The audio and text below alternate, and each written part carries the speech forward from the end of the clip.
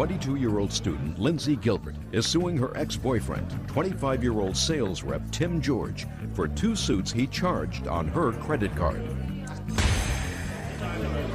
Order. All rise.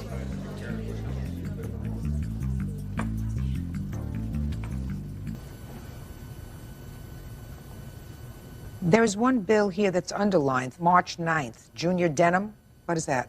I believe the one underlined, is it Junior Denim? That would be my shorts. Okay, so that's your bill. Yes. And all the rest of his, the polo stuff, ties. Yes. Did he pay anything towards the bill? He paid one. The receipt is attached to the February bill. He paid in the amount of $60 in cash. And in the final arrangements of our relationship, it ended the 26th of May. We were meeting, talking about the bill at his sister's house, and he pushed me around and pulled my hair and stuff, and stopped paying. That's not true. If you can see, stop I have a restraining order against the defendant. I mean, against the plaintiff. I've got police reports. Okay, I don't need to look at the police report. We're not about police report. We're about shoes and ties and shirts. Okay, Mr. George, let's hear your version. My version is I live in my apartment with my 2 best friends, Miles and Marshall. I want you to listen to me. Sorry? I want you to look at me and speak slowly. Okay. You lived in your apartment. Right, with my 2 best friends, Miles and Marshall. We had a nice place.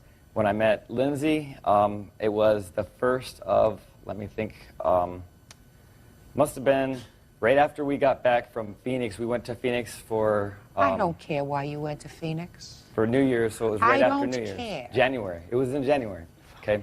So we got back, we got a place together, okay? I moved out with them two, you know, and we got a place together. You mean she moved out of her old apartment? No, she moved out of her mom or her grandma's house, and I moved out of Miles and Marshall's. You know, we all 3 lived together. They got another apartment. I went and moved in with her. I moved in with her. Yes. We lived together, and I work full-time, about 50, 60 hours a week sometimes. Yes. She would take me to and from work, drop me off, pick me up from work most every day. Okay.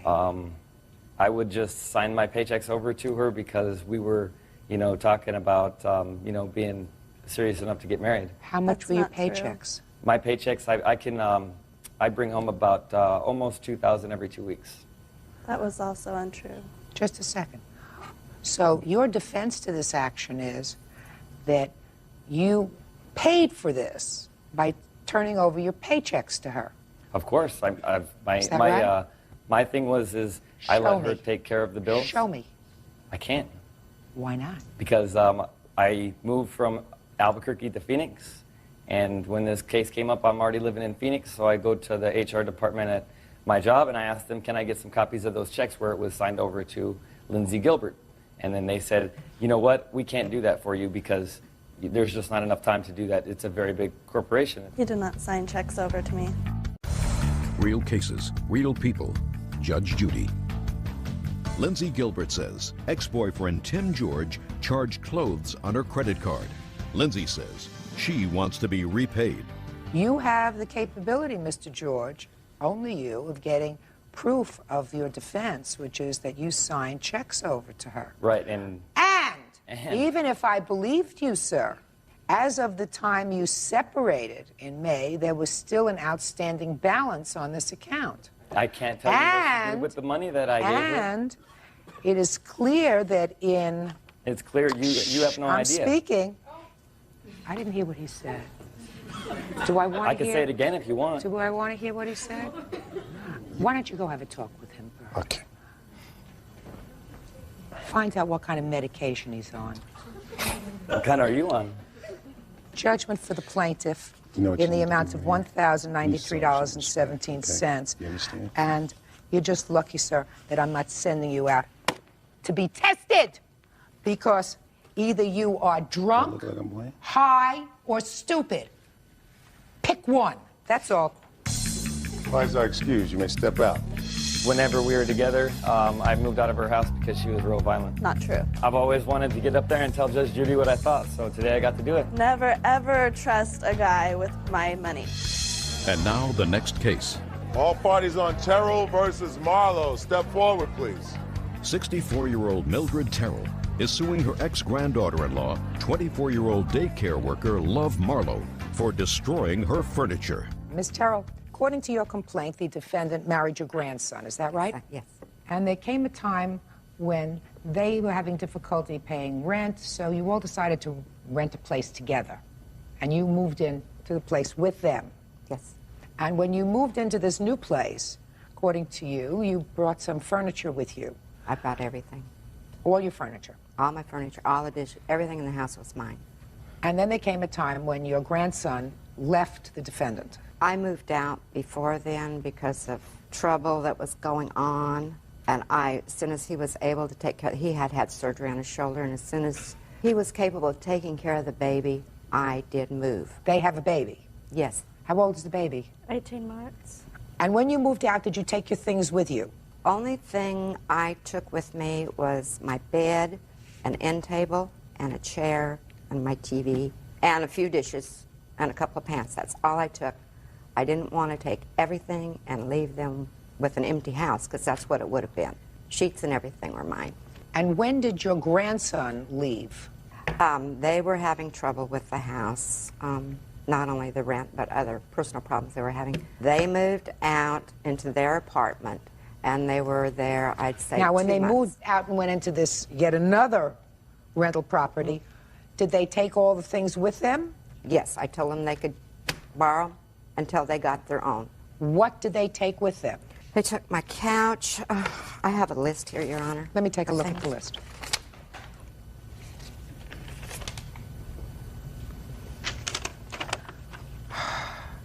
VCR, a couch, a lazy boy recliner, vacuum cleaner, some VHS movies, a rug, 3 end tables, a coffee table, a king-size bed, and miscellaneous stuff, linens and dishes, a dresser, those things you said they could take with them.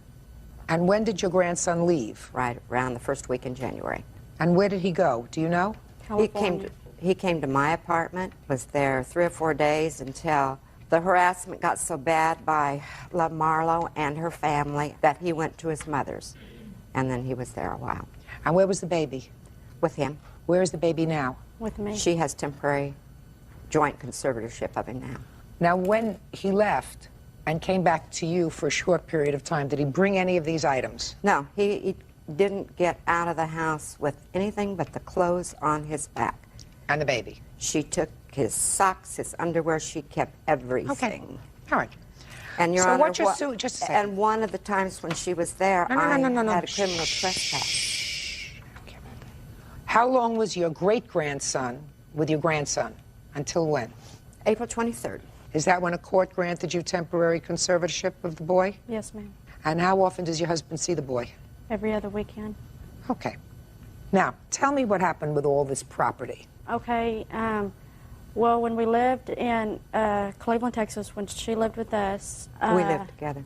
we Don't interrupt her. we did not get along because I don't care why you didn't get along. I'm asking you what happened to the property. she moved out. She left it all there. She said she didn't want it. You know, we could have it. Well, of course, you know, we took everything that was in the house to our apartment because it was given to us. It was ours. Then me and Andy were not getting along, so he went to his grandma's. Well, I went over there, and he told me he was going to take off with my son. That I was never going to see my son again. So I went to go get a lawyer. I came back. He told me that I could come in to see Josh in her house. So I did. As soon as I went into the apartment to go see my son, she was standing out there and she waved the cops over as soon as I walked in. Well, the only thing that I wanted to do was get my son and get out of her apartment, go back to my apartment, which is just right across the way. Anyway, well then she told the police officer that I had hit her. I never laid a hand on her. Never. What'd you go there to take your son for? I thought you went there to visit with him. Well, I wanted to take my son out of her apartment and go into my apartment, and he wouldn't let me. He wouldn't let me leave the apartment and go back to my apartment. With your son? With my son, exactly. Well, but you had no right to him at that point. You had no more right to him than your husband had. Well, I mean, the only thing I wanted to do was just go into my apartment. instead you of wanted stay to there take, with her. No, you wanted to take your son. Well, do you understand? You went yes, there under ma'am. the pretext of coming to visit him, but it was your plan to go and take him, No. and then take him into your apartment. That's what you just said to me. No, ma'am. I just wanted. The only thing I asked Andy is that if I could visit him, that I wasn't going to go nowhere with him, that I could just visit with him in my apartment instead of being there in her apartment. Yeah, but you didn't intend to give him back. I wasn't going to take You weren't going- Josh nowhere. No, but you weren't going to give him back. You were going to keep him in your apartment. Well, Andy could have, come over there or whatever. I didn't Right. care. I got it. Now, when you left, what arrangements did you make to get your things? As soon as I could replace it, I wanted my things back. What happens if she can't replace them? Well, I'm sure they could, one piece at a time. Your Honor, why would I, at my age, walk out of a house with a chair and a bed, after I'd worked so hard to get all of it? I don't know. When you moved back and to I Texas, have it was just a copies second. of pawn tickets where she pawned my Wait. stuff. Did you pawn some of her property? The movies were mine and Andy's. The VCR Andy had before we got together, and it was Andy's. And the only reason that I had pawned anything because I had to get a lawyer so I could get my son back, because Andy took my son and was gone for 6 weeks and 5 days, and I had no idea if I was ever going to see my baby What again. does that have to do with my furniture? Okay. Where are the 3 end tables? I don't know what she's talking about there. I have no idea. Is there a king-size bed? There was, and when Andy come and got the kitchen table and his TV, he threw the bed in the dumpster. Because there were men's underpants laying on top of the bed and men's shirt on the floor. There were stains on the bed, and I said, I don't want the nasty thing. Throw it in the trash. You're talking about the mattress? Yes. So we threw it in the trash. Okay. Then you can't get reimbursed for it. Well, you threw it in the trash. It wasn't that way before, Your Honor. Who knows? You haven't seen it for a year. I saw it before Andy left, and I know it wasn't that way. And I know there was men's underpants and his clothes laying on it that weren't my grandson's. You can't become emotional about that and expect to be reimbursed for it. That's fine. Ms. Terrell, the truth of the matter is, you said to both your grandson and his wife, take this furniture, use it for as long as you need it. As you can replace it, if you said that, as you can replace it, I would like it back. Yeah.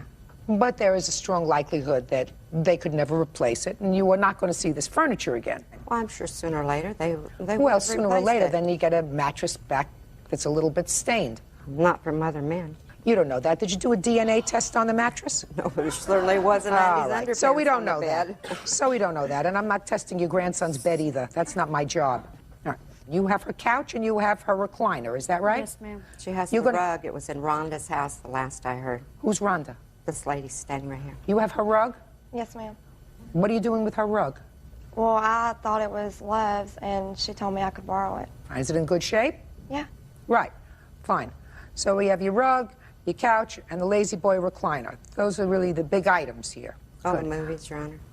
Oh, I'm Probably not the going to go biggest. into 104 movies. I don't know why you would leave them with 104 movies anyway. Well, because they didn't have cable. They Give didn't them have one. anything. Give them one at and a that's all time. they Give could them one do. at a time. I cannot be a divorce lawyer because he's not here, and I can't question him you as can to whether call or him. not. What? He sent a number if you'd like to call him. I'm not calling him. I'm not doing your evidence for you. No, his lawyer, really, Your Honor, his lawyer advised him not to be here. Well, that's fine. To So I not have to to take argue things with Love. So I have to find things here that everyone almost agrees on, and that is a couch, a recliner, and a rug. Those things I know about. Vacuum cleaner. You were without a vacuum cleaner for a year? Until I bought another one. Well, so you have one. It was a brand new one she took.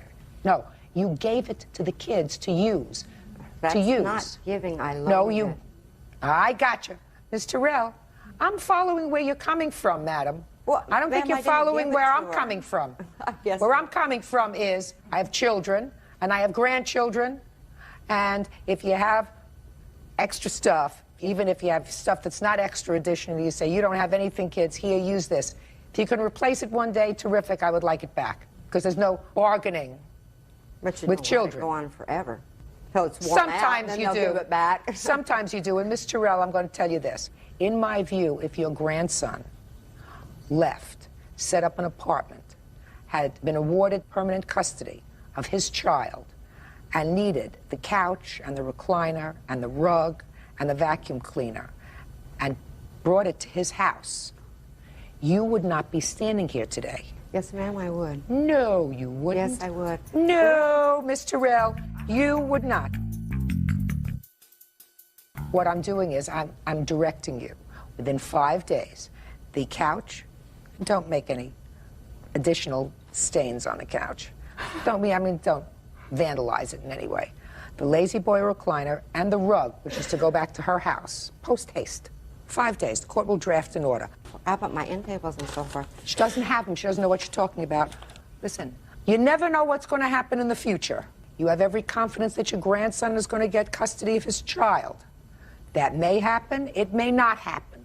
All I'm telling you is don't antagonize this situation any further, because it's nice to have a reasonable relationship with the custodial parent of your grandchild or your great-grandchild, and to make a big deal over 3 end tables at your stage in life is nothing short of being very short-sighted. That's all.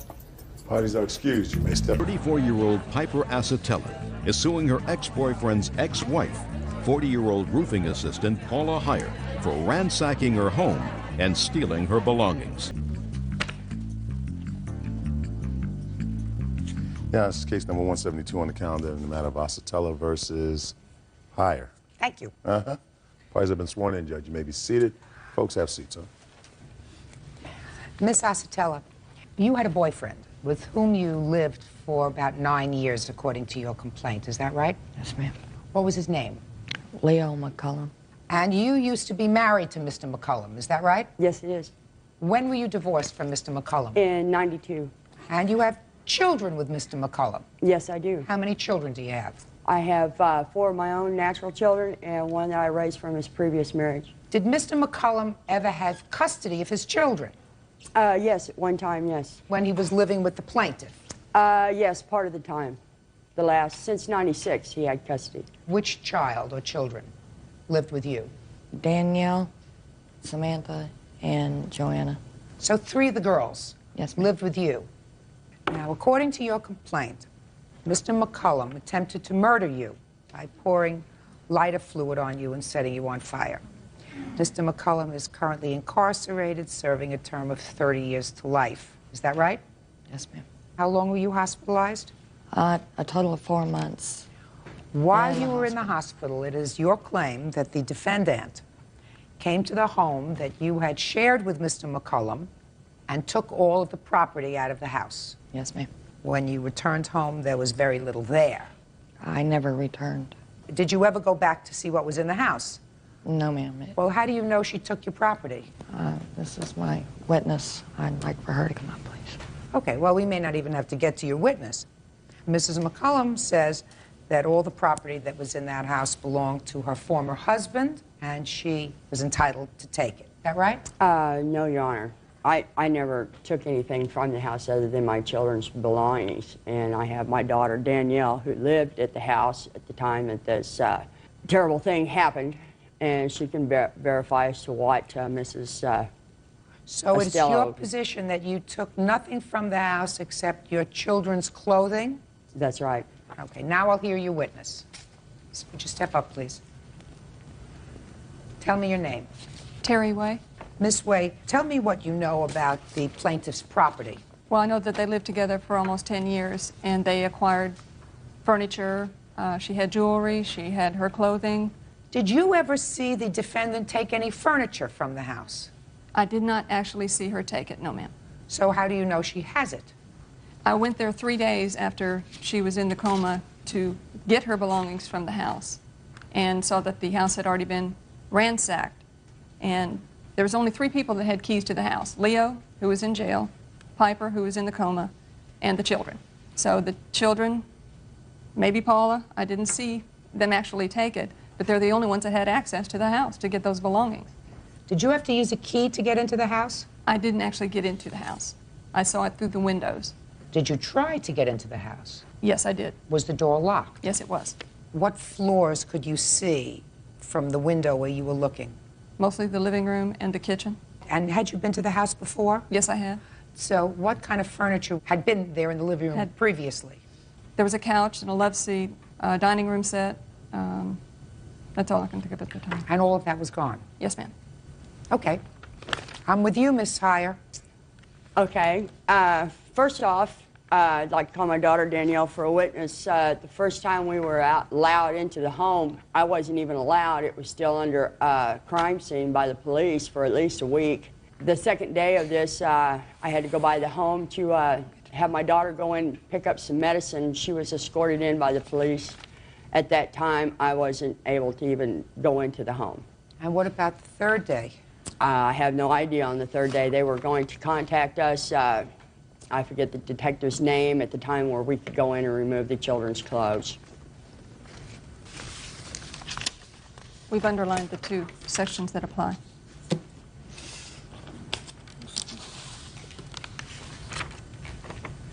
Well, this is a copy of a newspaper article. This indicates that Mr. McCullum at some point was free on bond of $300,000. So he was freed awaiting trial for a period of time? Yes, ma'am, almost a year. When was bail set? Bail was set, I believe, at the time that he was arrested, but between his attorneys, they wanted it reduced, but our side said no. Doesn't make any difference. He was free on bail. Yes, ma'am, but that happened 3 weeks after. He was in jail for 3 weeks before he was released on bond. And I have another article here that talks about the belongings. I'd like to read that too. The defendant says she doesn't have them. I don't know whether she has them or not, but there has to be some proof that she has them, because there are possibly other explanations as to what happened to the property. I'll get to that in a minute. What's your name? Danielle. Danielle, did you originally lie to the police about this fire? Yes. You originally lied to the police and told them that your father was nowhere around, is that right? No. Danielle McCullum said that she was standing 5 feet from her father and O'Neill in a neighbor's yard when the woman burst into flames. She said she didn't see a lighter in either of their hands. Later, she said she originally told the detective she had been in her room when O'Neill caught fire. She told the jury Wednesday she lied because she was scared. That's true. So why would I believe anything she says? And ma'am, I never got a phone call. I never got a card asking how I was doing or anything. Nothing. After 9 years. After 9 years and 3 of the children living with you? Yes, ma'am. Well, they must not be very nice I had people. my very bad faults, but after Brandy, that. she drunk. Excuse me? Listen. She was an alcoholic. Well, there had to be Just out of some reason sickness. why, listen to me, madam, she may not be perfect, but there had to be some reason why your 3 girls chose to live with their father instead of you. There had to be some reason. There is. I was incarcerated. Well, that's a very good reason. Real cases, real people. Judge Judy. Piper Acetella says her ex-boyfriend's ex-wife, Paula Heyer, ransacked her home and stole her belongings. Piper says the theft occurred while she was in a coma. She says it wasn't her. It certainly wasn't you. That leaves old Leo. Now, what could Leo have done? Could Leo have given his attorney the key to the house and said to his attorney, in case she makes it, I don't want her to have anything? He could have done that. Maybe even sent it over to her house. Who knows? Anybody who was crazy enough to do what he did could do anything. And clearly, if he was out on $300,000 bond, he had some money. Where did he get the money from for $300,000 bond? From his parents. Oh, yeah. So he could have given his parents the key to the house. They weren't there yet. They're out of state. Doesn't make any difference. Gotten it to them, said one way or another, you get into that house and take everything out of that house. I don't want, in case she gets better, I don't want her to have a thing. Can she explain about Nancy, the woman that actually saw them taking the stuff in and out? Well, I would like to hear a witness if you have that witness. Where is that witness? She was reached by telephone, but apparently she couldn't make it here. Why? Who is she? She's Leo's cousin's wife. She came to see me in the hospital quite frequently while I was waiting for her to come out of her coma. Well, why can't she be here? She said that she would be here, but she had to talk it over with her husband, and we think that when she did that, and since he's related to Leo, that they didn't want her to show up here because it would be a plus on her side. So she never did return the calls after that. Do you understand my problem? Yes. What? I know where the furniture went. Well, then let me hear you. Okay. Leo's brother, McCullum, had put everything into storage because the landlord had got a hold of him stating that he was going to trash anything and everything that was left in the house because the rent was due. So he took the stuff from the house, put it into storage. I have the receipts where he paid storage for 10 months. And when was that done? Just a second. Here we go.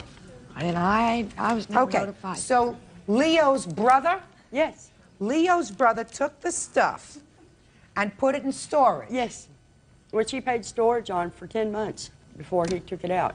Well, where is it now? It's at his residence in Ozark, Missouri.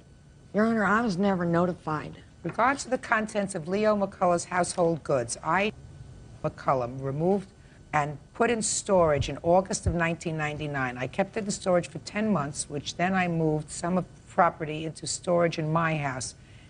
Let us make copies of the storage receipts. Let us make a copy of this before the plaintiff leaves today. Now you know where your stuff is. You know where your furniture is. Maybe the furniture, but my clothes, I mean, they had a habit of stealing stuff out of my closet. I know, but you can't prove that. We're talking about major stuff now. I mean, I can't say whether they took your clothes, whether they took your shirts, whether they took whatever. The brother went into the house, according to his own letter. He went into the house. That's what I said. I said, he could have turned this key over to a relative, to his parents, to his brother, and said, get it out of there. I don't want her to have anything, because I'm going to spend the rest of my life in jail anyway. Hopefully. Hopefully. Hopefully. I'll be there to see it. Right. So, here's this. Try again. Wrong defendant. Got it? Make sure she gets that. Thank you very much. Parties are excused. You may step out. I'll be there to see this man in prison for the rest of his life, and I will. She didn't never work. She didn't pay for the booze she drank every day. She didn't pay for anything. Nothing in that house was hers. And now the next case. All parties in the matter of Bloom parent versus parent. Step forward, please. 57-year-old Shirley Bloom and her daughter, 23-year-old teacher Terry Parent, are suing Shirley's son, 21-year-old plumber's assistant Jess Parent, for an unpaid loan to keep him out of jail. According to your complaint, there came a time when your son was facing a prison term or facing jail unless he could come up with some money. You took out a loan so he would have the money, but you needed some collateral, and the only collateral that you had was your mother's car, which you did put up as collateral for this loan. Your brother hasn't paid back the loan. What was he facing jail about? It was for deferred adjudication, and he had hot checks. A deferred adjudication, which means if he paid back the money, he wouldn't go to jail. Right. Okay, and how much money did he have to come up with? Altogether, it was like $1,900. So did he come to you and ask you for the money? Actually, he came to my mom. What did he say to you, Miss Blum? He told me that if he didn't have this money by this certain time, that his probation officer, when his probation was off, that they would automatically give him a year. And if he went to jail, then he would go automatically to prison. You then spoke to your daughter? Right. I used my mother's vehicle. It's a 97 Kia Sophia, and got the lease and the amount of money I needed. And what were the monthly payments on it? Every week it was $38.72. On March 23rd, 2001, I paid the loan off, which he didn't help me other than maybe, what, 6, 7 payments of all? $871 he gave you back. I had to pay off the loan, which was $1,987.22. Okay, let's hear from you. I disagree with everything that was just said, because I'd give my mom money to the fact that if the baby, my sister's baby, needed something, I'd give them some money. Every time I got paid, I'd give them some money. That's not true. true. To help them out. That's not true, Jess. You know that. I mean, anytime they needed help, I would help them out. And I mean, it's just been going on like this since I was little. I mean, she's been wanting money. I mean, I had a job. Let's go back. Okay. You faced a term of imprisonment on a deferred adjudication. You had to come up with some money, all at one time. Did you ask your mother for the money? No, ma'am. It wasn't that much. Just a second. Okay. Did you discuss with your mother the fact that if you didn't come up with a bulk piece of money, you were going to go to jail? No, ma'am. I had a job, and it wasn't that much money. For Just deferred adjudication, I was not going to, it wasn't having to pay a fine. Is what you're telling me that your sister never gave you a check to give to the court for fines. No. Is that what you're telling me? Yes. And that was on or about August of 2000. Yes. I had a job. I was working. That's not what I asked you. Okay. Are you telling me that you would never, in August of 2000, needed a bulk sum of money to pay fines and other bad checks? Is that what you're telling me? Yes. What's the name of your probation officer? Dolores, What's her phone number? I have no idea. Oh, sure you do. You have to call and check in with your probation officer, sir. I went and seen her once a month. I never had a call and check or nothing. Does that name sound familiar to you? Yes, it does. Do you have the But I have- telephone number of the probation officer? No, I don't. I never got anything like that. He would never give it to me because he didn't want me to talk to her. Do you have a copy of the check? No, we just have the copy of the loan. The agreement, the Right. lease agreement. And for I the- have, these are checks that I picked up with some of that money for him because he was going to go to jail that day if they weren't paid. And the rest of it I gave it to him to pay his fine.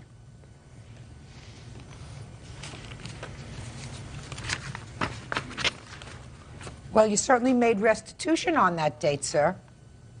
So that takes care of your argument that you didn't need a bulk of money in August. I didn't. I had to pay a certain payment before that date.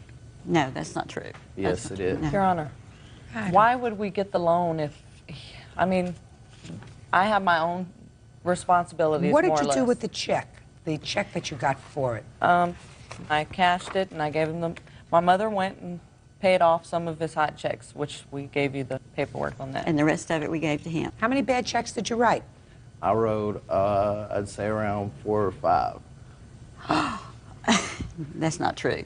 Yeah. No, that's not true. I wrote about 4 or 5 hot checks because I had gotten kicked out of their house. So. What'd you get kicked out for? Well, she wanted more money from me, and I only had so much money. I was getting. That's not I true, gave Jess. her most That's of not- my check. No. Yes, that is true. I- Every week when I got paid, I got a certain amount. That's all I would get. I'd give her the rent. I didn't mind paying rent. I don't mind doing that. You know, Well, I how feel old are you? responsible. You know, How I'm old are you? 21. I don't mind paying rent at all. That's part of life. You know. But I mean, you shouldn't work all week for just like $50 When you have a that week many when you bills. give your whole check to your mom. I mean, that's supposed to be your mom, not your money taker. That's right. you know. It is supposed to be your mom. Don't talk to him. Your Honor, I keep a diary because he accused me several times of taking his money. He'd give me money, right. By the end of the week, he would borrow it all back. And he'd say, Mom, why don't I have any money? So I kept a little calendar. And every time he got money from me, I wrote it down. And I made copies for you, if you want to see them, showing since the time we had to get him out of jail the first time, which was like almost $700 that weekend getting him out of jail when he got in trouble, that he never paid back. You been arrested since, sir? No, ma'am. How many times have you been arrested altogether? I'd say twice. Yes. I'd say twice. Yeah. I'd Well, say. it wasn't nothing besides traffic tickets. I mean, that's why. I mean, I And got. lying to a judge. That's why I got. Well, the second time I got thrown in jail for lying to an officer, and the officer came back and put me in jail for that. Oh, good. And what's next? And then the other one was for traffic tickets. And the other one was for bad checks. No, I never got thrown in jail for bad checks. No, because Mama helped and paid. No, because I worked and paid for them. No, You got didn't. arrested for loan- bad. Just a second. You got arrested for bad checks, didn't you? No, he never I never got got arrested. arrested for Never bad got checks. arrested No, for the bad because I checks. paid him off. No, he came so to I us see. whining about I he was see. gonna He go to was jail. on probation for something else. Right. Oh. Officer. Oh, what? For lying to an officer. Right. Yeah. What'd you lie to him about? I told him a different name because I knew I had a traffic ticket out. Oh, so, and that wasn't hard to lie to the officer, was it? No, it wasn't. but it Good. was a Judgment for the class- plaintiff in the amount of $1,987. That's all. Parties are Handler Patty Marr is suing her ex-boyfriend, 37-year-old factory worker James Brown, for a series of unpaid loans. James says the money wasn't a loan until they broke up. A relationship that lasted a relatively short period of time. During that time, it is your claim that you made loans to him well in excess of $5,000. That's that correct, right? Your Honor. The relationship was over. You want your money. The defendant says that he made No promise to return anything that you gave him, that everything that you bought or gave him were just that, gifts, right? Correct. Give me the date when, after you met him on the internet, you met in person. March 20th of 2000. And how long did the relationship last? Up through February 27th of this year. When was the first loan that you made to him? May of 2000. Tell me the circumstances surrounding that. At that time, he would tell me how stressed he was and he needed money for bills, about $500. And he wanted it in cash, and I did that for him. Where were you when the conversation took place? On the phone, late at night. He said, you said? He just said he was behind in bills. He didn't know what he was going to do. You know, he was very stressed. And when he gets stressed, Your Honor, he gets chest pains. And so you said what? I said, I'll be happy to loan you the money till you can get on your feet. And it was definitely a loan. You didn't say to him, it's definitely a loan. I just want you to tell me what you said to him. I said, how much would it take to catch you up in your bills? That sounds right. That sounds like something you might say to him. How much will it take? And he said, $500? Mm-hmm. Is that right? No, Your Honor. Okay. You say he told you it would be about $500. Mm-hmm. And what did you say? I said, I'll be happy to get you on your feet. Okay. That sounds better. Not probably quite accurate. I'll be happy to help you. Or that wouldn't be a problem. I can help you with that. Is that what you said to him? I will help you out until you can get on your feet. He was unemployed at the time. Okay, so you said, I'll help you out until you get on your feet. Mm-hmm. Which he never did, in my opinion. Right? Pardon me? You said, I'll help you out until you get on your feet. Is that a loan? Yes. Yes, that's a loan. Perhaps, if he ever gets on his feet. Well, he says he's broke. But then I know he's not on his feet? Well, he is employed now. Not on his feet? That's a matter of opinion. I understand that. That's not smart of you. All right. So when was the next time you claimed you gave him money? Would you like to see? I don't want to see. Okay. Listen I to mean, me. there was tons of times, and the reason I just kept doing it is because he would tell me he had a terminal illness, he had a year to live.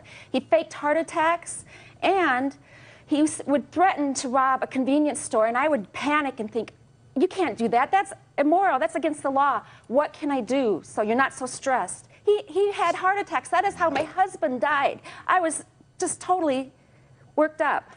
Not true, Your Honor. I have proof. Just a second. My son here, he has witnessed these things that I have said. Listen to me. I want you to calm down and calmly tell me the next time you gave him cash. When was it? It was in October. He had just moved to a different city. Tell me about the conversation that you had with him. He moved? I had spent a few days prior to that, and he never brought it up. The minute I get home from the weekend, he says how stressed he is, he's having chest pain, and that he's behind on some bills, and he needed to get them paid. There was utilities, the water was going to be shut off, his cell phone was going to be shut off, no phone, he wouldn't be able to come and call me. So what did you say? I said, what do you need? Why didn't you tell me when I was there? Okay, and what did he say he needed? About $600. You have proof? Yes, I do. Can I see it? Yes, ma'am. Well, let me look at my list here. The first money in May of 2000, you gave him cash. That's correct, Your Honor. I have proof that it came out of my savings and cashier's check, that it went directly to him.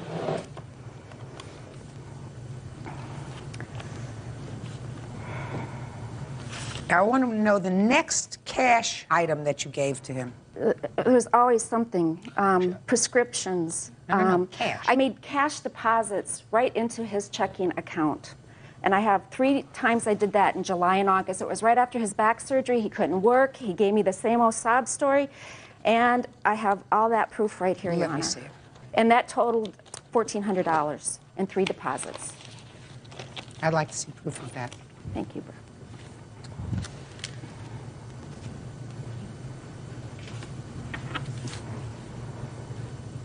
All right, when was the next cash that you gave to him? At the end of the year, $400.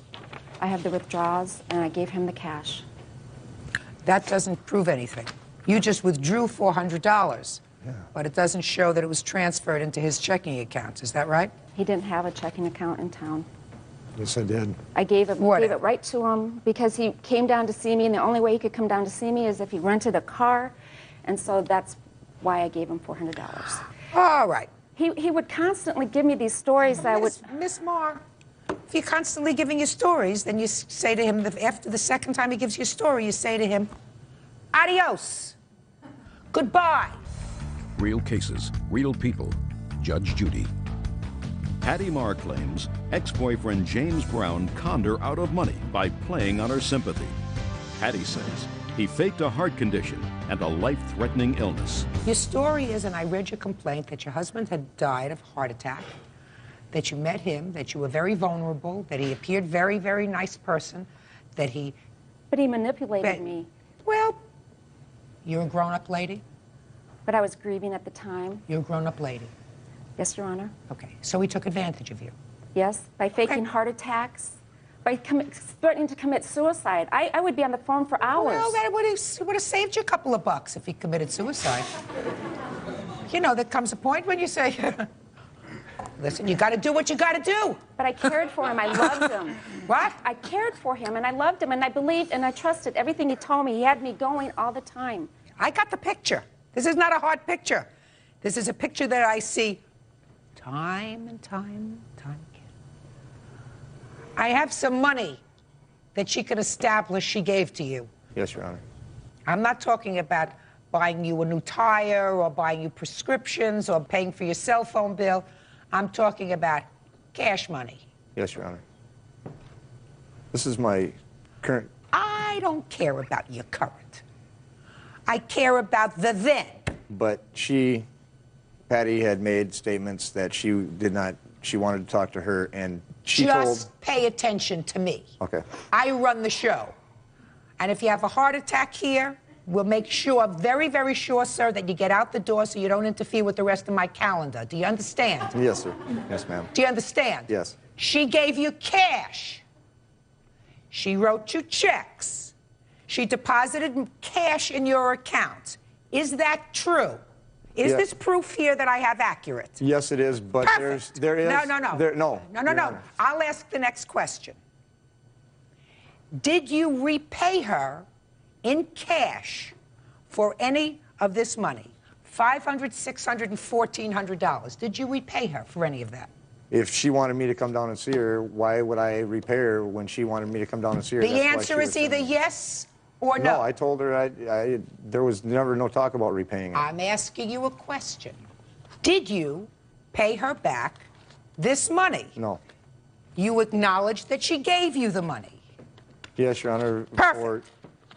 Now, are you currently under the care of a cardiologist? No, Your Honor. Did you at any time indicate to the plaintiff that you had a heart condition? I do have a heart The answer problem. is either yes or no. Yes. You did. And did you at any time tell the plaintiff that you were stressed financially?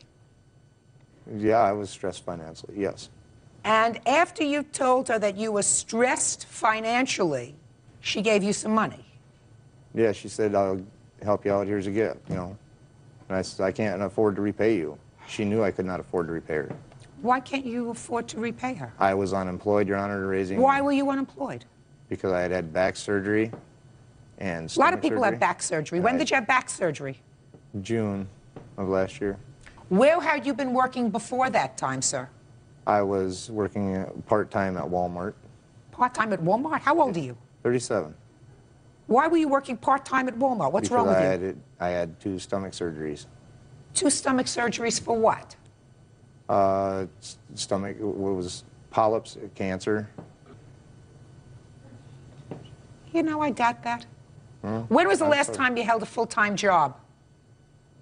2 years ago. Well, actually, last year. Year before, it was 99. Con artist. Are you the current girlfriend? Step up here. When did you meet Sir Lancelot? Met him in February. You met him in February? 2001. Oh.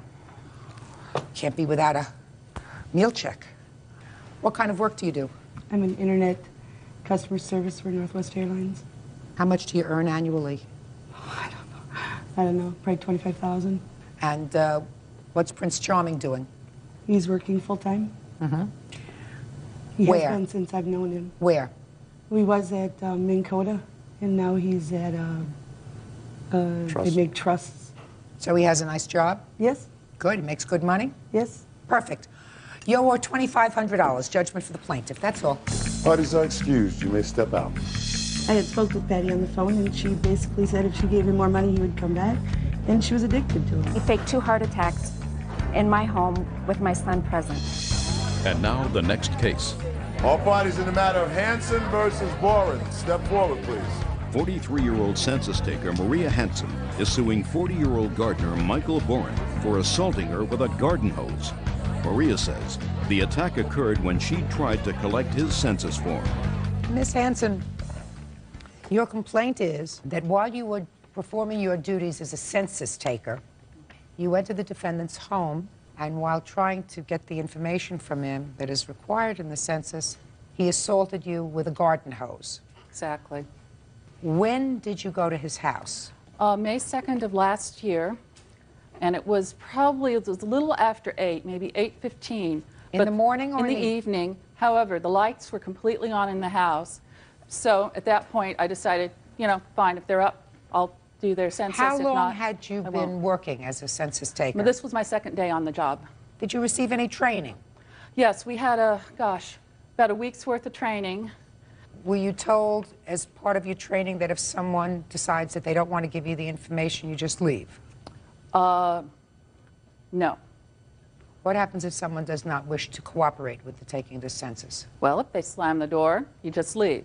However, by law, everybody, including everybody from the president on down in this country, has to complete a census form.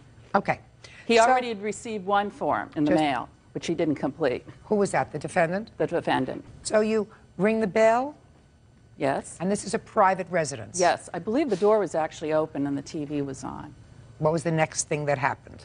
Well, the defendant got up and he said, and I will quote, well, maybe I shouldn't in court. No, you have to tell me exactly what he said. All right. See that sign? It says no soliciting. Get off my porch. Now, after he made that statement to you, what did you do? I said, my name is Maria Hanson. I'm here from the census. I'm here to help you complete your census form. And what did he say? Get off my porch. Okay, and so what did you do? Then, at that point, he walked out of the house. And you were standing, but you were standing. I was standing on the porch. And I started to fill out a form that we were given that explains, you know, sorry we missed you. You know, we're census, please call us back. We'll set up a time to interview you, blah, blah, blah, blah, blah. So he walked out the door, and what did he do? Well, as I was filling out my form that I intended to leave on the door, but I did not, he was gathering up his garden hose and turning it on. So and what did he still do? screaming obscenities. Just a minute. So he went to he picked up his garden hose that was in the front yard? Right. And? Turned it on. And as I decided to get out of there fast, because it looked like he was going to hose me down, he did. If he, you, out.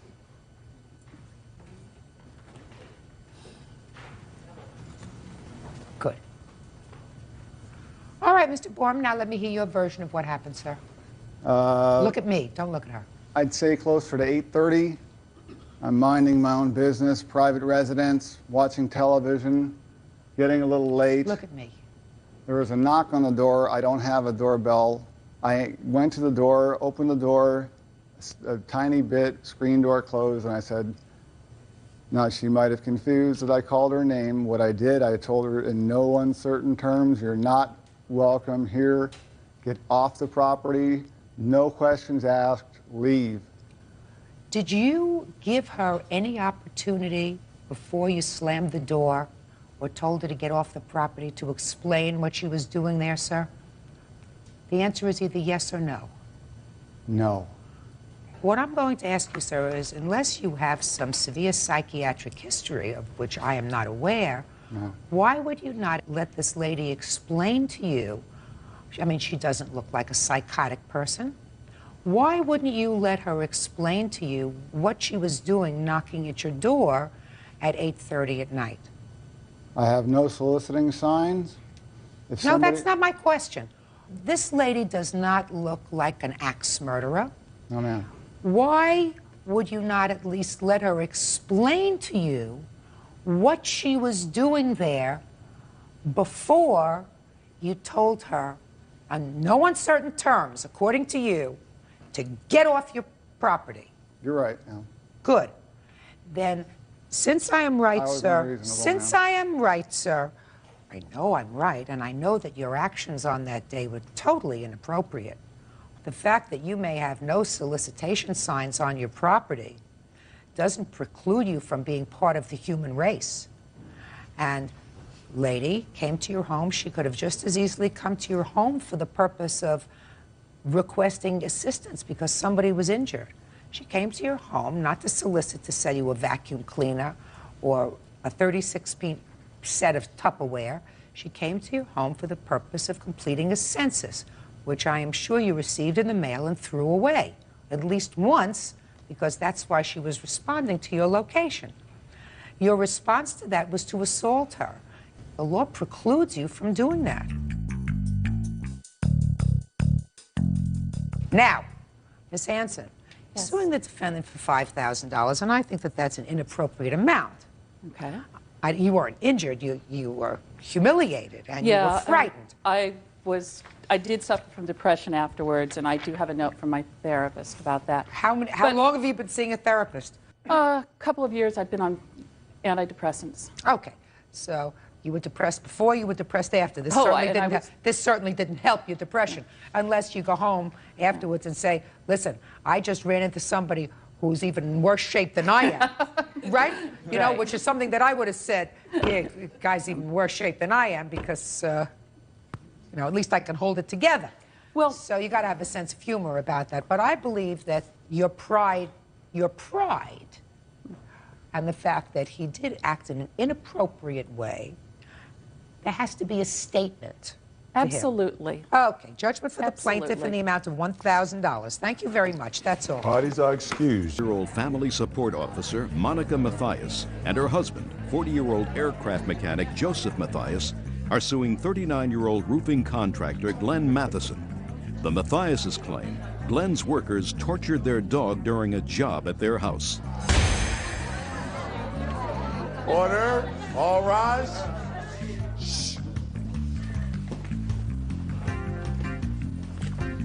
Now, this is case number 29 on the calendar in the matter of Mathias versus Matheson. Parties have been sworn in, Judge. You may be seated. Folks, have seats, please. Mr. and Mrs. Mathias, you hired the defendant's firm to re-roof your home. Yes, ma'am. And you claim that in the process of working in your home, they tortured your dog. That's correct. They entered your home without your permission, or someone entered your home without your permission. Nothing was taken, but you were forced to put new locks on the doors and windows. And you want the defendant to return the price of all the roofing materials that you paid for the house and for your aggravation. Correct. Okay.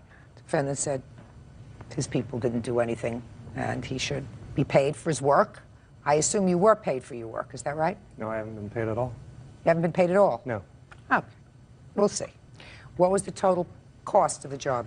Total cost of the job after the second invoice was $7,597. Can I see it, please?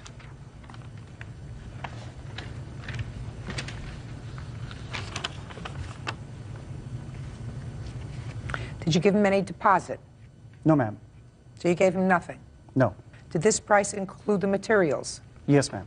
It did? Yes, it did. So you have paid for neither materials nor the roof? I've paid for the materials, yes. Who did you pay for the materials? His supplier. How much did you pay for his materials? $2,400. And is the material money that you want back? Yes. Okay. When were you supposed to pay him the balance? I told him that I'd pay the balance after a person of the court told me to do so in good conscience. I cannot, after what happened. Okay.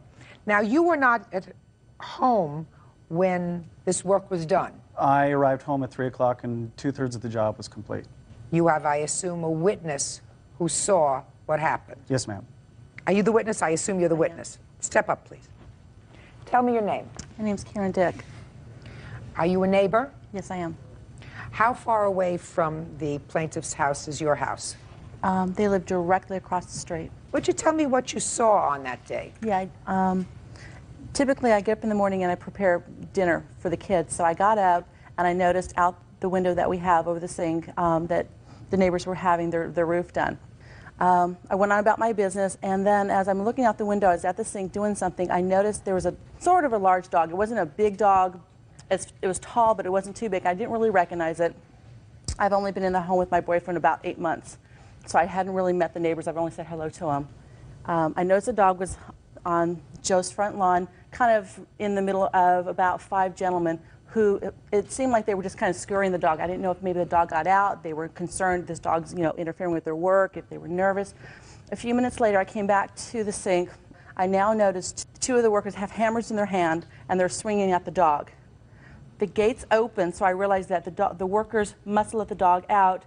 So at first I think maybe they're just trying to intimidate the dog. What kind of gate was it? Was it a fenced It's yard? It's a fenced yard, yes. And you saw the It was door open, yes. Now, when you saw them swinging these hammers, none of the blows connected with the dog? I did not see that, no. Okay. As I'm watching, though, the dog showing no aggression, so that wasn't the issue. And the dog is kind of scurrying back, and it's sitting back on its back legs. So it was surrendering. They could have easily put it back. At this point, now they're playing a game. The hammers are getting closer to the heads. They're laughing. They're smiling. They're going to hit that dog. So I'm screaming hysterically at the top of my lungs, please stop. What are you doing? And they get my attention, so I'm standing there to make sure they understand I'm standing there watching this. At this point, the 2 men walk away, and the dog's still there. I go back into the home, and my boyfriend's mother, who's about 82, comes into the house, and I'm trying to explain to her, because her English isn't great, I'm trying to explain to her what's going on, and I'm looking out over her shoulder. At this point, I see one of the 2 gentlemen with a rope in his hand starting to do this, and I know what he's going to do. And I'm watching this, and before I can react, he's already got the dog by the 2 back legs. He's yanked the rope, and by yanking the rope so hard, he forced the dog to flip over on the back side, and from the left side of Joe's house all the way to the front side, to the far right side of Joe's house, through the street, not on the side, but through the street, he drugged the dog on the dog's back.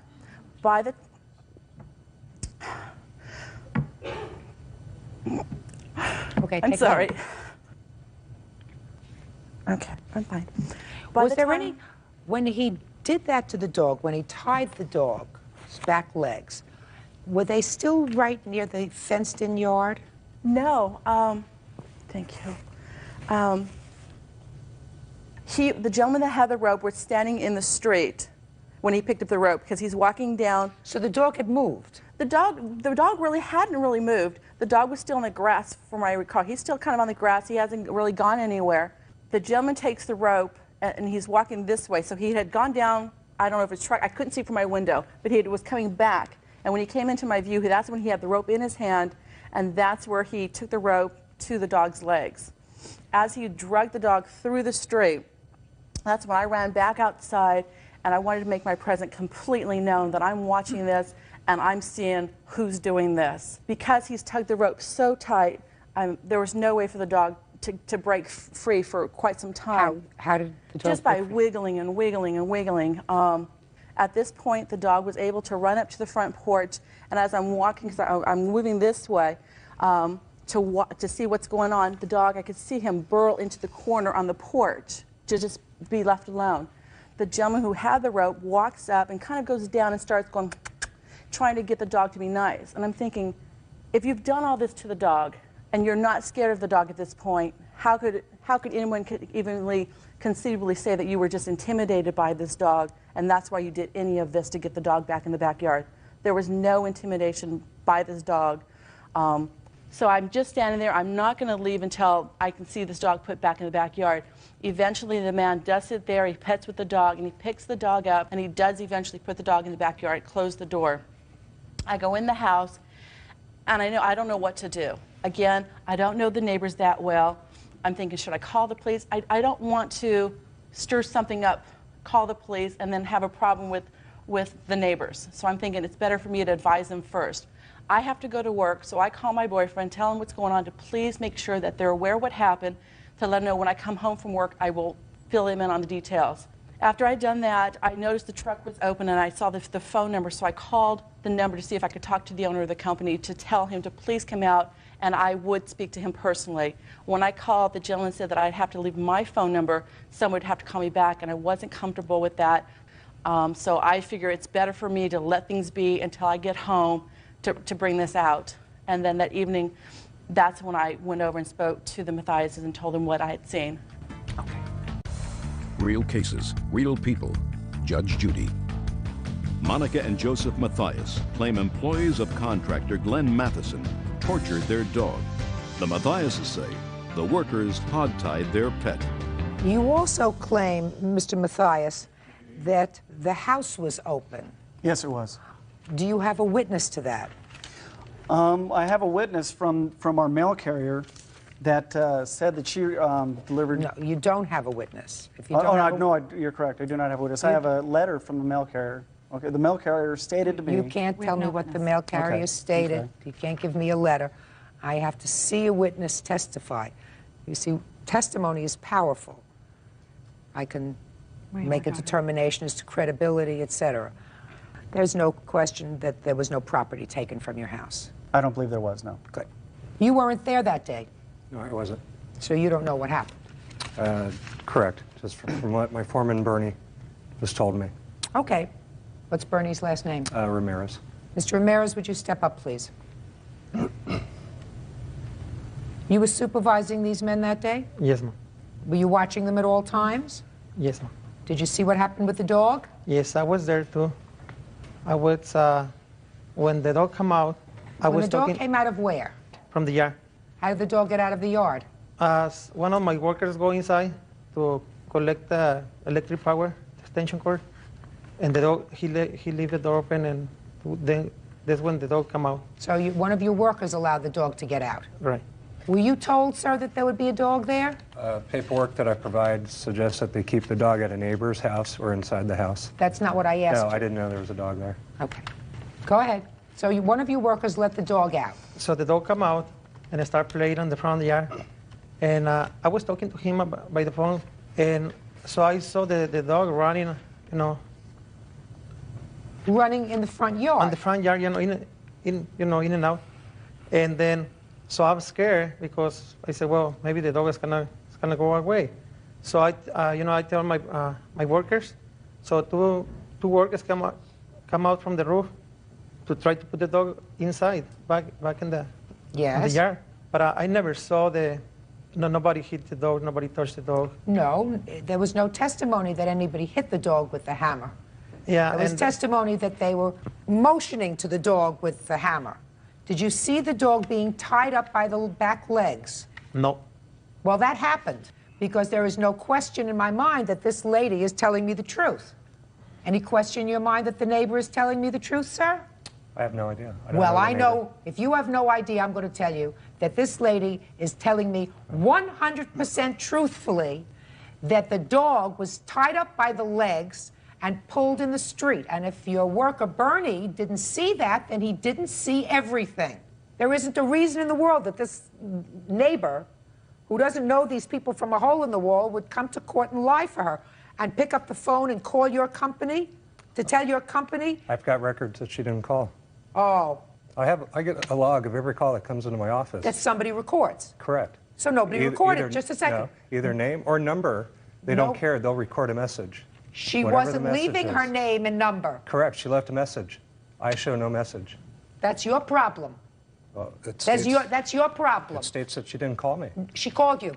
She didn't. Oh, yes, she did. I don't have record of it. Every call that comes Just into my because, office no, listen to me, gets sir. recorded. Listen to me carefully. Don't get defensive. You weren't there. Fortunately, you weren't responsible for this. But I can think of no reason why this woman, who was new to the neighborhood, would be so upset about what she saw to go outside, get the number from your truck, come inside, place a call, speak to somebody who said to her, according to her, which I believe 100%, leave me your number, somebody will call you back. She said, I'm not leaving my number, thank you very much, and she hangs up, and nobody records it in your log. She said that they took a message to get me out to the job site. No, that's not what she said. That's what you wanted to hear. That's what What I she said was she wanted somebody to come to the job site, but they said to her, give me your name and your telephone number, and I'll have someone call you back. And she did not want to do that. But she requested to leave a message. That message would have been taken and recorded I didn't and say sent to me. Just to say, I heard what you said. Correct. You're not hearing what I'm saying? I'm hearing. I believe she called. I don't believe she called. Then that's your problem. Fortunately, I'm in charge. I don't know if Bernie is lying intentionally, or if he didn't see everything, or if he wasn't watching what was going on there. You think these people are trying to scam you out of a roof? I believe they're trying quite a bit. Yes. Really? Yes. No. I think that the men that you hired did not do the right thing that day, and they were very angry. Whether or not it translates into them suing you for $5,000, I don't know. But there's no question in my mind, after listening to Bernie and listening to the neighbor, that she is telling me the truth. Bernie, two things. He either did not see everything or he's lying. Because he did not put the dog back in the pen. I've never known He Bernie did to not lie. put the dog back in the pen, Bernie. She says somebody came to the front door. One of the men came to the front door and ultimately picked up the dog and put it back into the yard after they got finished doing the stupidity that they were doing to this dog. I was told the dog was dragged back into the garage. Getting a lot of conflicting stories. Not from to this me. side. Of course not. Not to me. I have. Not to me. I've received a number of different stories. And the dog doesn't get taken to the vet till 2.5 days, 3 days later, after I tell him, no, I'm not going to settle for this. I'm not going to take your word or your neighbor's word. I'm not going to give you financial benefit for this. I said, what do you want? He says, I want money from you. I own your company. I want a free roof. I said, I'm not going to give you a free roof. I'll sleep on it. He sleeps on it, comes back and says, I don't want to pay your labors. You know they're lying to you. You know anyone will lie in order to get paid. Well, to this day, they haven't been paid. Two people attached to your company did the wrong thing that day with the dog. It wasn't proven. You have It's one proved. witness. Just a second. You've got It's the proven vet to- who says there's nothing wrong with the Just a dog. sec. I didn't say that the dog was injured, sir. The dog was maltreated. The dog was She could have maltreated. misconstrued what was going on in some parts, yes. No. This lady didn't come out twice screaming because she was misconstruing what was going on. She was concerned about how scared she was. Call the police. The police could have been there and taken care of everything. Everything would have been solved right then and there. It's a possibility. She could have done that. She But could she have called the didn't. police. So there was Give me a reason. Think of a reason. Why she didn't call the police? No, think of a reason why she would lie. I can think of a reason why Bernie would lie. Why is that? Because he was responsible. He was the foreman on the job. He was responsible ultimately for the performance of his men and He's what they performed did. jobs I'm for me for 12 years. I'm speaking. He was responsible ultimately for the performance. And if he came to you and said to you, I did in fact see two of my guys who didn't know what they were doing, who were just sort of fooling around with the dog, and one did put a lasso around the legs, but meant to put it around the head to get it back into the house, or he didn't see everything, or he figured, say nothing. I can Bernie's think of a not that reason type for of him guy. to lie. I can't think of a reason for her to lie. And I can't think of a reason for him to lie. Well, I can. So, and that's the only thing that counts. So, you have to prove damages to me, sir. What were your damages? So far, you got a $7,500 roof for nothing. Yes, ma'am. The hardware replacement for the door locks and everything. Listen to me. I'm not entertaining your claim for any door locks. Okay. Because as far as I'm concerned, they didn't do anything with regard to going into your house. Okay, I felt in good conscience I should pay the materials for the roof. I'm not going to pay him until an officer of the court tells me to pay him for the labor. Well, that's not... Or anything like that. Yeah. The pet clinic was $31. Let me see the vet reports. And all the material has not been paid. I have the receipt for Material that, from Your Honor. ALL has been paid, but not material from my yard. Not all material came from ALL. Your countersuit is for $4,500 for defamation of character and lost wages. The defamation of character, I assume, has to do with these people saying things about your business. Correct. Contacting the Better Business Bureau, threatening to contact the newspaper, and degrading my company. They are entitled to do that. Your Honor, he's also put a lien on my house, I believe. I have every right to lien the house. I haven't been paid for the You're for a job. absolutely right. Is this lawsuit supposed to determine that? No. So then why am I hearing your countersuit? It's not for the lien on the house. Well, what is it for? It's for loss of wages for my men for the day, loss what of day? work for today, for being here. For today? Correct. Forget it. Your counterclaim's dismissed. I believe that they have a perfectly valid claim against you because I believe that the people who represent your company did the wrong thing that day. First, they negligently let the dog out of the yard. That, at least, we know from Bernie. And after that, Bernie told them to go and take care of it. Then one of them dragged the dog across the property, not even the property, not even the grass, but into the street, With in no the gravel. damages to the dog. What? No injury to the dog. After all this horrendous treatment of the animal. Judgment for the plaintiff in the amount requested, $5,000. You're pretty thick. Parties are excused. You may step out. Walker is suing the wife of her ex-boyfriend, 33-year-old medical clerk Tashawn Stubbs, for breaking her living room window, slashing her tires, and writing graffiti on her garage door.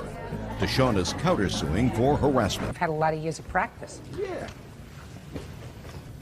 Ms. Heath, it is your claim that the defendant at some sort of a water party sexually assaulted you while you were riding with him on one of those watercrafts called a sea-doo. Yes, Your Honor.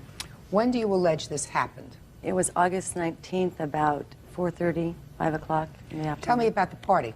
It was a going-away party for one of my husband's coworkers. It was a going-away party. What kind of a party was it? A beach party barbecue. Was it on a lake? It was on the river, the Colorado River, by the casinos of Laughlin. Did you know the defendant before the party? Vaguely. I met him one time outside my garage, and then another. And he's a time. co-worker of your husband's? Yes, Your Honor. How long have they been working together? Approximately 4 months prior to this. And what time did you arrive at the party? About 3:30. And tell me, what precipitated your going for a ride with the defendant on this sea-doo? Well, he offered to take me for a ride, and I asked my husband. He said it was fine. Well, he offered, but he must have known that you wanted to go for a ride. Well, later I found out that my husband had asked him to take me for a ride, Your Honor. Is that correct? Yes, it is. Okay, about what time was that? That was approximately 4:30, 5 o'clock. And you said okay? Yes, Your Honor. Okay. So you both got on the sea-doo. Who was in the front? He was driving, I was the passenger. Okay. Where did you go? Well, I expected to go just, down a ways and turn around and come back. And he kept attempting to pull off to the side, and just short the sea-doo. And he finally did, approximately 3 miles later, under the Laughlin Bullhead Bridge. And then he shored it, and I thought he was doing, what we do when we have people on our boat, just letting the passenger cool off. And then he began speaking highly of my husband, that he's a great teacher, he's learned a lot from him, that he was an awesome man and really a good friend to him. And then I said, we've been gone a long time, I think it's time that we go back. And he said, oh, no, but don't you want to drive back? And I said, no, I don't, because I have very sore area here, and I didn't want the handlebars in front of me, Your Honor. And he insisted. When you say he insisted, he said, no, why don't you drive? No, he said, I want you to drive back. Why don't you just get on there and drive back? And I said, fine, I'm driving back, let's go. Okay. So? And so we got just a little ways under the bridge. Before we took off, he put his hands on my thighs, Your Honor, here, instead of around my vest. And I thought that maybe that's just the way he wanted to hold on. But before we got under the bridge, he pulled his hands up higher into my bathing suit. And I turned to him and I said, what the F are you doing? And he had dead eyes, Your Honor. He didn't hear me. He wasn't there. And so I hit the wake of the ferry and I threw him in the water. But the sea-doo wouldn't go because he had the plug on his vest. And then he got back on the sea-doo, only got it started again. And just a few minutes later, he put his hands back inside me. And here's my bathing suit. And he, with his right hand, he forced himself inside me. And the harder we hit the bumps, the harder I was driving. He kept pushing himself under my buck. And I kept continuing to scream at him, "What the hell are you doing? Knock that off." And then he fell over my back. And I looked up ahead and I saw a man standing on the dock. And I thought it was my husband. But it wasn't, Your Honor. It was the supervisor.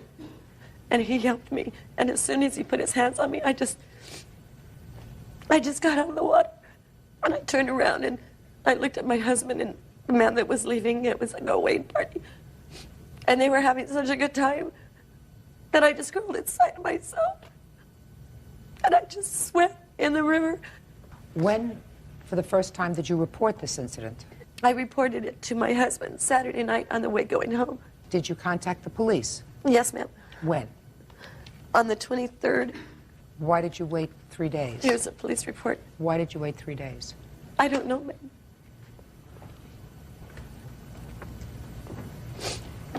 How long did you stay at the party after you got off the Sea-Doo? Approximately 2.5 hours. Why did you stay at the party 2.5 hours? Because my husband was having such a good time, I didn't want to ruin his good time.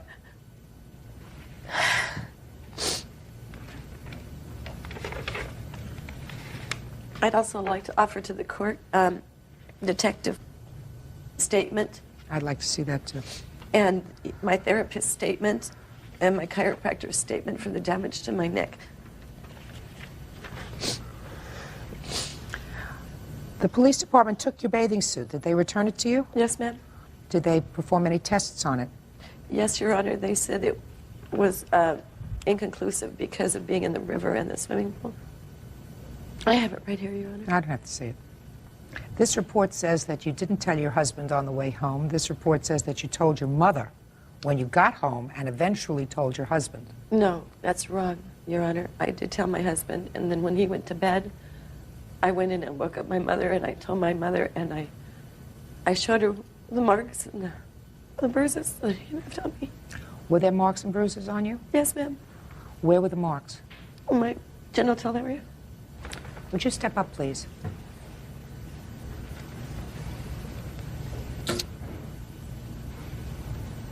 Tell me your last name. Rose. Miss Rose, do you live with your daughter and son-in-law? Yes, I do. Do you remember that evening of the 19th of August? Yes, I do. Can you tell me what you recall of the conversation you had with your daughter? After she told me what happened, I asked her, let's go in and let me look. I can only look and tell you what I think. What do you mean you only could tell her what you think? You know, how it looked and everything, because I'm not a doctor. And did she complain of any discomfort? Yes, she did. What did she say to you about the discomfort? That it was burning and it was bleeding all around. All around? Yes. So what did you do? About 6 inches from her hip down, it looked like somebody had ground up meat. All red and dark and black. Did you see any marks in her vaginal area? Yes. There was plenty. It was red. It was definitely red. The whole thing was red. Both sides. And, have a seat. Judge Judy. Andy Heath says she was sexually assaulted by her husband's former co-worker, S. Lyle Marple. Andy says the attack occurred while S. Lyle was giving her a ride on his jet ski. All right, Mr. Marple, tell me about the ride that you and Miss Heath took. Well, the party started like at 3 o'clock. About 3:10, we went down to the pool area, and I started getting stuff out for the party. And then a few minutes later, her husband is yelling for me to give her a ride because she's down on the dock and she won't leave the dock until somebody gives her a ride on the Sea-Doo. So I went up and got the jackets, went down, gave her one. We put them on. We got on the Sea-Doo. When she first got on, she grabbed a hold of my shoulders. Then she grabbed my waist, and we took off up the river. Then her hands were down on my thighs. First, she just wanted to ride. Then when she got on it, she wanted to drive it. So I pulled into the beach. She got off. She jumped in the water, cooled down, and we sat, and she talked for a while, talking about her husband and stuff. And then she wanted to ride the jet ski, so I let her ride. She got on. I got on behind her. And she took off wide open. I told her to keep it slow, you know. And then she just zigzagged down through the water. At some point, did you fall off? No. At no point you fell off the Sea-Doo? As we were going down, she hit a big wave, and we jumped up in the air, which made the Sea-Doo unplug, and we came back down on the Sea-Doo. But you remained on it? Oh, yeah, if I would have fell off, it's hard to get back on. You say he fell off. Yes, Your Honor. How did he get back on? Very easily. He just crawled up on the back of it and got on the seat, plugged it in, and started it up. All right. Got back to the party, and the plaintiff stayed at the party for a period of about 2.5 hours. Yes, Your Honor. Is that right? Yes, we pulled in, and that's when I helped her guide it back up to the dock because I didn't want her to run into the dock and hit the kill switch so we could get off. There was another young woman who you also gave a ride to on your Sea-Doo. Yes, wanted a ride. How old is she? 13. Did she take control of the Sea-Doo at any time? Yes. She wanted to drive also. That's what everybody wants to do. Everybody wants to ride on it, then they want to drive it. When you gave your ride, were your hands on her thighs or around her waist? They were right below the vest, which would have been right above her thighs, and on front of her, on her legs. Because when they take off, you got to grab on because there's nothing to hold on to. There's no straps there to hold on to, and everything's wet. When you take off fast. We live along.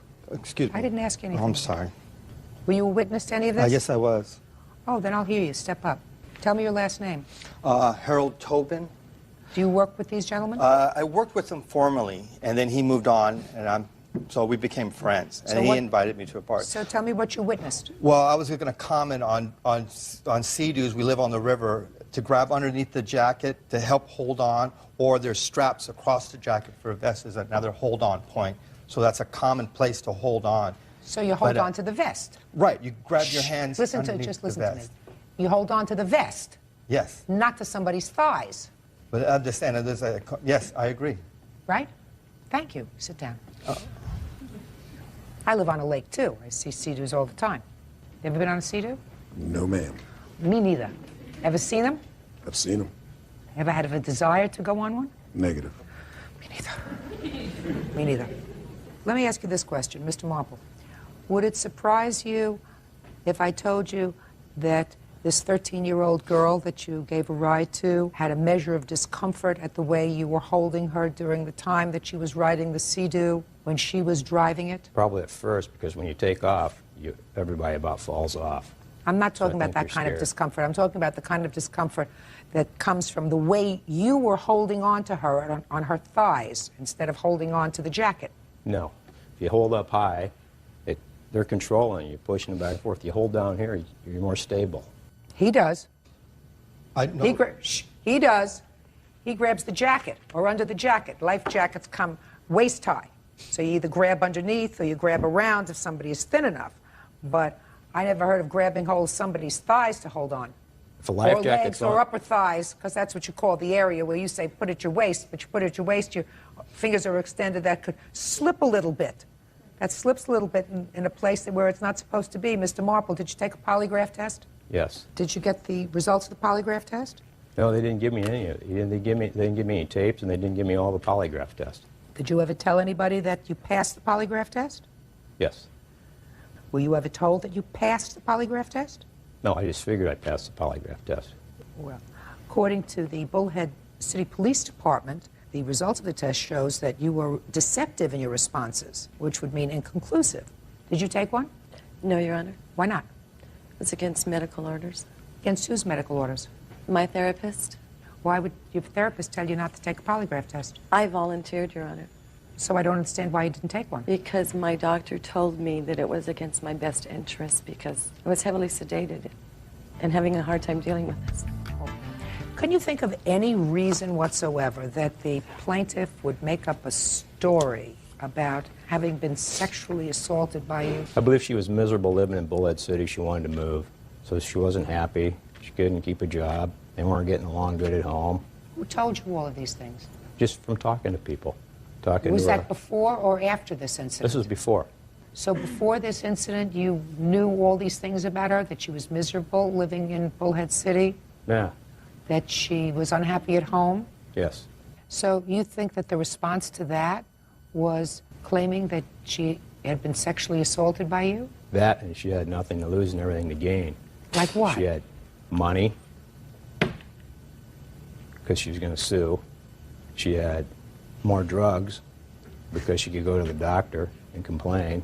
So she had the sympathy of everybody that was kind of disgusted with her, and now they were falling over backwards, feeling sorry for her about this thing that happened, which didn't happen.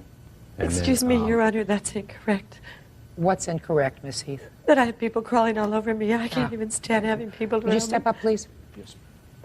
Mr. Heath, I want you to tell me about exactly when your wife told you about what happened on the Sea-Doo. I was about halfway home from the party. And what did she say?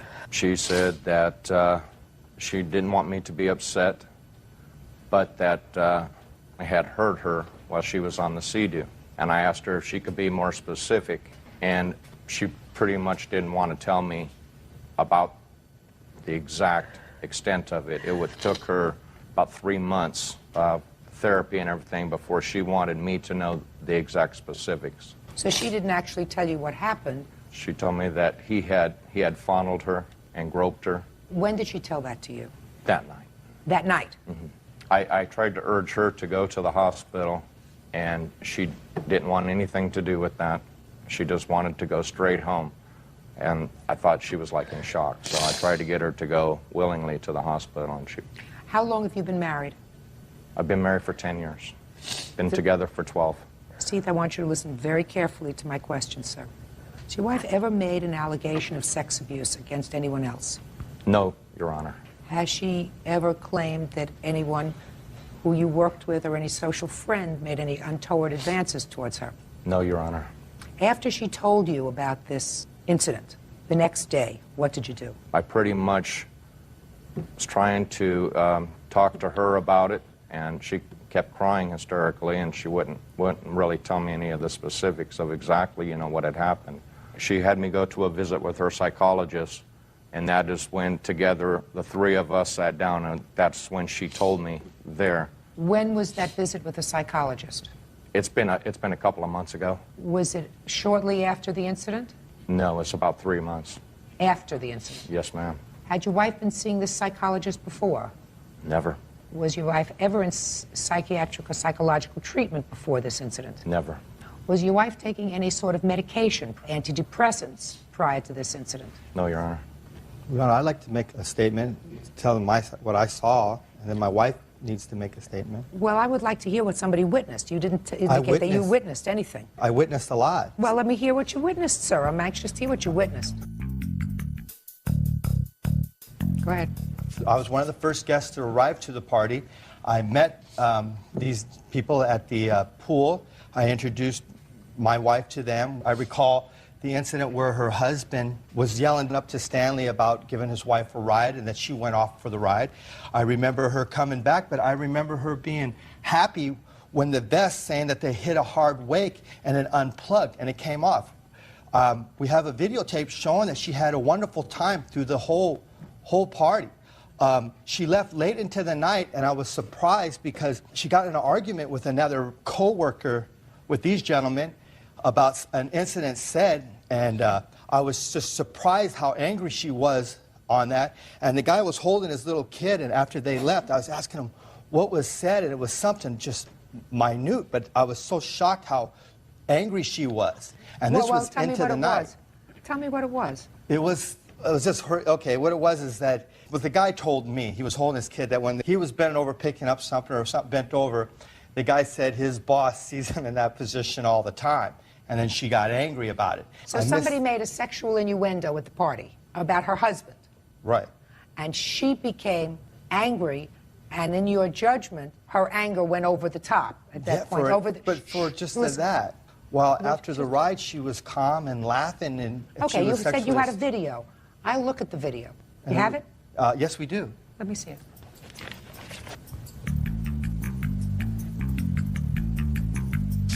Plaintiff Andy Heath claims she was sexually assaulted by the defendant, S. Lyle Marple, while riding with him on his jet ski. Before we took off, he put his hands on my thighs, and I thought that maybe that's just the way he wanted to hold on. But he pulled his hands up higher into my bathing suit, and he burst himself inside me. The defendant denies the plaintiff's allegations. She had nothing to lose and everything to gain. Like what? Money, because she was going to sue. More drugs, because she could go to the doctor. So she had the sympathy of everybody feeling sorry for her about this thing that happened, which didn't happen. And his witness thinks he has the proof. We have a videotape showing that she had a wonderful time through the whole party. Now, the conclusion. I want to see the video. You have it? Yes, we do. Let me see it. I can explain scenes that I see. Are there scenes of the plaintiff? Yes. After this incident? Yes. All right, let me see after the bride. You're doing great. Oh, hi. Oh, hi. Come on, pose a little bit. This is good music, Ron. Oh, you like that, huh? Yeah. Little third world.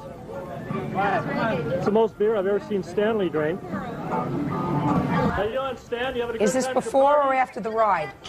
This is after the ride. As you can see Stanley where he had his vest on, his t-shirt still wet. It's dry where the vest covers his shirt. But this is after the ride. Now, is that, just a second, is that Stanley dancing around? That's Stanley dancing around. All right, that's Stanley dancing. And that was the defendant. Was that her dancing? She's floating in and out. Do the dancing, baby. Come on, do the dancing, baby. I'm talking to my husband, Your Honor. Do the dancing, baby. Come on, Pam, do it. If you notice what's going in the background, Your Honor, this gentleman's wife was attempting. You didn't do it. Hey, Pam. You know? Pam almost pulled Stan's pants down, but she chickened out at the last minute. Do the gorilla. You do the Okay. Mr. Heath, it did appear that your wife was not, at least overtly, traumatized. This was after the incident. Yes, I believe she was in shock, Your Honor. You're not an expert. That's true. You are not a psychiatric expert. That's true, Your Honor. I've been with my wife for 12 years, and I know her very well. And I know the difference of how she was feeling before and after the ride. Well, you couldn't tell that she was feeling badly afterwards. I could tell that the people that we normally hang out with, she totally avoided. You couldn't tell from looking at that your wife had just suffered a traumatic event. That's true. Is that a fair statement? Yes, it is. I didn't want him to know, Your Honor. It may be, but you have the possibility of just withdrawing at the party and sitting down, sitting, having a drink, not saying anything, but you were participating at the party at this. Flying all over the place. You were Your flying Honor. all over the place. Had you had anything to drink before you went on the Sea-Doo? Yes, Your Honor. What did you have to drink? Snow Creek wine. What is that? It's like a Boone's Farm. And I was in the pool so much, I just come back and put ice in it. Okay, so how many drinks did you have? One. And also this gentleman's wife and I went to the store to buy a bottle of Malibu rum. And I had a little bit of Malibu rum in with that, but then again, I just kept putting ice in it. I'm not a drinker, Your Honor. Okay, what about you, sir? How much did you have to drink? I had like a beer or two, and then later on I had a few more beers. Did you drink anything other than beer? No. Anything else you want to say? Yeah, at the end of the party, it was strange because I've really had an enjoyable time with these people. And at the end, after it was that diffusing, she gave me a kiss, my wife a kiss, Stanley a kiss. My wife she spent 80% of the time with this lady in the pool, and it's on the tape. You see them that they're together all the time. My wife has things to say. I'd like to It also says in here that she needed to be on medication for the rest of her life. And well, sit down. All right, but Pam. Yes. I did spend most of the time at the party with Andy, and we did have a really good time. We drank quite a bit. The bottle of Malibu rum that she did bring, I had one glass, and I know that it was empty at the end of the party. That's incorrect. And I'll admit that we were both drunk at the party. When she left, she was very drunk. Her whole demeanor throughout the party with her, she didn't act like anybody that had anything happen to them. I am an RN, I work in an emergency room, and I do take care of women who are sexually assaulted or raped. Did you see any marks or bruises on the plaintiff? No, I never saw any marks or bruises, and also on the video, I never noted any marks or bruises on her. Anything else you want to tell me? Yes, one other thing. Stanley did obtain her medical records, and it does show that she has been on psychiatric drugs and sedatives for years before this incident. Also has a history of work. What do you take Paxil for? I was taking Paxil because my mother had 29 surgeries in less than a year. Well, Paxil is a psychiatric drug. You know that. Yes, Shh, sir. pay attention. Yes, ma'am. When did you start to take Paxil? About 3 years ago. So your answer to me that you were not taking any medication, shh, listen to me. Your husband's answer. Yes, ma'am. So you telling me that your husband didn't know that you were taking Paxil? Yes, you did, ma'am. I don't even know what Paxil is for. Lorazepam, what do you take that for? For sleeping. Not any longer. But you did then? Yes, ma'am. When was your last prescription? Approximately a year ago. This happened on the 19th of August, 2000? Yes, Your Honor. Did you go to the doctor on the 2nd of August? I don't recall, Your Honor. Did you complain to the doctor at that point that you had a rash on your back, some on your legs, and also in the vaginal area? No, not in the vaginal area. I don't remember that. I do remember That's what the doctor reports. Okay, well then Miss that is Heath. possible, Your Honor. That was on the 2nd. He increased your Paxil to 40 milligrams, is that right? I believe so, yes, Your Honor. You also called July 27th, indicating that you were going out of town to take care of your brother and you'll run out of your Paxil. And when they called to check at the pharmacy, they indicate that you had 4 refills for Walgreens. Yes, Your Honor. So you had enough. Yes, Your Honor. You were also taking sleeping pills before. Yes, Your Honor. At some point, did the doctor tell you that they wanted to wean you off these sleeping pills? I wanted to wean it off. Doctor reported sometime prior to this that you wanted some additional medication, and the doctor explained that that would be a fraud. Explained to patient that she'll need to be seen before we can refill the lorazepam.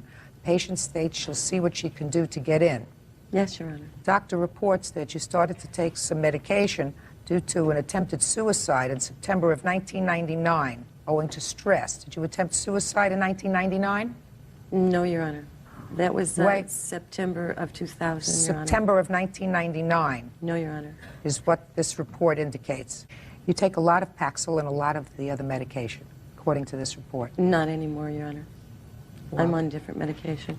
What kind of medication are you on? I'm on trazodone and Effexor. Trazodone is for sleep, Effexor is for antidepressant. But that wasn't as a result of this incident. Yes, Your Honor. Real cases, real people. Judge Judy. Andy Heath says former friend S. Lyle Marble sexually assaulted her at a party. S. Lyle says Andy is lying. There's a lot of information here. Is there anything else that you want me to read? My answer to her complaint. Well, that's self-serving, sir. Your answer is self-serving. Your Honor, may I make a Yes. statement?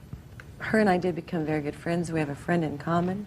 She made the interest in the fact that she enjoyed drinking Malibu rum, as did I. The Malibu rum was not empty, Your Honor. I still have it in my refrigerator. Whether as it of was this or day. whether it was not, madam, are you given specific instructions when you take Paxil with regard to any alcohol? Yes, Your Honor. Are you allowed to have any alcohol if you are taking medication? No, and I drink wine. You are not supposed to have any alcohol if you are taking Paxil. Is that right? Yes. And you were, in fact, taking Paxil, as well as other medication, on this day. But that is not instructed on the Paxil bottle. Miss Heath. It is on Effexor. Miss Heath, one of the problems is that when I asked that specific question before, whether there was ever any indication that you had a problem before this, your husband said never a problem, you don't take any medication, there was never any psychotropic medication, nothing. And so that would lend certain credibility to your statements that as a result of this incident, you became so traumatized that you now have stress, can't sleep, you're on medication, you know, all that goes together. But all that happened before. Your husband was not honest with me when he... Your Honor, I Mr. didn't know. Heath. I'm not trying to be misleading. Well, you were misleading to me. Your wife has been on heavy-duty medication for a long time. You know, this is a very, very difficult matter for anybody to handle in a relatively short period of time. There is no medical evidence of sexual assault. So I have to listen to the two testimonies. And I have to find to my satisfaction, by a preponderance of the evidence, that this did in fact occur. my initial reaction from hearing your story was that maybe everybody's a little drunk and he got a little out of hand. That pay careful attention to me. Don't interrupt me. That's why you ask questions, because before you find somebody, in effect, guilty of this kind of horrific experience, you have to be really satisfied. And as a judge and as a woman, I find that this kind of experience can be, and to most women would be, very traumatic. The response to that trauma would be to say to your husband, get your bathing suit, we're leaving. And then I see a tape, Ms. Heath, of you apparently partying afterwards.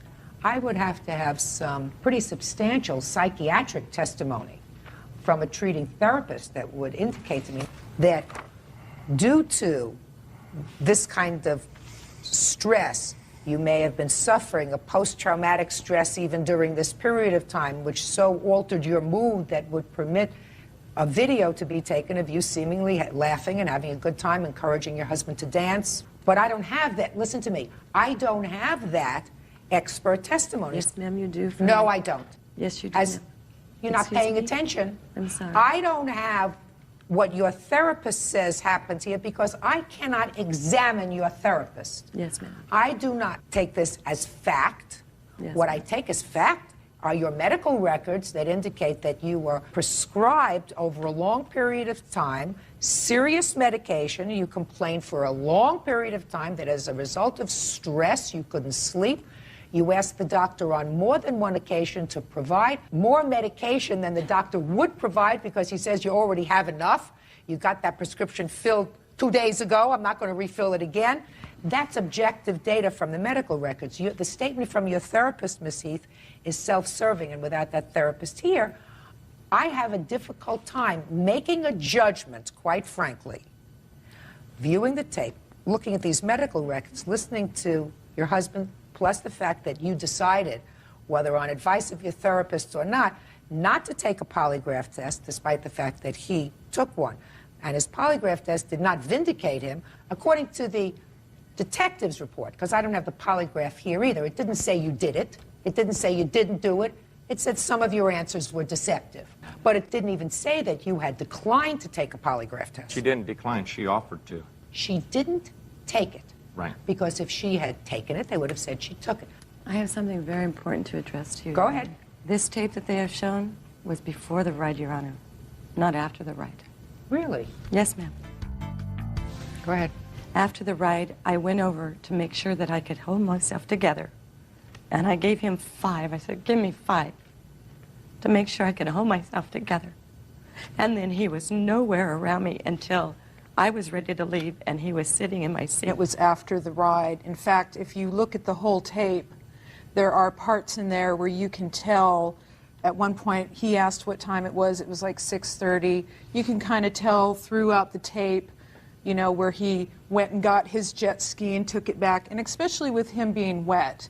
He only went out in the water. He never went in the pool once.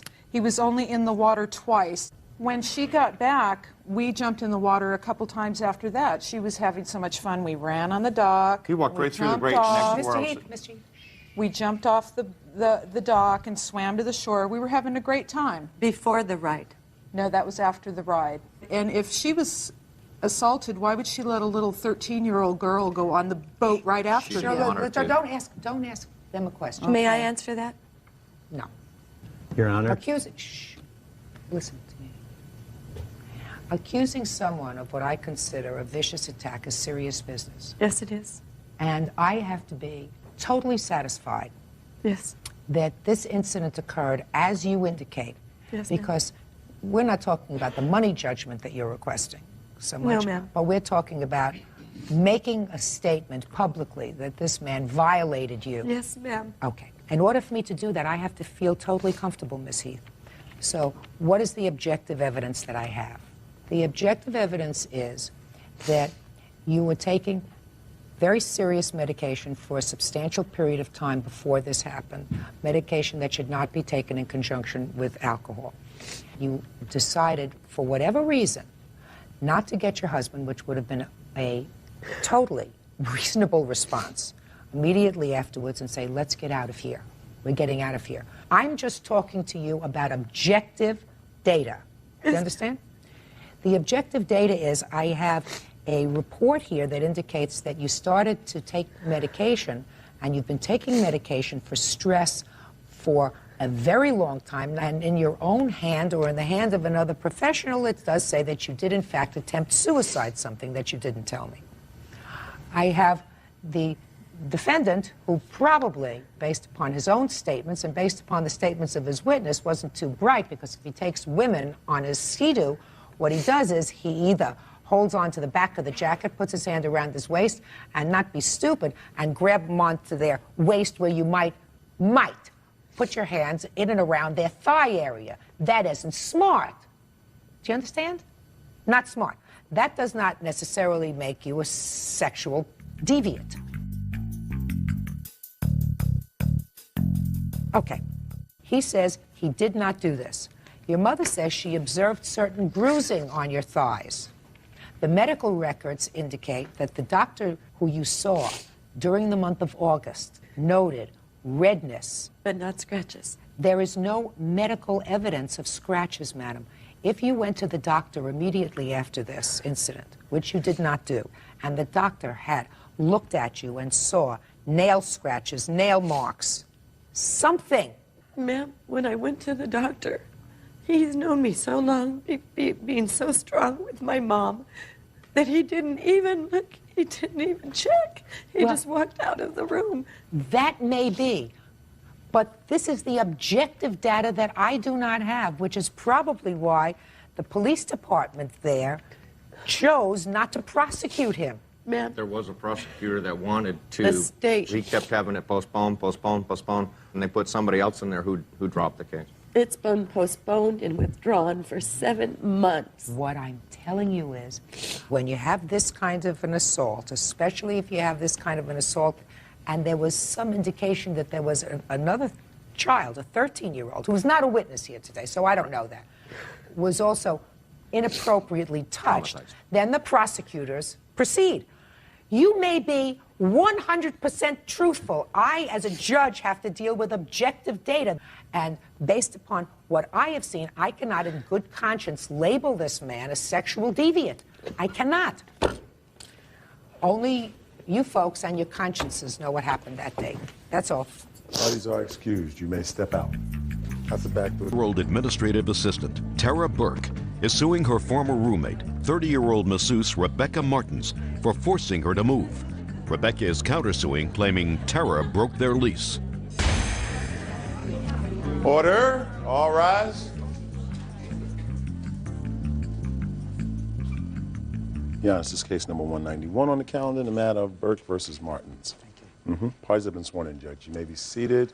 Folks, have seats, please. Ms. Burke, according to your complaint, in July of this year, yes, you moved in with the defendant, signing a 6-month lease with her. Correct. As a roommate. Correct. It was not a match made in heaven. No. It is your claim that 3 weeks later she forcibly evicted you from the premises. You are suing her for the expenses that you incurred as a result of that move. Correct. Okay. The defendant is counterclaiming, claiming that you breached your lease with her, you had no basis to move, and she claims that you did certain damage to the premises. Is that right? Correct. How did you find this roommate situation, Ms. Burke? I have a copy of her ad in Roommate Finders. It's a roommate service, and I went through that service. Online? Is that what you did? Yes. Okay. So when did you move in? On July 25th. And did you pay August's rent? Yes, I did. Which was $800? Yes, I have a copy of all of my canceled checks. I don't think that she denies that. No, And you I don't. paid an additional $400? Yes, I did. Is that right? Yes. All right, so what caused you to move? Well, when I moved in, and actually when I came to look at the place, Miss Martinson informed me that she was a massage therapist and that she worked from her home. I wanted to know what kind of massage she performed, and I asked her specifically, is it like sports injury massage? And she said, oh yeah, that's basically what I do. And I said, well, what hours do you perform massage out of the house? And she told me it was strictly during the day. And I was fine with that. She was what I thought was a struggling mother who just had a child, and Anyway, I don't want to ramble. Anyway, 2 nights after I moved in, I was walking from my bedroom to the kitchen, and in the living room were 2 naked people. The naked man was lying on his back on the massage table, and the naked woman, not Mrs. Martins, was massaging the naked man in the portion of his body that should be covered by a towel. Your Honor, this is not true. Just a minute. Go ahead. It is true. I informed Miss Martins what I had seen, and she told me that she didn't know what was going on, and that she was very upset with her friend, and that she would take care of it, and that wouldn't happen again. Someone else worked out of your house as well? No, I had a girlfriend. She was there. She's here in the building. She would like to testify, just not on camera. She will testify that that is an incorrect statement. Was she using your house at any time to give massages, whatever kind of massages they were? She was spending the night, her and her boyfriend. What they were doing that night, I don't know. She was, according to her, giving him a great massage. A couple nights later, I walked out, and the same naked woman was there with a different naked man. This time she was crawling on top of the naked man. In the living room? Yes. And I informed Mrs. Martinson again. She promised again it wouldn't happen. I just wanted to believe that it wouldn't happen again.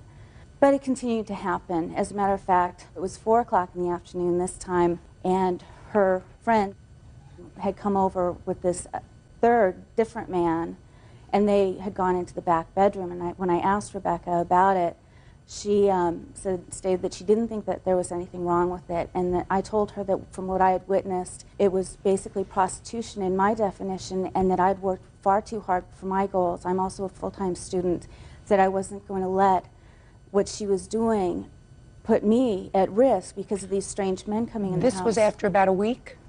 That was about 2 weeks. 2 weeks? 2 weeks. Okay, so you had this confrontation with her after 2 weeks, and Yes. whether she was correct as to what she saw, accurate as to what she's It's not reporting. accurate. Just listen to me. You didn't let me finish. Sorry. Whether she is correct or she is incorrect about what she saw, you did have this discussion with her during this first and second week of her tenancy. It was after the first week. So whether it's right or it's wrong, this is what she reported to you and complained about. Is that right? Half of it. Fine. Not Even if it's entirely. half. I don't care which half, the bottom half or the top half. It doesn't make any difference. It's half. Okay. Okay.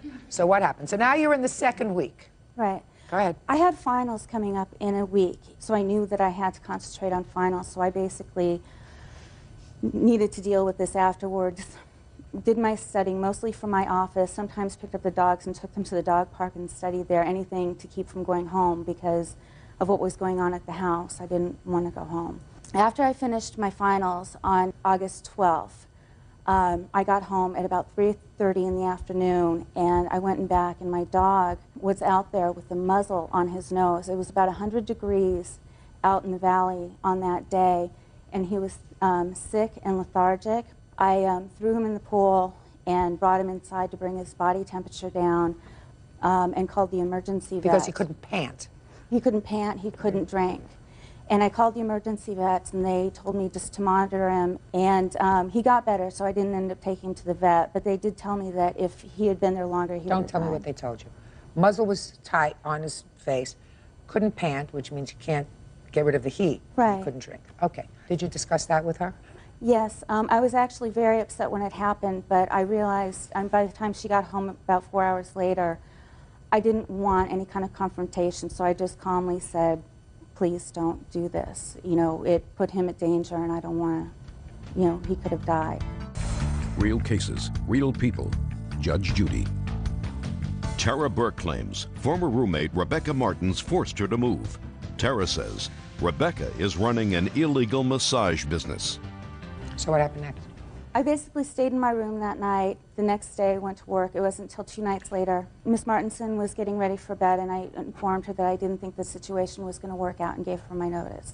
Okay. The next night I got home at about 8 o'clock, and Miss Martins was in a rage. And she asked me if I'd found a place yet. And I told her, no, of course I hadn't. We had just spoken about it the night before. And at that point, she started screaming at me and, you know, saying that I used the house as a hotel and I've been gone all day.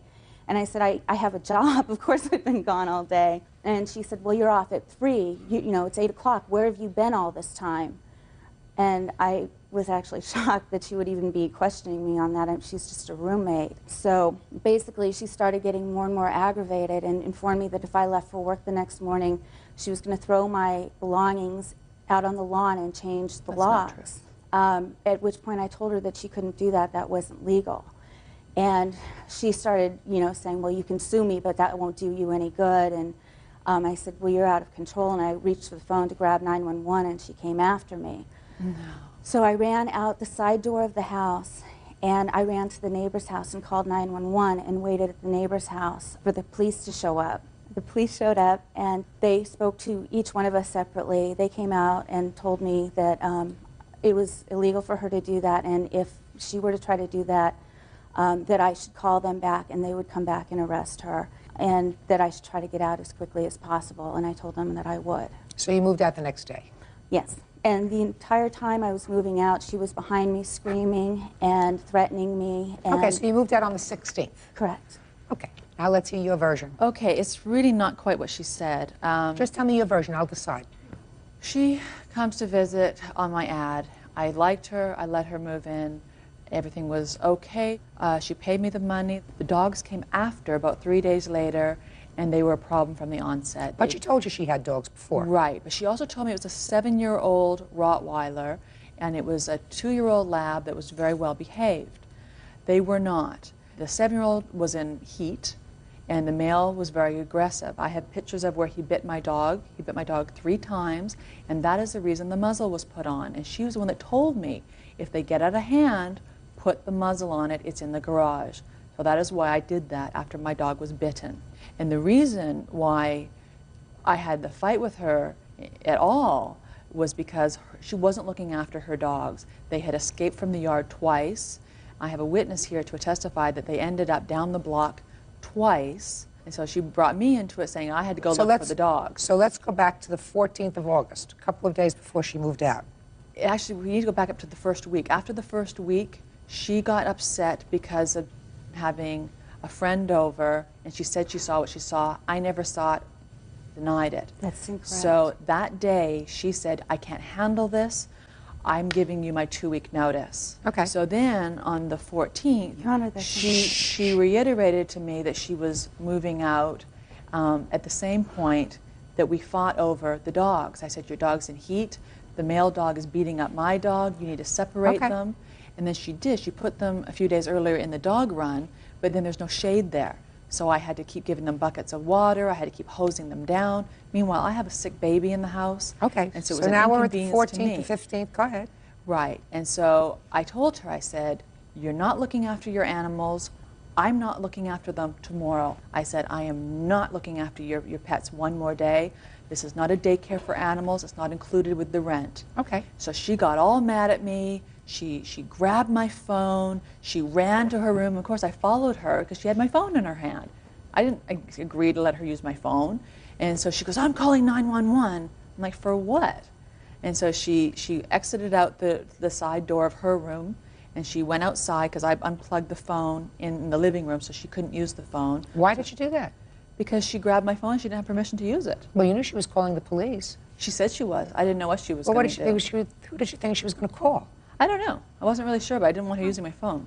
Go ahead. So I unplugged it, and so she couldn't use it. So then I guess she went to the neighbors. Right. The police She called came. the police. Right. Police told you couldn't evict her. And I said, well, she gave her 2-week notice, and it's up tomorrow. But she's already paid up till the end of the month. She gave her 2-week notice. She's paid up till the end of the month. Okay, well, if I had someone else that wanted to move in because she had given her notice. Okay, so she moved out the next day. She moved her dogs at 9 in the morning, and I thought, great, the dogs are gone. Then she came back a couple hours, and after her and her friend had berated me, and that's why the police were called again that day, and they came to keep the peace. So the police were there the day she moved out with her truck, and upon leaving, she decided to vandalize my car. I have pictures here. She scratched to 3-foot scratch across my brand new car. Who saw her do that? The neighbor across the street. Where's the neighbor? They didn't want to be on camera. Everybody doesn't want to be on camera. You must have people who are wanted for something. Let me explain something to you. I take testimony. Right. I'll hear a witness. Yes, there is a witness here. Who? Carrie is a neighbor down the block that testified to her dogs being out. I'm not interested in the dogs being out. I'm interested in vandalizing your car. Oh, this is the picture. I'm not interested in the picture. I'm interested in somebody who saw her vandalize your car. Well, I didn't see her actually do it. Fine. But Let's she move was on. standing next to the car. Let's move on. I'm going to deal with your counterclaim first. Right. Damage to the car I've dealt with. I don't have anybody who saw her do it. What about a fence? Yes. The fence was destroyed by her dogs. Let me see.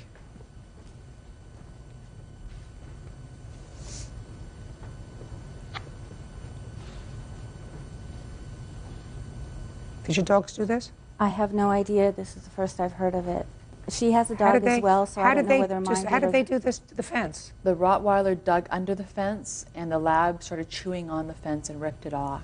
I made a police report the day that the police came to keep the peace, and they saw it, and they made a note of it in the Your report. Honor, I'm the one who called the police. Just a second. No, you didn't. Just a second. You have a police report? I this called fence? the police Do you have that a police day. report about the fence? They didn't say it in there, but they want to know about the car incident as well. I don't know about the car. I'm talking about the fence. It doesn't say anything about the fence, but it Fine. shows an investigation. Fine. I want to know about the fence. Right. You said this is the whole incident. Is there anything in there about the fence? The answer It is doesn't yes say the or word no. fence. Now, reimbursements of cleaning costs. What are the cleaning costs? Yes, $70 per hour, 2-hour minimum. For what? For cleaning up the state of the room that she left it.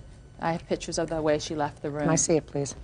And you have to look closely on the floor. There's about an inch thick of dog hair.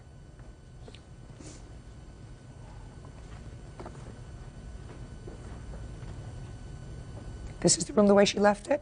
On the floor, yeah. It's pretty clean to me. Next. There's dog hair on. No, look on the floor. I'm looking at the floor. Okay, and the Looks pretty clean to you? Looks clean to me. Next. What else? Okay. Defamation of character and miscellaneous expenses. Right, the biting of my dog. I get it. Was a show dog. Okay, good. Okay. The dog. Miss Martins, I'm not going to torture you anymore. Let me give it to you as I see it, madam. Okay. The plaintiff wanted a roommate. Yes. She wanted to live with someone. She answered your ad. Yes. In good faith, she came. You asked her for $400 security. Yes. She gave you $400 security. Yes. She agreed to move in. She moved in on or about the 25th of July. She paid you the entire amount of rent. Yes. So that she was all paid up through the end of August. She was so uncomfortable with the situation there that she saw, so uncomfortable that according to you, she was so upset that your friend was doing business out of your house that after 1 week, she said, I can't stay here anymore. You know, this is not good for me. You know, I'm not going to jeopardize my life by staying here. We'll have a police raid here, and I'm going to get caught in the middle of this thing. So, according to you, after 1 week, she said, I'm moving. Right. Now, she's all paid up till the end of August. You can't throw her out. I didn't throw her. I just wanted her dogs to behave. And how did you expect to do that? She bought a barking collars for them, but she didn't put the batteries in. She refused to put batteries in. So my question to you is, you were both unhappy with this arrangement. Yes. Clearly, she was unhappy with the kind of business being conducted out of your home, and you were unhappy with her barking dogs. So clearly this was a situation that should just go away by her moving out. Right? Yes. Perfect. What monies do you think you are owed? Listen to me carefully, because her counterclaim is gone. I'm dismissing it. She has no counterclaim. Right. But what about her scratching my car? I mean, that's a $400 damage. I don't believe she did it. I didn't. Since I don't believe very much else of what you tell me, Miss Martins, I don't believe that she scratched your car. She scratched my car. Okay, good. Where did you go after you left her house? A good friend of mine, when he actually heard what was happening in the house, had been telling me, get out, I have a three-bedroom house, you can stay with me. I felt my duty as a tenant was to give notice, so I didn't, okay. Just answer my question. My friend's house. Are you still there? No, I found a place. You found a place in a roommate situation? Very nice roommate, though. Okay. And she has a normal job. Your Honor, was not working out of my house. She was there with a boyfriend. I mean, you're claiming that she was working out of my house. She's not Listen. at work. She's a flight attendant. Let me tell you this. Whatever she was doing in your house when you weren't there, I was according to you, Listen to me. You're not getting it. Are you thick? I tried to explain it. I will do it one more time. She came, she gave you money. According to you, she gave you notice within 1 week that because of the things that she was observing in your house and she was so distressed, she was giving you notice. That's according to you. Well, she could see now, just through a second. walls? Just a second. What I'm telling you is, based upon what you told me, after 1 week of living in your house. She was complaining, yes. No, is very attractive and very thin, and she was calling her a crack because of her thinness and her wanting to swim in my pool naked. Miss Martins, there is no question in my mind that the She was plaintiff... jealous of her. Judgment for the plaintiff in the amount of $1,100. That's all. Parties are excused. Perhaps we can finally put this unfortunate incident to rest. According to what I read, you were crossing the street. Yes, ma'am. And you allege that the defendant came into an intersection she shouldn't have been and hit you with her car. Yes, ma'am. She didn't severely injure you with her car. You jumped back. She hit you on your knee. Something. Where? Right. Brushed me about here. She brushed you. But you weren't hurt. No, ma'am. But you were angry. And then an interaction took place between the two of you that was most unfortunate on both of your parts, which resulted in you being arrested. No, I was never arrested. Taken into custody at some point, charged with an assault. Charged, yes. with an assault. All right. Strong arm robbery. Charged with something. Okay. And those charges were eventually dropped by the district attorney's office. But am I correct in reading between the lines in your complaint, sir, that there is a restraining order preventing you from going near the defendant? Well, it's not a restraining order. What is it? I'm supposed to stay away from her, which is... Is it an order for you to stay away from her? It's not an official restraining order, no. It is not. No. I mean, it's not written anywhere. No. The judge just told you to stay away from her. Oh, no, it's stay away. It's not... Okay. I'm supposed to stay away from her until January 25th of 2002. Where is that written? I have it, Your Honor. May I see it, please?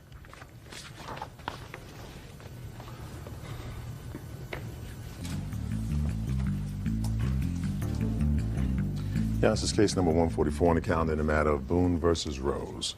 Parties have been sworn in, Judge. You may be seated. Sir, have a seat, please. Get ready for a lecture.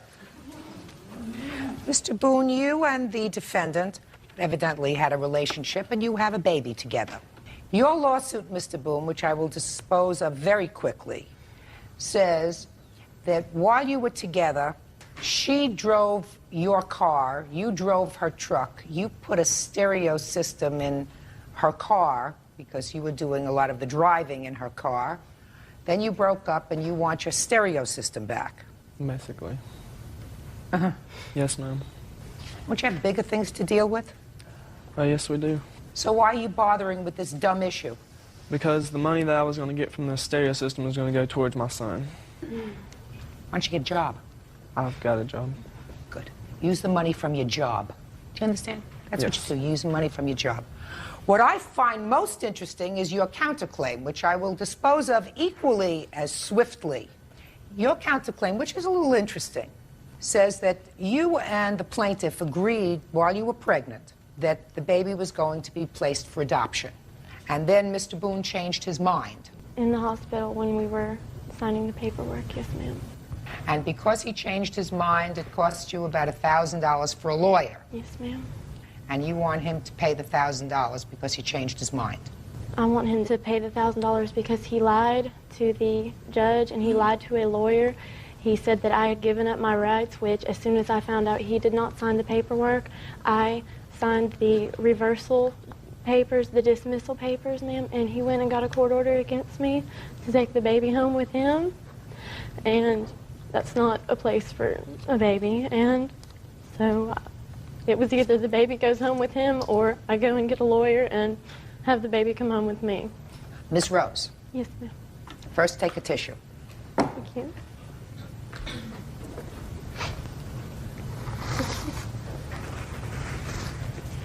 So let me understand.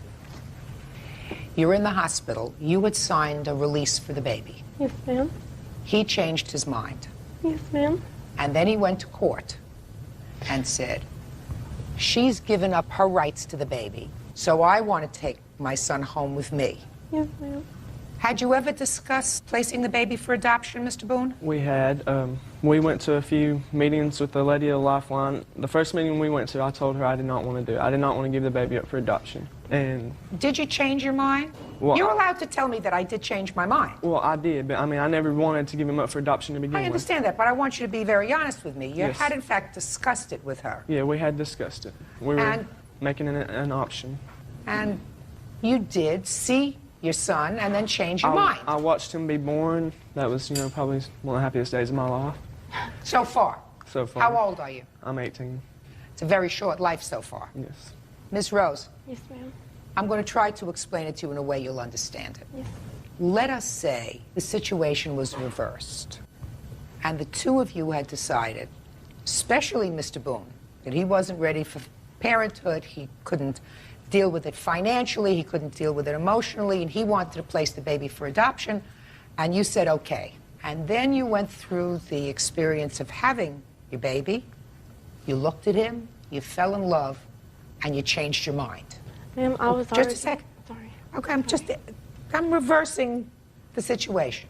Do you think really that Mr. Boone could sue you for changing your mind and therefore being financially responsible for this baby for the next 21 years? Ma'am, he has not helped me. No. You're not paying attention. I don't know if you're not getting it. Do you think that it would be right or fair or legally appropriate for you to be sued by him? Because the law would require that he support this baby until the baby is 21 years old. And you would come to me and say to me, Judge, I fell in love with this baby. I changed my mind. I couldn't give him up. You think he could sue you? He's suing me for speakers. Well, I don't he's see not. He may sue you for speakers, but that's not going to happen here. You have no claim against him. He changed his mind. He's allowed to change his mind, just as the law would give you an opportunity to change your mind soon. Within 24 hours, some places 48 hours. That's a very important time. So your parents are now responsible for taking care of your baby. I am. But you live at home. Yes, ma'am, but I pay for everything. I've gotten no help from him. My parents have been helping me out as much as they can. So I say to you, your parents are responsible for the baby. He says that it's been made very difficult for him to see his son. Why is that? Because my lawyers have said that unless he helps out, he got arrested a week after the baby was born. For what? Theft of property. He got fired from his job. He stole. Even his little friend over there knows about it. He got arrested and fired from his job for stealing. He stole digital cameras, CD players. He stole cameras. He stole lots of stuff. I thought my birthday present was, I don't know how he would have gotten $500 to get my birthday present, but I have that. So? And then I have, had he been arrested before? I don't know. Not to my knowledge. Listen to me. Yes, ma'am. Comes under the category of you picked him. Yes, ma'am. I know. And he's got an interest in seeing this child. Yes. Now, your lawyers may say to you, unless he contributes to the baby's support, he's not going to see him. But that's being very short-sighted. Listen, it's being very short-sighted because let's say a year from now or 2 years from now, he's working, he's got a good job, and he says, now I want to see the baby and I can contribute my $25 a week, whatever it is. And the judge said, yes, you're entitled to, you're the father. Well, then it's been 2 years or a year, and you're introducing a new person into your baby's life rather than have the baby see him regularly. You can't be selfish about that, and you can't be childish. 2 18-year-olds make a baby, but then you have to be a grown-up if you decided to keep him. Ma'am, I've tried to be as grown-up as possible about this. I've tried to do everything that I possibly can. He threatens me. He's threatened me since the day the baby was, since I took the baby home. He's threatened me since I took the baby home to take me to court. He said that he was going to get full custody of the baby. He would call my house. That's not a threat. Just a minute. Yes, Ms. Rose, that's not a threat. Now, I know you consider that a threat, yes, ma'am. but it isn't a threat. Judge Judy. Bobby Boone says the mother of his child, Teresa Rose, owes for the cost of car speakers. Teresa says Bobby owes her for interfering with the adoption of their baby. The law in this country is that in regards to custody disputes between a mother and a father, nobody gets preference. The fact that he may have to prove that he has the ability, the capability, and that he'd be a better parent than you, that's a whole different ball of wax. But he has the legal right to do that. That's not a threat. But I think your lawyer is being very short-sighted if your lawyer says, don't let him see the baby. Very short-sighted. Now what do you want to say? After the baby was born, you know, I was giving her money on a regular basis, and then she heard a bunch of stuff about me that wasn't true, and then tells me I can't see my son. I call her house. Her stepdad tells me I was not allowed to call there anymore. I wasn't allowed to come to her house. I was never going to see my son again. That's his words. He took me off before the baby was born to one of his friend's house, and they were telling me, you know, the best thing I can do is give him up, and he'll pick up the pieces. He even mentioned it more than once that if he wanted me in the bottom of Smith Lake, that's where I would be. And up to the point where they told me I wasn't allowed to call or go over there anymore. I was giving her money on a regular basis. Just 1 second. Have you gone to court with regard to custody and visitation? Not yet. Well, why don't you, sir? Well, that's what I'm working on. What do you mean working on it? You don't have to work on it. You have the right to go into your local family court or juvenile court, file a petition asking to legally be declared the father of this child, and asking for either custody, if you feel as if you're the better parent, or visitation, regular court-ordered visitation, and they will also fix a support schedule for you. The problem, Mr. Boone, is, and I don't want you to feel so angry at her parents, because her parents know that an 18-year-old who is now saddled with an infant, that changes her life forever, as it may change your life forever. Yes. Her parents clearly understand that if she were prepared to do that, that would probably be in her best interest to do it, if she were prepared to do that, if she felt as if it were in her best interest. So you are really affecting her, her family, her parents, the baby, and you have a job doing what? Well, right now I'm working delivering pizza. You're a pizza delivery person. And just pay attention. You're a pizza delivery person. Do you know how much the reports indicate it costs to raise a child in this country from age 0 to 21? No, ma'am. $260,000 if you want to educate your child, medically take care of your child, clothe your child, sporting equipment, sneakers, orthodontist, etc., etc., etc. The job I have, it has excellent benefits, and he would be on my insurance, and you know, I would take full responsibility for him, and that's what I... Not on $12 an hour you won't, Mr. Boone. In the meantime, you have a responsibility as a father, and that is to go to court and file a petition seeking to legally be declared the father of this child in a court. Say, right now I'm delivering pizzas, I'll give you a piece of what I earn. I want to support him, but I also want to see him. Go ahead. Ma'am, I have done as much as I can to let him see the baby, even though my parents tell me not to. Shh. Even though my parents tell me not to talk to him and stuff, I will still call him. He never even asks about the baby. I'll sit there, I'll talk to him, he'll ask me how I am, he'll ask... Mr. Boone, don't interrupt her. He will never even ask how the baby is. He has not helped me, yes, the first month or so before he started saying, oh, I want my speakers back, because I made it perfectly clear to him that we were not going to get back together because he hurt me so badly. I'm sorry, that just is a very emotional thing. I was in the hospital, just had my baby, and I found out it was going to go home with him. His home is not a safe, I don't feel it is a... That's not emotionally hurting you. Listen to me. You said, I am giving this baby up. He said, I don't want to. I am going to fight to keep the baby so that I will have him in my life. That's not a trick. I went to... Shh. He had a choice. Just as I said to you, Miss Rose, you could have the same change of heart. You could have had the same change of heart. Fact is, you didn't. And it's going to be very difficult for you. But it's a big mistake not to let him see this baby in a comfortable circumstance so that he and the child develop a relationship now without acrimony, without fighting. Anyway, your lawsuit's dismissed, and Miss Rose, so is yours. That's all. Parties are excused. You may step out. Oh my God, he lives in a nasty little trailer. They have roaches. They have 5 people living in a little single wide trailer. She's let me see him 3 times in over a month. He got fired for stealing a week after the baby was born. You know, I've made some mistakes, but you know, I've paid for my mistakes. He only wanted to keep me, and that's just that. And now the next case.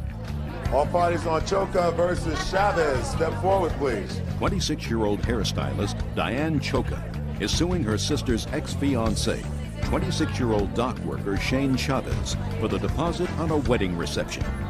Miss Choka, the defendant is your sister's former fiancé. Yes.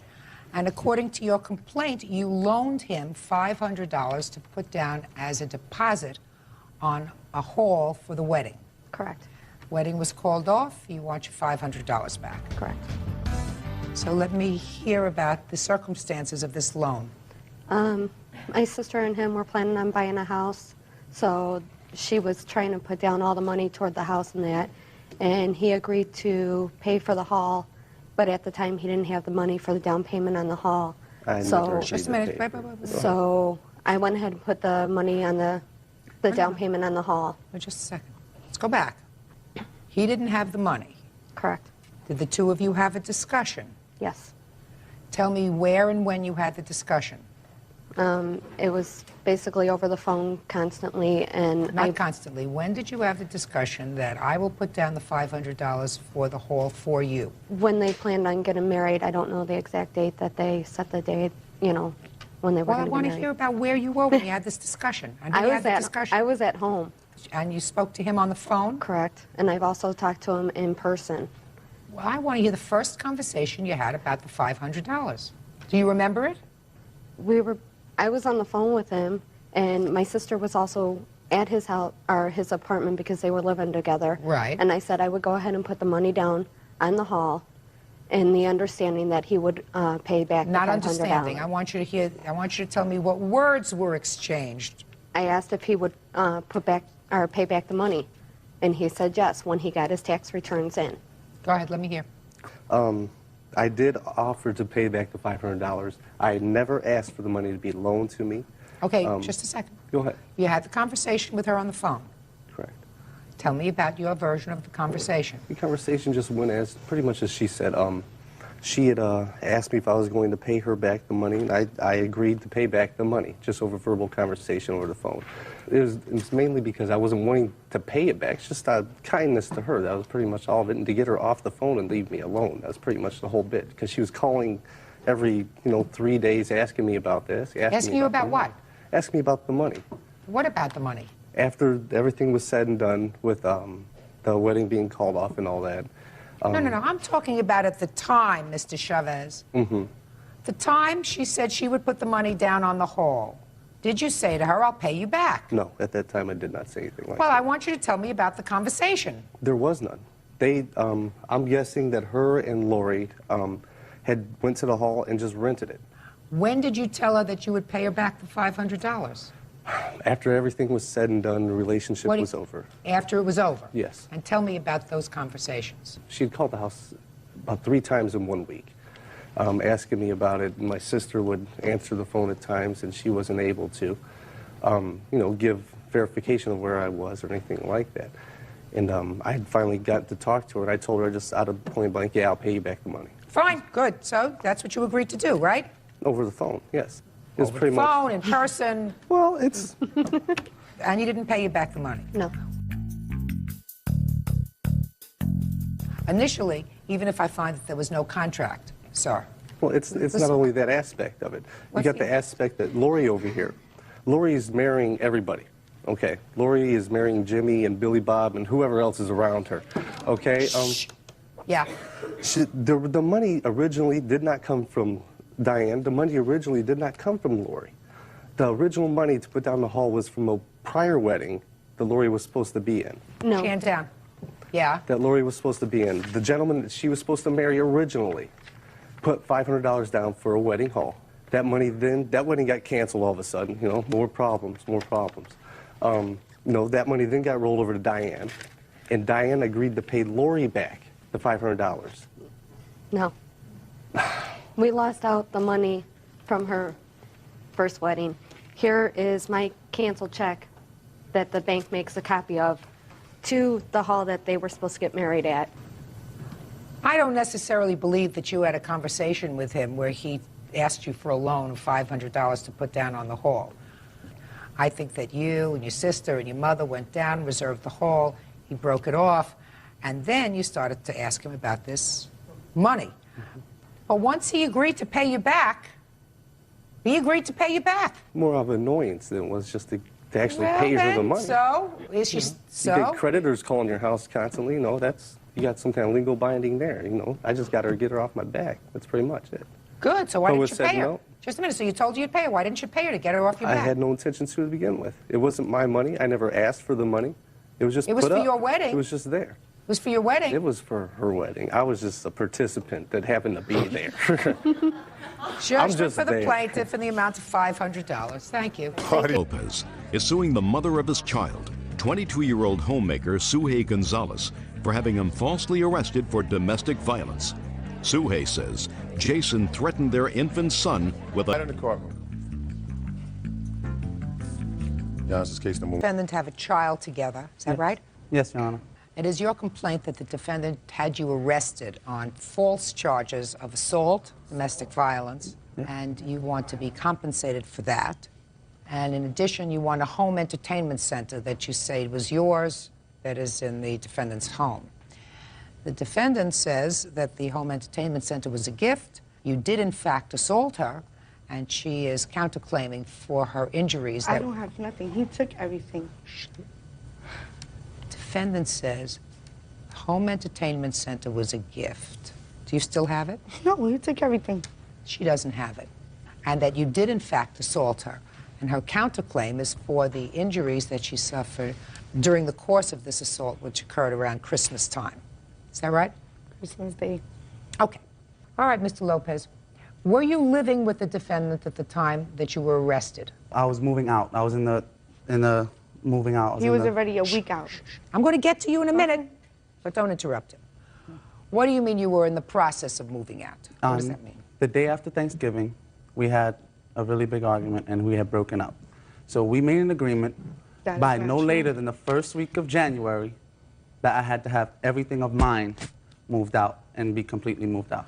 I was staying between there, like a few days if I babysitted my son, or I stood at my best friend's house or my mother's house. So most of the time you weren't living there? Yes. All right.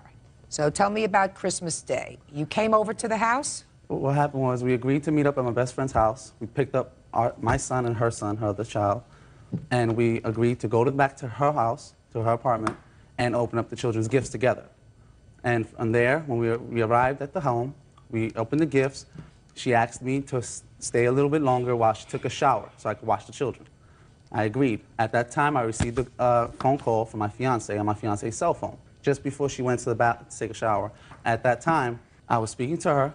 I explained to her what time I was going to be finished. I explained to her that she was going to take a shower and I was going to meet up with her right after. At that time, she began screaming, saying stuff that didn't need to be said over the phone for my fiancé to hear.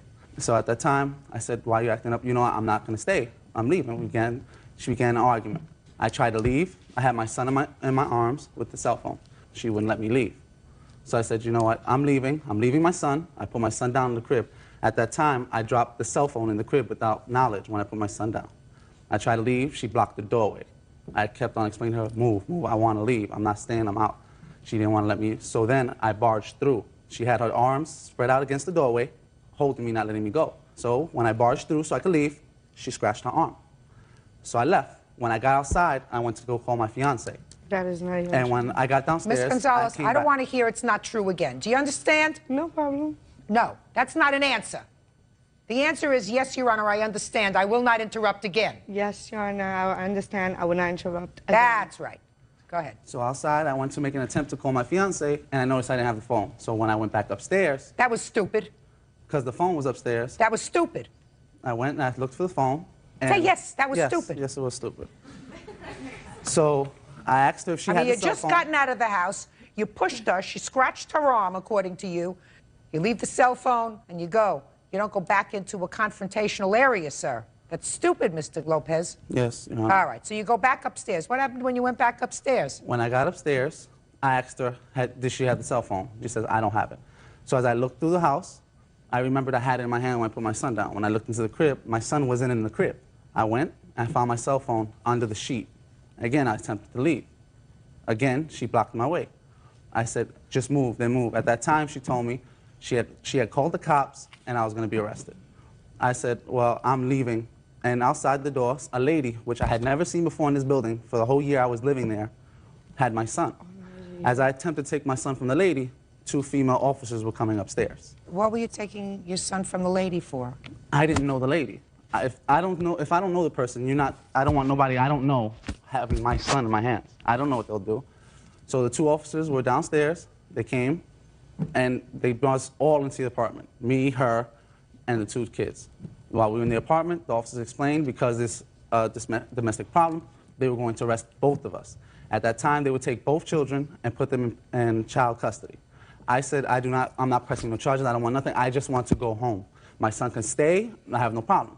At that time, the female officer told me to stand by the door, don't move.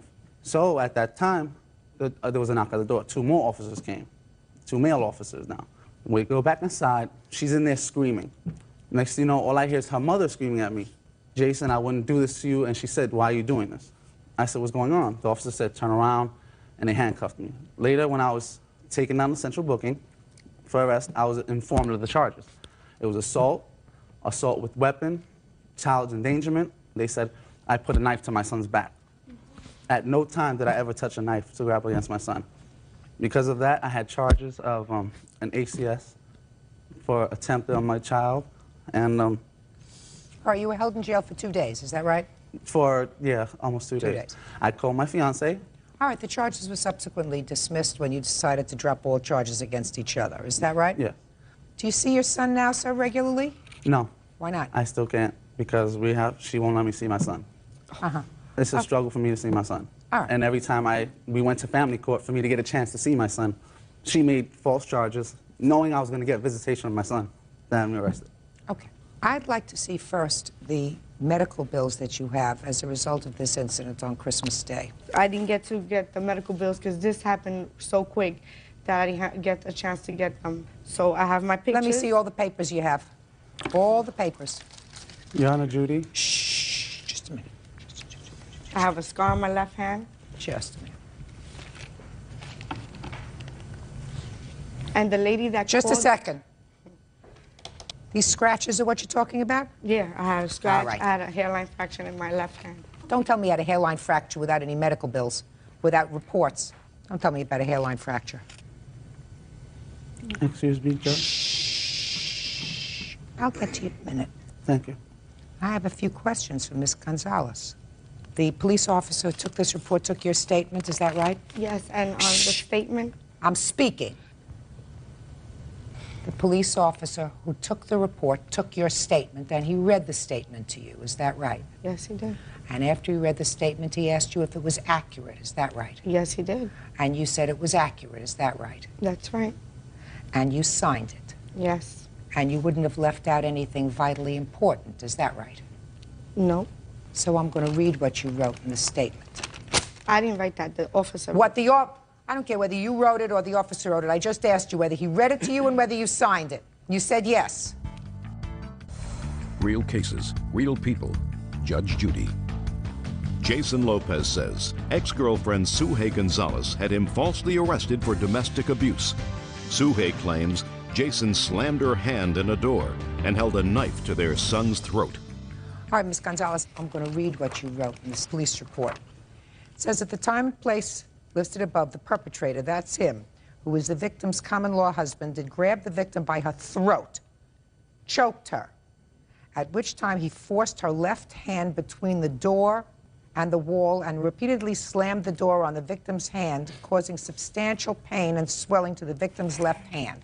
That's what this says, okay? Now I'm going to tell you what you wrote in your answer. When I told him to leave, he grabbed our son and tried to take him. When I tried to stop him, he pulled a knife out and held it to my son's neck. He said, if you don't let me take him, I'll kill both of us. No, they didn't write it in the police. They wrote nothing about a knife threatening to kill himself, threatening to kill this child. You know why they didn't write that down? Because you didn't tell them that. Is that you? No. Because you didn't tell them that. All right, I didn't tell them exactly at the time. At the because time, they had me in a separate room, they had him outside. Just a second. At the time, you didn't tell them that he took out a knife, he held it to the baby's throat, he threatened to kill the baby, You told him that he hurt your hand and your hand was in pain, not that he threatened to kill your child. You made that up later. No, I did not. Oh, yes, you did. Oh, no, I did Oh, not. yes, you did. They knew that he was the one. Can I say something now? Yeah. In that police report, the lady signed, she's the one who signed right next to the statement, not me. Because I didn't call the cops because he broke my phone, and that's why. I didn't call the cops. The lady from my building called the cops. She's the one who had both of my kids because my oldest was crying. She's the one who called the cops. Okay. I didn't get a chance to call the cops. Here we go. Because he wanted to take my son, just like he took my son 3 weeks ago. Let me explain to you what got you angry, Miss Gonzalez. I've been in this business a long time. He's at your house. According to your answer, he told you a couple of weeks before or a month before, he didn't want to have, I'm speaking, that he didn't want to have anything to do with you anymore. He had a new girlfriend. Clearly, he has a new girlfriend. All right? Excuse me. I'm speaking. I'm speaking. He comes over to your house, right? According to your answer. You open up the Christmas presents together. It's all a nice family situation. You ask him to watch the kids while you go take a shower. This is what you write here. When you come out of the shower, you hear him on the phone with his girlfriend. I'm not saying that that's what happened to her. I'm saying that that's what she wrote in her answer. That makes one very angry. Of course. Of course. Of course that makes you very angry because there you're here with him, with a new baby. He's taking care of the baby's presents. He's in your house Christmas time, and he's going to say goodbye to you, and he's going to go to girlfriend number... And it was just a week that we had broken up. Fine. So you're really angry. The knife was a nice touch. He wasn't arrested with a knife. He wasn't arrested with a knife. All right. You know what I'm talking about. And you know what I'm talking about. And I know what happened. Yeah. And I know exactly what happened. Because he tried to take my son. He tried to take my son. Just a second. What do you mean? That's how... Who called my Hey, mother? Miss Who called my Gonzalez. mother? The lady. Miss Gonzalez. That called the cops. Miss Gonzalez. Is he the father? Yes, he's the father. And I'm not saying that he's not. I'm speaking. Is he the father? Yes. Then you have no greater right to this child than he does. But he kidnapped my son for 3 weeks. He can't. You can't kidnap your own child unless there's an order of custody. This is recently. We've been going through this. I just want to go on with my life. I'm I want him telling to go on with his life. If he wants to see his son, he's more than welcome to see his son. Miss I have nothing Gonzalez, wrong with that. But he cannot see his son because he has order 1, 2, 3. protection. Then they're going to put you out. When you claim that you were severely assaulted, and the best picture that you can come up with is a picture showing me 2 scratches on your arm. 2 scratches. That's what they are. No hairline fracture, no hospital records, no... Well, all right. This was an argument. And unfortunately, because the police take domestic violence seriously, as they should, they got to arrest somebody. And I lost my securities license. Mr. Lopez, you do not get an A+ for smarts. Do you understand? Yes, ma'am. Ah, you don't get an A+ for going back for a $39.99 cell phone after you have already had an altercation with her, and you were out of the problem.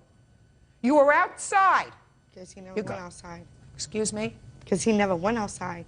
Because you wouldn't let him go outside, Miss Gonzalez, because because he was you trying were to kidnap so my angry. son. He was trying to take my son. And he's devious like that, that he would take my son and leave. Just like he did 3 weeks ago. And that's why he was going to get rearrested. I had to get the cops to come get my son from his house. You keep saying my son. Because he's my son. Because he don't pay no child support. He doesn't do nothing. What do you do for a living? He hasn't done nothing. What do you do for a living? I was working. What do you do for a living now? Nothing. Who supports the child? I do. No, not if you're not working. You get welfare? Yes, I do. If you get welfare, then I support your son. You think I should take him? Yeah, but I was working. Just a second. Do you understand what I'm saying to you? He doesn't support his child, and you don't support your child. I support your child. So that means that I should get custody? Don't be ridiculous. All right, Ms. Gonzalez, you keep saying, it's my child. He's taking my child. He's entitled to see his child. It doesn't sound to me like he's too bright. Because he went from this child, you're going to have another child? You keep rubbing your belly, right? Yes. You got enough trouble with one. You're going to make another one? Yeah. How many more do you have? That's the only one. The only one coming. In any event, I read the police report. I read the police report that doesn't talk about a knife to the throat, threatened to kill the child, threatened to kill anybody, and I see 2 scratches on your arm. You also, sir, yeah, you want to play that for me? Yes, I even have a Go ahead, let me hear it.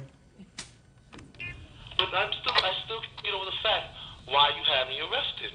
Because I was just upset. Things were going through my mind. I'm admitting I'm starving. get me arrested. This is why he was... This chick, because I was with another chick? No, it wasn't only because of that. It was because of a lot of things, Jason. Oh, okay. But then why did you tell him I punched you in your face, I choked the out of you? No, I didn't say that. Gigi, the DA said that in the court. Mr. Lopez, I didn't even have to listen to that.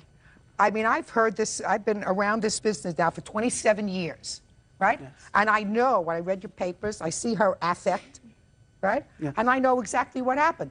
That doesn't mean that you were smart, A, as I said, to go back to the cell phone, B, to get a telephone call from your girlfriend. Tell your girlfriend, don't call me until I call you. I don't want to create any more problems with her. I'm going to open presents with the children. Don't call me. That creates a problem. We had already opened the gifts. This was around the time I was getting ready to leave. She shouldn't have called you. And you shouldn't have spoken to her.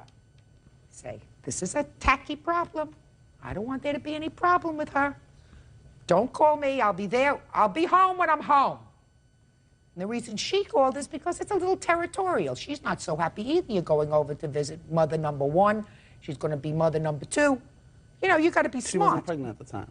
2 months later. Wow, now she is. Now she is, right? And on your security job, you can hardly afford to pay for yourself. I don't have work. Listen to me, sir. When you had a security job, you could hardly afford to pay for 1 child. Now you're going to have 2. Did you pay for a lawyer? No. They gave you a free lawyer. Yes. You spent a couple of days in jail. Yes. You shouldn't have. And so did I, because he falsely arrested me. For what? He said that I made phone harassment. On June 30th, he called me. I have the phone records for that. He called me with my own phone card that he rung up. He falsely arrested me on June 31st. I got arrested. I made the report on June 30th.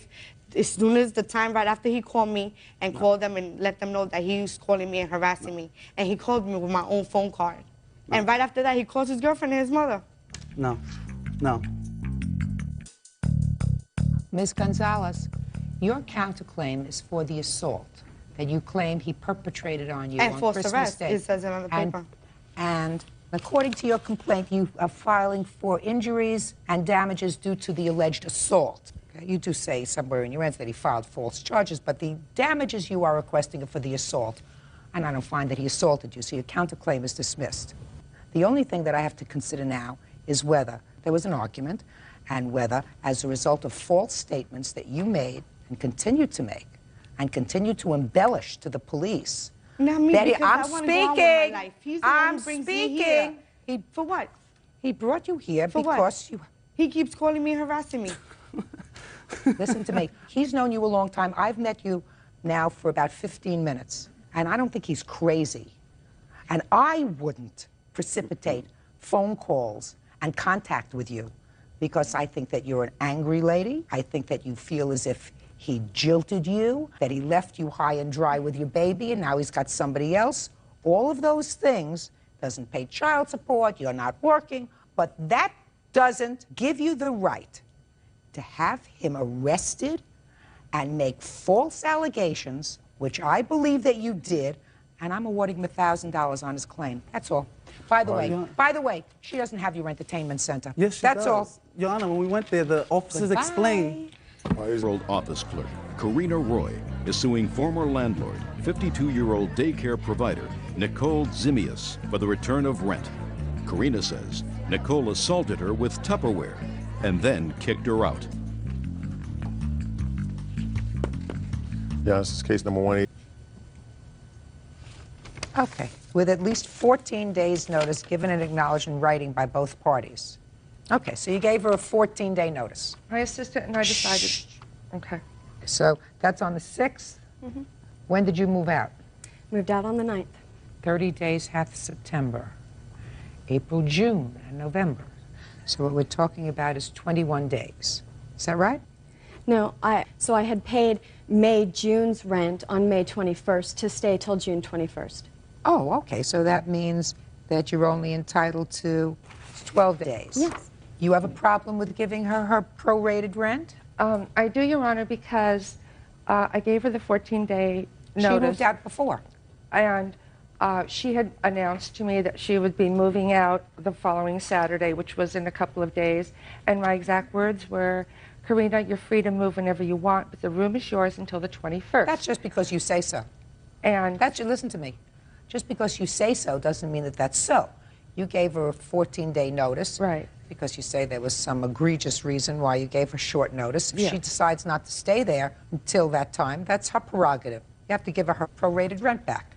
But, Your Honor, the problem is, although she physically moved out, her property was still in the room. All of her? Absolutely. No, property? not all of her property. What? The day after she moved, she said she What needed was in- to bring her answer machine in because her phone... What was in her Well, room? there was a lamp, a pole lamp, and then her ashtray, and she said Saturday night when she moved out, I'm really tired, my ashtray is in there, I didn't even wash it, I'll get back to it later. And I did not even go into the room to clean or anything. When I did go after the 20th, when she got her security deposit back, then I went in there, and these two items were in the closet still. Is that the other And items? the lamp that she had said when she was moving, she said, you can either give this away or throw it away. Then you should have done that. Real cases, real people. Judge Judy. Karina Roy says former landlord Nicole Zimius assaulted her with Tupperware. Okay, what items do you think suggest that she still occupied the room? The teddy bear and the cup? Well, listen to me, speak. The lamp. The lamp she told you to get rid of. The ashtray, and these two things, with the kind of ups and downs that we've had in her stay, I was not about to even go into the room, and I didn't. That's fine. That's your prerogative. You did, you didn't. I don't care whether you did or whether you didn't. Clearly, you gave her a notice because you didn't want her around. You felt as if you wanted to give her 2 weeks to get out. That's fine. I find that she elected to move out before. I believe she's entitled to do that. She doesn't want to be there if you don't want her there. She moved out. She gets her portion of the rent back that she paid, because I don't consider that, a cup and her teddy bear, leaving property in the house so that you couldn't rent the room again if you wanted to. All right. Now next, you want her to pay your moving expenses. Is that right? Yes. Wrong. So we've just dealt with that. You don't get your moving expenses. Now, damages due to the assault. I'm prepared to hear you if you want to tell me what your damages were as a result of the assault. Because of this, I mean, the way I physically felt, okay, was just like somebody just ripped my, I mean, I just felt hollow in here. I mean, I did not feel stable at all. My driver You're not has stable. Anybody that walks into a bedroom, somebody sleeping in their bed, to ask for 2 pieces of Tupperware and start an argument with them while they're in bed over 2 pieces of Tupperware isn't too stable. Okay. To start with. Well, because $500 divided by 30 equals $16.66. Clear that? Yeah, just multiply. What? Just multiply. Yeah, I'm going to do that. Wait a second. I'm learning how to use this machine. Okay, I'm trying to tell you. Just a minute. Times 12 equals $199.92. That you are entitled to. Judgment for the plaintiff in the amount of $199.92. Thank you. You want to give her back a bear? Certainly. Perfect. Bird, would you take care of the bear and the cup? Sure. Parties are excused. You may step out. She fought with all the tenants. She fought with me. She fought with my 2 sons who don't even live there anymore. Absolutely not. I'm such a meek, shy person. I bowed down to them and I stayed out of their way. And now the next case.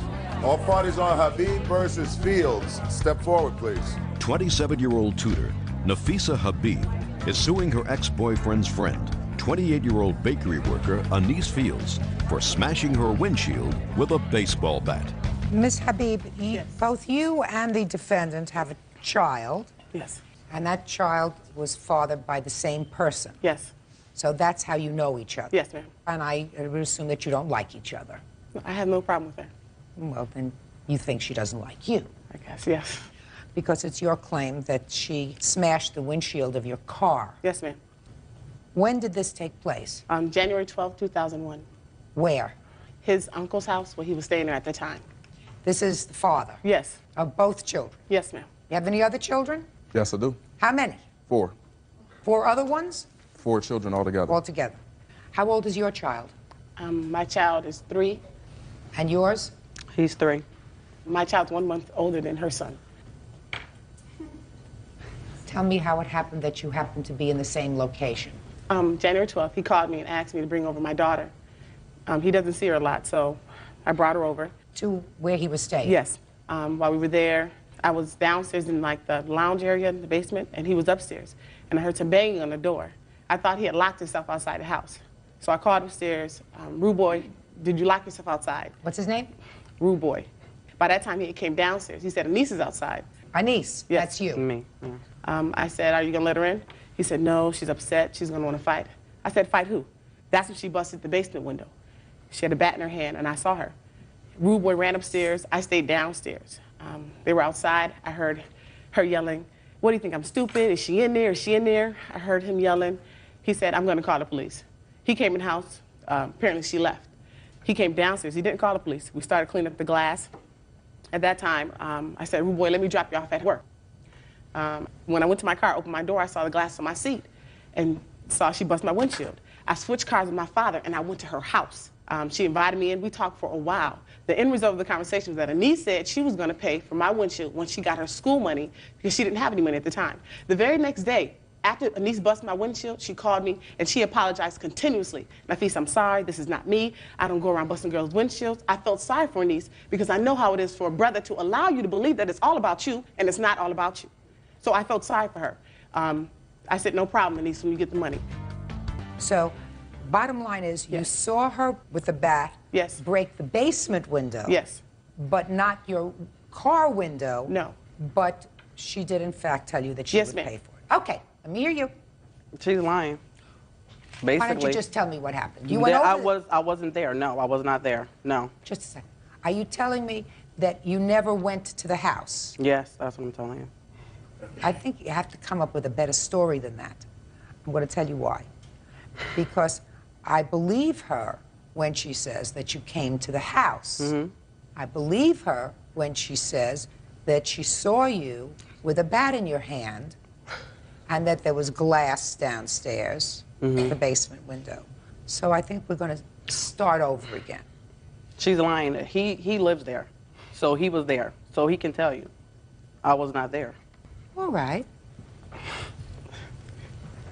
She's lying. I don't know. My basement window never got broke. I don't know how you could see somebody break the basement window from the basement. I don't know what she's talking about. Prior to this, she said I broke her window, busted her car up. She told my grandmother I did it. She let a friend of mine use her car. He crashed her car up. She said I did it. I don't know nothing about what this is about. Ma'am, I'm sorry, Miss Judy, Judge Judy. I'm trying to be calm because I want to cry because I cannot believe that Jamar would sit up here and lie. He was supposed to watch Hanifa, but he said that he couldn't watch her. I didn't even know he was going to be here. Rude Boy, you should be ashamed of yourself. Shh.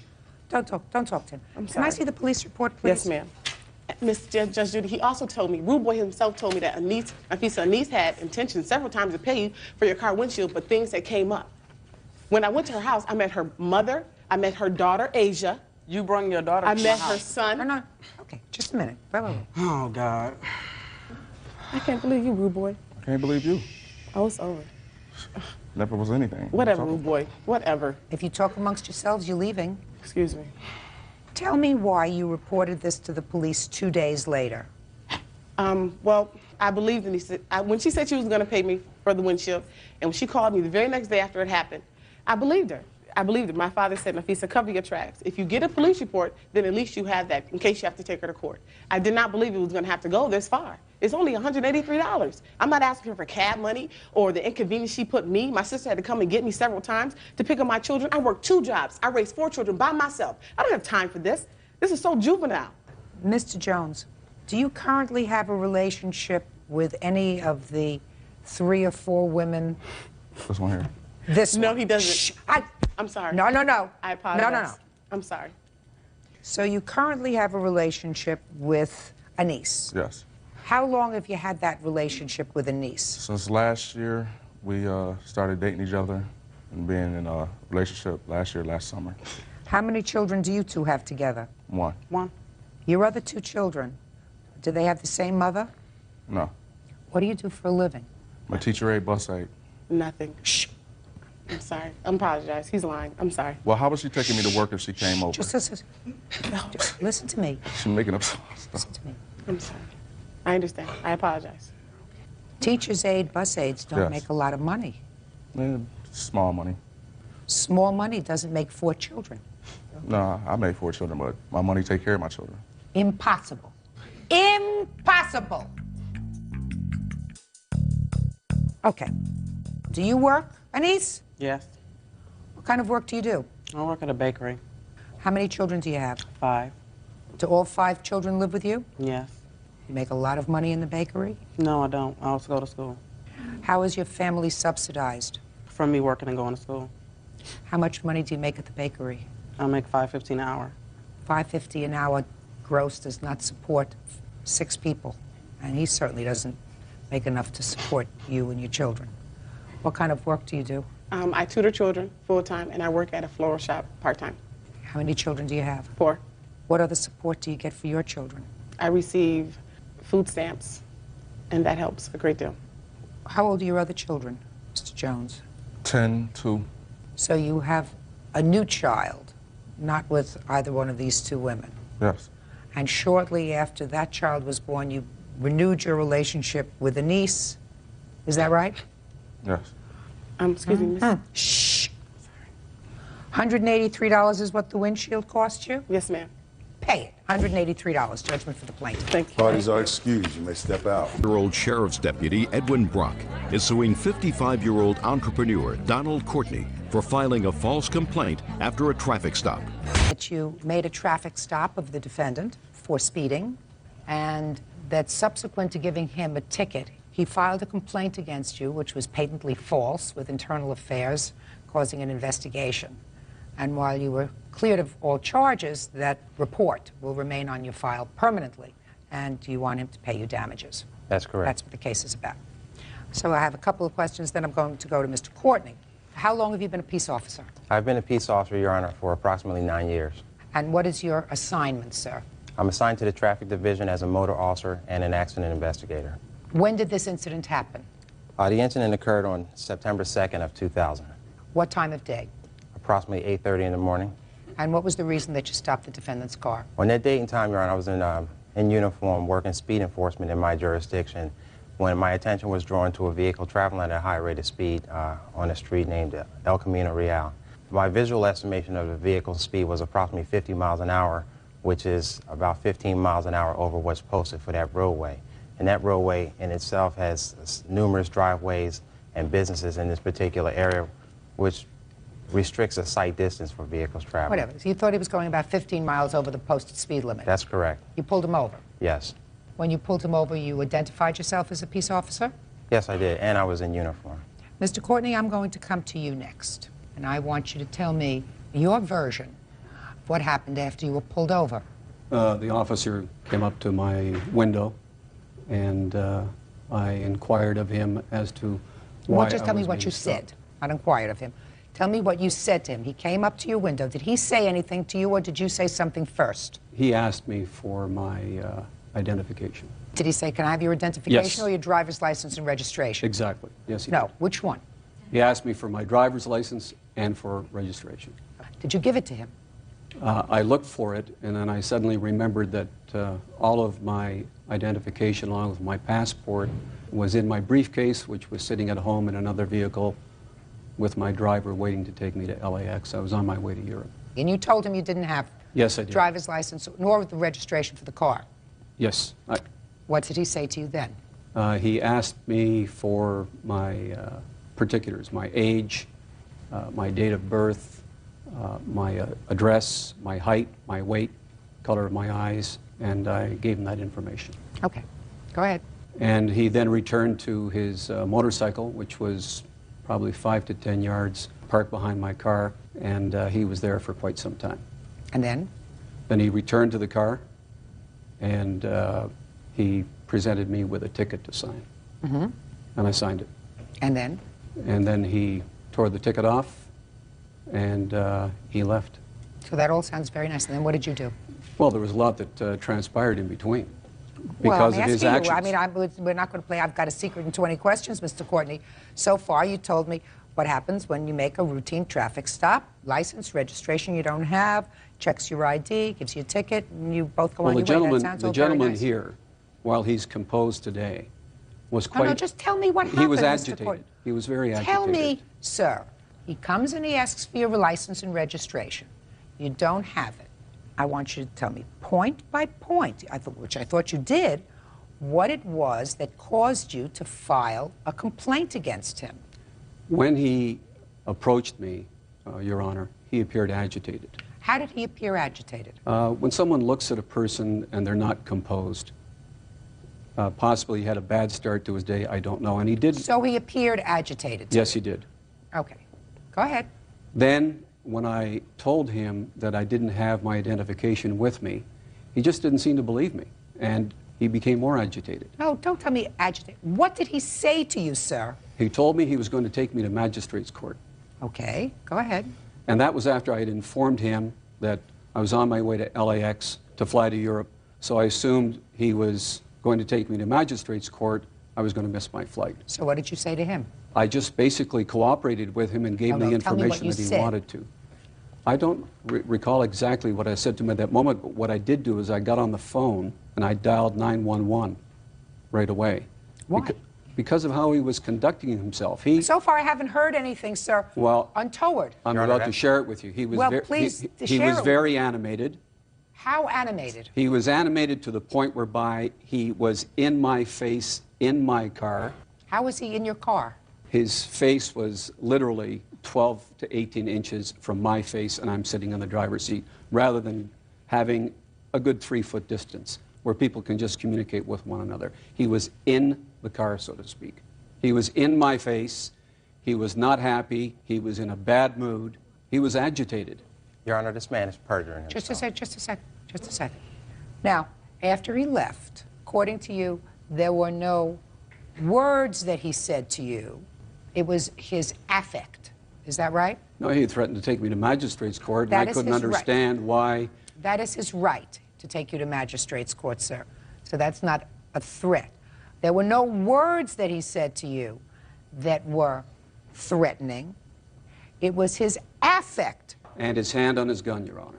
Yes. This was just a simple traffic stop Well, on a it's Saturday simple- morning. It's a simple traffic stop, Mr. Courtney, except that the person who we stopped had no identification, had no license, had no registration. So what initially is a traffic stop becomes something else when there is no identification. I'm going to repeat myself. Other than the fact that you say his affect appeared to be agitated, he did not threaten you in any way. He didn't curse at you in any way. Is that right? Oh, that's not correct, Your Honor. Well, what did he say to you, sir? That's what I'm trying to get to, Mr. The Courtney. intonation in his voice, he was very abusive in how he addressed me. Tell me, sir, what he said. I don't recall the exact words, Your Honor, but just the manner in which he conducted himself. May I He didn't s- comport himself properly. All right. May I see the report that was filed, please? This is a letter that he wrote to my department I'd like for to see Internal that. Affairs. That's the letter right there. Your of the Honor, things- may I make a point, please? Some of the points he made in the letter using the words. Go ahead. Shh. Just a minute. Go ahead. This incident occurred September 2nd. The Criminal Investigation Department conducted its investigation, wrote a letter back saying that they weren't going to pursue anything against the gentleman. Therefore, I assumed it was fait accompli, everything was over. I talked with my lawyer here in Beverly Hills. He said, pack it in, forget it. So I shredded everything. Well, I have it here. No, I appreciate that, but I wanted to peruse it prior to coming on the show. Okay. Well, in the letter, Mr. Courtney, that you've written to the police department, you have accused the plaintiff of not only menacing affect, but of cursing at you on at least 3 occasions, something that one would necessarily remember if you remember his affect. I'm going to make a mark. Your Honor, while you were Just a looking at second, just a second, sir. Would you show this to the defendant, please? Thank you. Read the portions that I've checked. I apologize. I don't have my glasses with me. It's a strong Are enough we in for the same anybody. age? We're in the same age range? I'm younger than you are.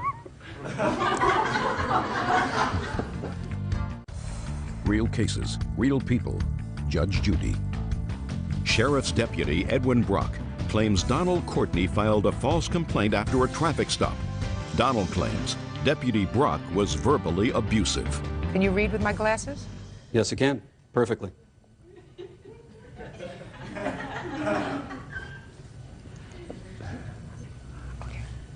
Now, I'll take them back. And the paper. Thank you. Without going into graphic detail, well, I best go into graphic detail because we have a record here. When I was signing the ticket, in shrieking tones, according to you, he said, sign the ticket or you're going to court now. That I would remember. Then, you say, he said to you, with his finger, you and your limousine.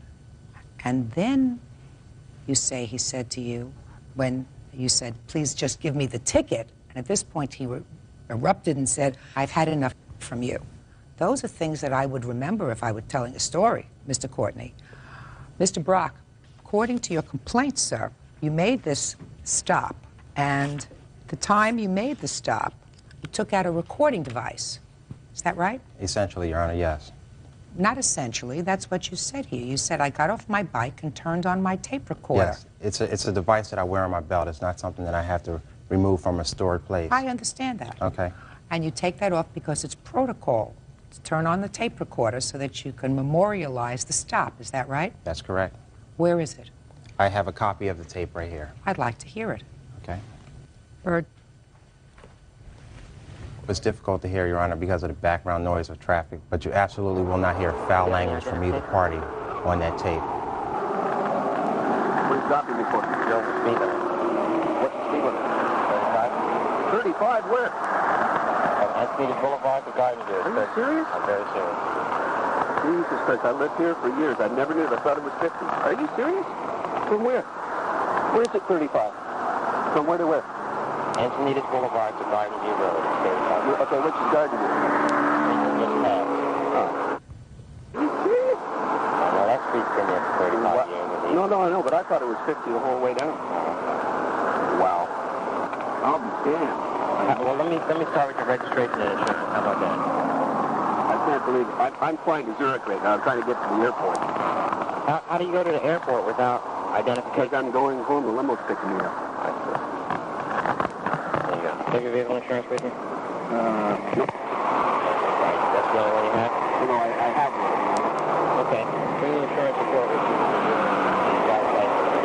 You're not admitting guilt to the charge of being cited here for the speed violation. You have to appear in court for the charge. You're not admitting guilt to anything. Okay. Your court date starts November 13th, 8 o'clock. Okay? You said I'm not admitting guilt. Well, your constitutional right, though. Even if you agree... What are you charging me for? Speed violation, or proof of insurance in the vehicle. Well, what is the speed violation? What do you mean, what is it? Well, what was I doing? Well, you're over the speed limit. 48 miles an hour and 30 miles. I mean, really. Let me say something. You really have nothing better to do than stop me 15 miles an hour over the speed limit in this town? I mean, come on. Let me ask you a question. When should I start writing tickets? Well, let me say something to you. No, don't say anything else. Why not? I can say whatever I'd like. You sure can. Yes. Why you sign the ticket, though? You're going to sign the ticket and not delay me any longer. The ticket asked you nicely, and I did ask you nicely. Don't be silly. Relax. No, there's no more we have to do. I'm standing out here. I don't care who you call. Well, I did the last time. Let me tell you what happened the last time. I don't care what happened to the last officer. I'm hanging out here with these cars going 45 miles an hour. Now, I want you to sign the ticket so I can terminate. You want to terminate the contract by signing the ticket here. I'm not going to sit here and argue with you. You want to argue? I'm trying to talk to you now. I don't want to do it anymore. You know why? It's going downhill. You're getting the ticket. From what? You're getting the ticket whether you like it or not. I don't mind. Okay, I would like you to sign so I can go. Sign it. Relax. You can voice your opinion in court. If you sign the ticket and you can relax on your trip to Switzerland or wherever else. I'll take it with you. You want to go sign in front of a magistrate, you can sign it. If not, you sign it right here. They can be taped later on. Right here on the side of the road is not the place to have debate with cars going behind me at 40 and 50 I'll tell you, this is not the end of it. Respect, you know what? It's not the end of it. You won't be the first one. Oh, no, you don't know what happened the last time I took an officer's report. Here's your copy. Hang on, don't go. I need your thumbprint here since you don't have any driver's license. Would you put your right thumb on the pad right here, please, and just lightly touch the box? That's it. Good day. I got a problem. Drive safely.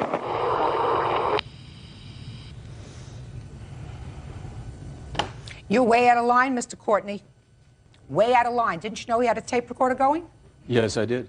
Well, if you knew he had a tape recorder going, sir, and I've just listened to the entire conversation that the two of you had, there is nothing that he did to you that was untoward that day. Respectfully, you weren't there. You I didn't don't care see whether him. I was there or not. I heard you. I was there. I saw his facial remarks, his hand on the gun, and furthermore, I have a witness here with me today who will testify that he physically assaulted her in a court hallway 3 months later. Do you want to know something? I am not interested in your witness because that case, if it's a case at all, has absolutely nothing to do with this. Yes, it does. Because we appeared in you court on that wrote day. this letter in which you allege, in this letter, which went to Internal Affairs, that he on no less than 3 occasions cursed you. He did not. That was clearly a lie. Now, maybe its intention was to get somebody's attention, but it was a lie because I've just listened to this entire conversation. Your Honor, the validity of the authenticity of that tape has not been proven. To my satisfaction, Mr. Not Courtney. to mine and not in a court of law. Sir, you've subjected yourself to this jurisdiction. This isn't the first case that I've heard, Mr. Courtney. And this isn't the first tape that I've listened to. Your Honor, and I I'm asked telling for you that that information. It was not provided. And I'm telling you that the only one who was giving a hard time that day was you. As a matter of fact, there is some indication on this tape that you threatened him. Where is You that? said to him something about the last cop who gave me a ticket. And he replied very quietly, I don't care about the last cop that gave you the ticket. Please just sign this ticket. And he didn't threaten to take you to magistrate's court, sir. He only said to you, you can either sign the ticket here, sir, or you can sign it in magistrate's court. Why don't you please sign it here? Then you can be on your way. But I did sign it. Mr. Courtney, you were vindictive. The complaint that you made against him was totally without merit, based upon that tape, which is what cleared him. Very smart of the police department to have you carry around these tapes, guys. I want to tell you something. It should have been done a long time ago. Now, I don't believe that Mr. Courtney knew that you had that tape, because if he did, I doubt very much whether he would have consented to appear here today. He did. You're suing him for $5,000. I take judicial notice of the fact that a complaint to Internal Affairs remains on your record, even if there is a finding at the end of an inquiry that there was no basis for the complaint. It does remain on your record. I am granting you your complaint in the amount of $5,000. This case is over. Parties are excused. You may step out. 46-year-old Carl Blackman and his wife, Lori Jin Blackman, are suing former friend, 35-year-old salesman Chris Miller, and his friend, 26-year-old Mark Vaughn. The Blackmans claim they loaned Chris money to bring his girlfriend from the Philippines to the United States. Order. All rise.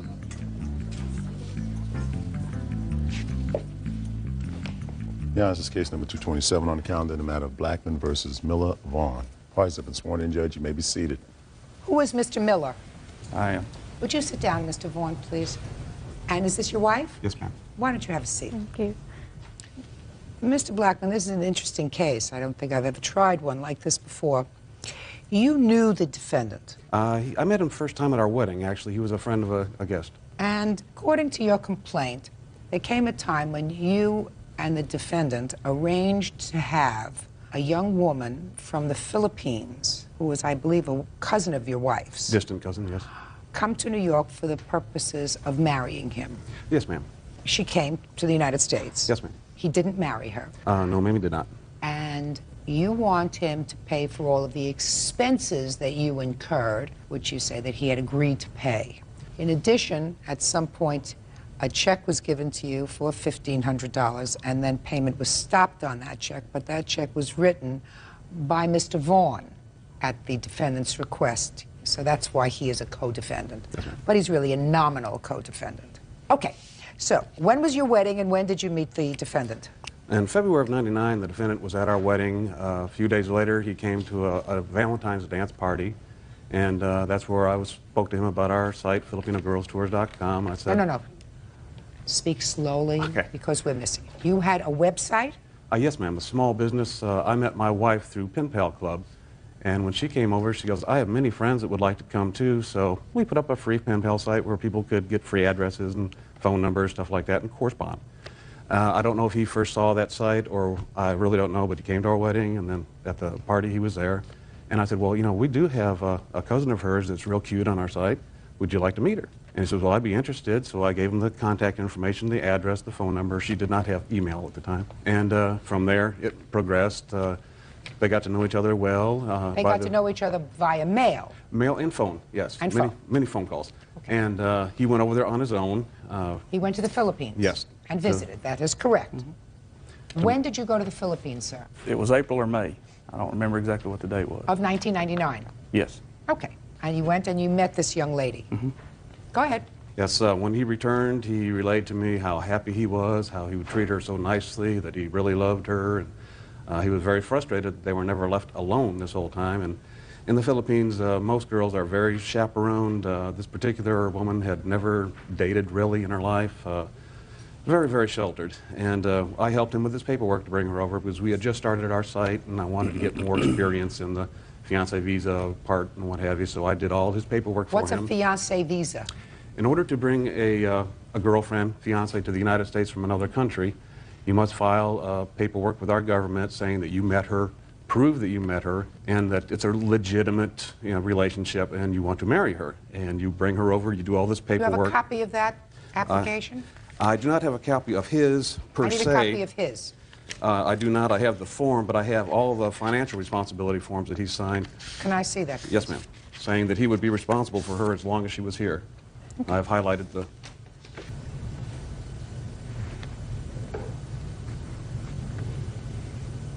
Okay, and you signed this financial affidavit, sir, on the 31st of August, 1999. Is that right? I'd have to see it. Sure.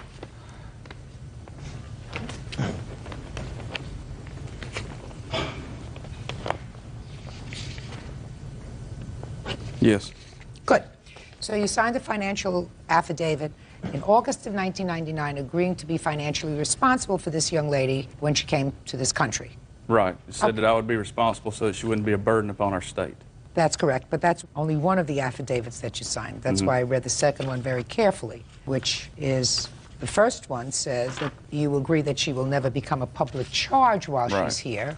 But the second affidavit that you signed, sir, says that a plaintiff may seek specific performance of my support obligation, and you acknowledge that any federal, state, local, or private agency that pays any means-tested public benefit or benefit on behalf of the sponsored immigrants has standing to sue you to meet my financial obligations.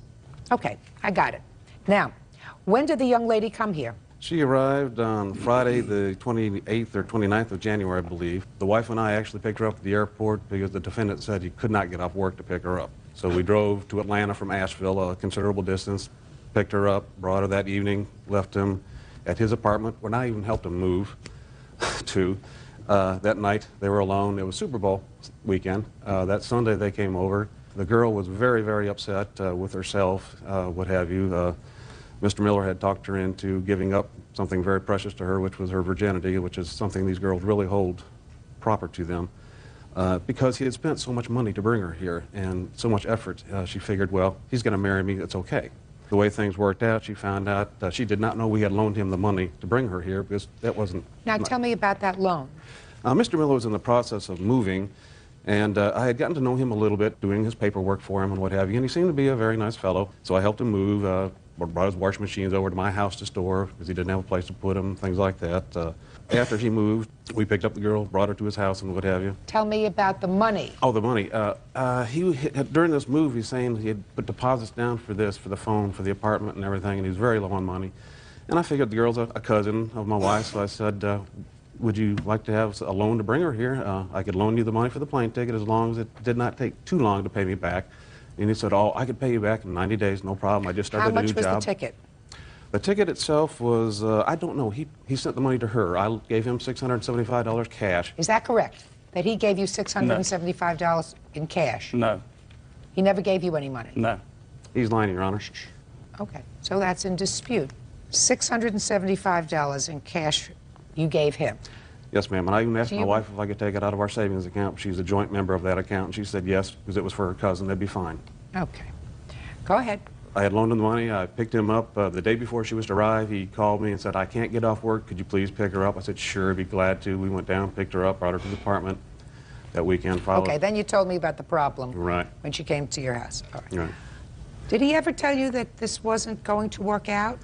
The first indication I had of any problem was that Thursday, he did not show up one night. He kept on showing up later each night coming home, and on Wednesday night he didn't show up at all. Thursday morning the girl called me, I picked her up, brought her home. That Thursday evening he called me, he didn't have keys to get into the apartment. He said, oh, I had to spend all night in the hospital with my son last night, and he gave me this story. His son was real sick and he stayed there, and so I met him at the apartment and told him how badly she was hurt. And he says, well, I love her, this is not going to happen. You know, let me get cleaned up, I'll come over. That was the last I saw him in person until our criminal court trial came up. He called me the next day and said... What criminal court trial? For the $1,500 check. Oh, okay. It was dismissed due to, it was a post-dated check. Okay. North Carolina laws. When for the first time, I asked you, did he tell you that this was not going to work out? He called me on the phone that week, I believe it was that Thursday evening, and said, I'm not going to marry her. And I said, well, why? And he says, well, that's personal, I'm not going to tell you. I've got to go out of town this following weekend. When I get back, I'll get with you. And he never did call back. Mr. Vaughn called me and said that he had a check that he had written to cover her expenses for her plane ticket, my loan, a small amount of living expenses until she went home. And I was to pick the check up at the apartment. Well, we didn't have a key. We couldn't get in. Well, you must have said something to him about money. You owe me some money. You owe me the money that I gave you, $675, Actually, and the return, and her return flight as well. Right. It was actually him that volunteered the money at first to pay for her plane ticket home, because he knows this is a responsibility that he signed, that he is responsible for this woman, and if they do not get married after 90 days, he has to return her. It's an agreement he's made with the U.S. government. Okay. So he was aware of his obligation. Real cases, real people. Judge Judy. Carl and Lori Jen Blackman say former friend Chris Miller borrowed money to fly in his girlfriend from the Philippines. Chris says there was no agreement to pay the money back.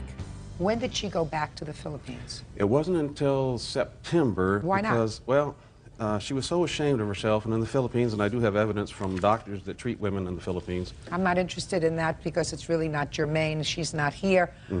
She was, for emotional reasons, she didn't go back. Right, and plus the check bounced. We could not get it to cover. 5 times I took it, it would not.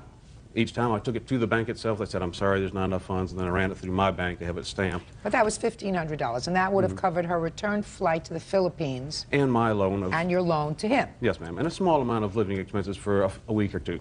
So the whole thing was $1,500. So how did $1,500 become $5,000 that you're suing him for? Well, we never could cash the check. It was never any good. So she stayed with us. She was real ashamed and didn't want to return home, and she did not have the money to return home, so because the check was canceled. And I had told Mr. Vaughn about a week after the check, when I first tried to cash it, I said, well, why isn't there any money there? And he said, well, my wife wrote a check. It'll be good in a couple of days. And I said, well, yeah, I think Cheryl may be staying a while anyways because she's very afraid about going home. Okay, I got it. So the rest of this money, $3,500, is for her living expenses. Basically, and attorney's fees, and we had to buy her clothes. She had no clothing other than summer clothing, and this was middle of winter, so we had to buy her clothing. Well, she should have gone home immediately. With what money? With the money that you would have lent her and then sued them for the $1,500 and it would have been over with. I don't have thousands of dollars in the bank. This isn't fair. We're not talking thousands. We're talking about a return airplane ticket. But it was Mr. Miller's responsibility to return her. How much was the return air ticket? When I returned her, it was $640, and it was during the low time of year. In January, it's a high travel time. It could be as much as $1,000 or more. All right, Mr. Miller, let's hear it. Well, went over there, met her, did all the paperwork and everything to bring her over here. Paperwork. Then in December, when I talked to her, I told her, I said, you know, I don't think it's going to work. You mean December before she got here? Right. Why did you tell her that in December? Well, I had met my wife. We had dated, I guess it was about 8 or 9 years ago. And we had met, and we started seeing each other. And that's when I told her, I told Cheryl, I said, you know, it's just not going to work. So you told the young lady that you didn't think it was going to work out. Is that right? Yes. Okay. What happened next? She came here. Carl picked her up at the airport. Well, when you told her in December that it wasn't going to work out, she hadn't been here yet. Why didn't you cancel these papers? I didn't know what, she was already in Manila. I didn't know what to do. You mean she had traveled to Manila in order to come here? Yeah, you have to go to Manila. You have to go to the embassy in order to come to the United States. The interview So for she coming. had already done the legwork there and was Yeah. on her way here, Yeah. and they had been using your papers to process her. Right. Okay. So you knew she was going to come? Right. In January. Well, I told her not to come. She came anyway. Carl brought her to the apartment. I told her, I said, look, you know, it's just not going to work out. I think it was like two or three nights I stayed there, and I think that was it. Why did you have When sex? Don't speak. Mr. Miller, when she stayed at your apartment for 2 or 3 nights, did you share a room together? Yes, Why? because that's the only bed. I didn't have a couch or anything. I just moved. So you shared a bed together? Yes. While he was living with Mr. Blackman, he Sorry. was very quiet. You have to be very quiet. Yes, ma'am. What arrangements did you make to get her a return ticket to go home? When me and her had split up, or she had left, went to Carl's house. That was just a few days later. Right. Carl had went around telling everybody he was going to have me for abandonment, had me put in prison, $12,000 fine. Prove it. Don't know. Mr. Don't Blackman, know if he can this or is not. the last time I say that to you, sir. The next time I dismiss your case. Do you understand? I control it here. It goes in an order. You, then him. Then if I have any questions. Do you understand? Yes, ma'am. Are you used to controlling things? Not really. Uh-huh. Does your husband like to control things? She wears the pants. What? She wears the pants. I somehow doubt that. Go ahead. So once I heard what he was trying to do, I didn't know what to do, so I called my congressman. They put me in touch with liaisons. I told her what was going on. I said, you know, I need to stop the fiancé visa. She said, okay. Well, I talked to Carl. He said, look, he said, you pay $1,500. It'll all be said and done. It'll be over with. I said, okay, fine. It'll be done. I'd closed out my account. Mark Vaughn, he was a good friend of mine. I said, you mind writing a check? I said, here's the money. He said, no problem. Gave him $1,500. Well, Carl Blackman, in the meantime, had called and told her he was going to sue me, that I was going to prison, that on the documentation it says that I am liable for everything. Well, told him no, he's not. He offered to give you the money to send her back. You told him no. You've told me no, that you're not going to send her back, and there's nothing you can do to him. So then that's when he tried to go to court, get us on a criminal offense, and then we're here. So that you stopped payment on the check that you had given him? Yes. That's what happened. Yes. But you understand that you owe him this money. No, ma'am. Yeah, you do. And for no other reason, Mr. Miller, than because of your actions, this young lady traveled from the Philippines to the United States. Now, you may have told her a week or two before she got on that plane, while she had traveled to Manila, according to you, to begin this process, that it wasn't going to work out. And if it wasn't going to work out, then what you do when Mr. Blackman brings her to your home is put her in the car and you say, I'm bringing you back to Mr. Blackman's house. I told you this wasn't going to work out. You don't take her to your bed for a few nights and then return her. Bed, sportsmanship, not moral conduct. You don't do a test run with somebody that you know is not going to be a permanent part of your life, especially under the circumstances where you met her in the Philippines, which was on her turf. According to what the plaintiff tells me, which I believe, one of the frustrations that you had is that you were not alone very much because of her strict upbringing in her family. So she comes to a strange place, she comes to a strange home, she comes to a person that she's known for, what, a week or two? Is that all you knew her? I mean, other than the mail and the telephone I was calls. over there about four or 5 days. So it was less than a week. Mm-hmm. And she's vulnerable because she's here. She doesn't know anybody. I don't know how her English is, but she's certainly very vulnerable. And you took advantage of that. Bad show.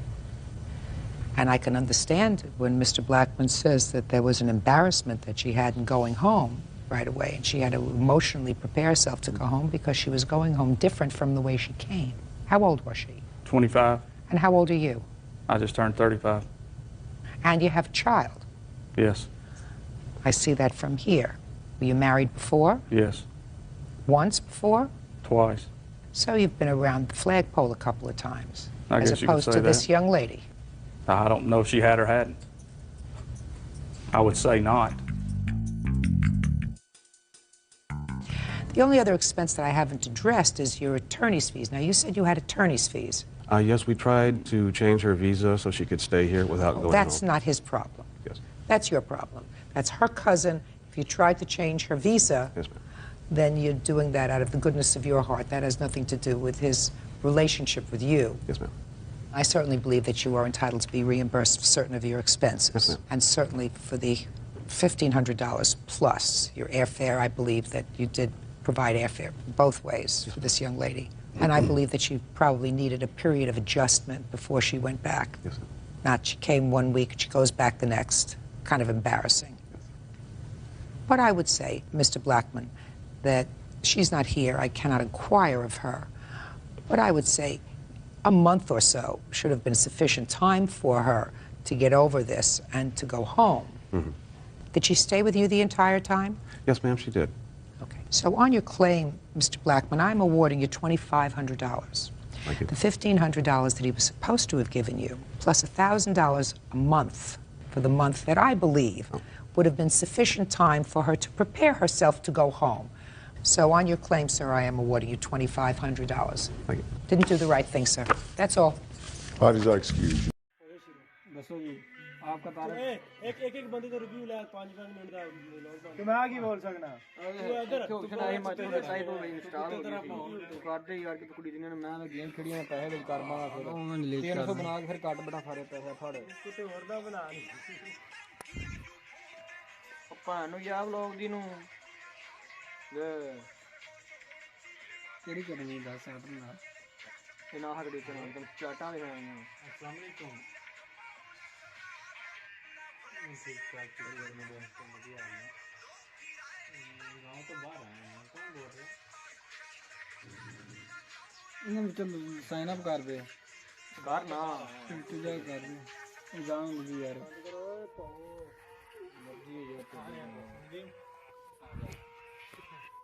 एक minute आया boss एक minute wait करे wifi आया bill लेके आने पे bill bull नहीं देना तू नहीं मेरे ना गल ओ गल करा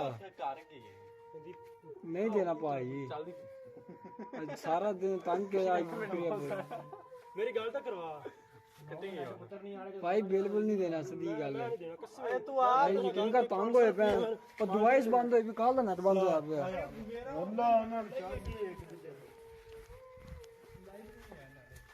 लाइट ਦਾ ਇਹਦਾ ਕੀ ਸੀਨ ਹੈਗਾ ਦੱਸ ਉਹਦੇ ਪਿੱਛੇ ਬੈਕਅਪ ਰੱਖੇ ਕਾਰ ਚੱਲਣਦੇ ਉਹਨੂੰ ਕਹਿਣਾ ਭਾਈ 1500 ਰੁਪਿਆ ਬਿੱਲ ਦੇਣਾ ਲੈਣਾ ਤਾਂ ਲੈ ਲਈ ਨਹੀਂ ਤਾਂ ਪਈ ਹੋਈ ਜਾਂ ਸਾਡਾ ਦਿਲ ਕਰੇਗਾ ਚਲਵਾਣਾ ਤੂੰ ਆ ਭਾਈ ਮੈਂ ਮਹੀਨੇ ਨਹੀਂ ਚਲਵਾਉਣਾ ਮੈਂ ਚਲਾਣਾ ਨਹੀਂ ਮੈਂ ਬੰਦੇ ਨਾਲ ਗੱਲ ਕਰ ਲਈ 500 ਰੁਪਏ ਬਿੱਲ ਦੇਣਾ ਉਹਨੂੰ ਇਹ ਵੀ ਸਹੀ ਮੇਰਾ ਐਸਐਮਪੀ ਜੀ ਚੱਲਦੀ ਨਹੀਂ ਵੀ ਮੇਰਾ ਜੀ ਕਰਦਾ ਮੇਰਾ ਜੀ ਕਰਦਾ ਵੀ ਮੇਰੇ ਜਿਹੜਾ 3000 ਹੈ ਨਾ ਵਾਪਸ ਦੇ ਦੇ ਉਹ ਨਹੀਂ ਵਾਪਸ ਮਿਲਣਾ ਯਾਰ ਉਹ ਤੂੜੀ ਵੀ ਨਹੀਂ ਰੱਖਣੀ ਕੋਈ YouTube ਚੈਨਲ ਨਹੀਂ ਚੱਲਦਾ ਪਿਆ ਕੀ ਹੋਣਾ ਉਹਨਾਂ ਤੂੜੀ ਵੀ ਨਹੀਂ ਰੱਖਣੀ ਮੈਂ ਉਹਨੂੰ ਕਿਹਾ ਹੀ ਮੈਂ ਤੇਰੇ ਉਹਦੇ ਚ ਮਸਲਾ ਹੀ ਉਹਦੇ ਚ ਨੈਟ 'ਚ ਪਤਾ ਕੀ ਹੋਣਾ ਆਪਦੇ ਅਕਾਊਂਟ ਚੈੱਕ ਕਰਵਾਓ ਸਾਡੇ ਨੈਟ 'ਚ ਕੋਈ ਇਸ਼ੂ ਨਹੀਂ ਹੈਗਾ ਮੈਂ ਜਦੋਂ ਦਾ ਅਕਾਊਂਟ ਤੇ ਕੀਤਾ ਸਾਡਾ ਕੋਈ ਅਕਾਊਂਟ ਰੁਕਦਾ ਹੀ ਨਹੀਂ ਹਾਂ ਥੋੜੀ ਕਿ ਆਈਪੀ ਦਾ ਮਸਲਾ ਮੈਂ ਆਈਪੀ ਦਾ ਭਾਈ ਤੁਹਾਡੀ ਹੈ ਆਏ ਵੀ ਤੁਹਾਡੀ ਇਸਤੇਮਾਲ ਕਰਨੇ ਪਰ ਉਹਦਾ ਤੂੰ ਸਹੀ ਪਾਈ ਜਾਂਦਾ ਜਿੱਤੇ ਹੀ ਖੜਾ ਹੁੰਦਾ ਭਾਈ ਨਹੀਂ ਮੇਰਾ ਤਾਂ ਕਰ ਦਿੱਤਾ ਉਹਨੇ ਬੁਰੀ ਨੇ ਕੀ ਅਪਲਾਈ ਮੋਨਟਾਈਜ਼ ਹੋ ਗਿਆ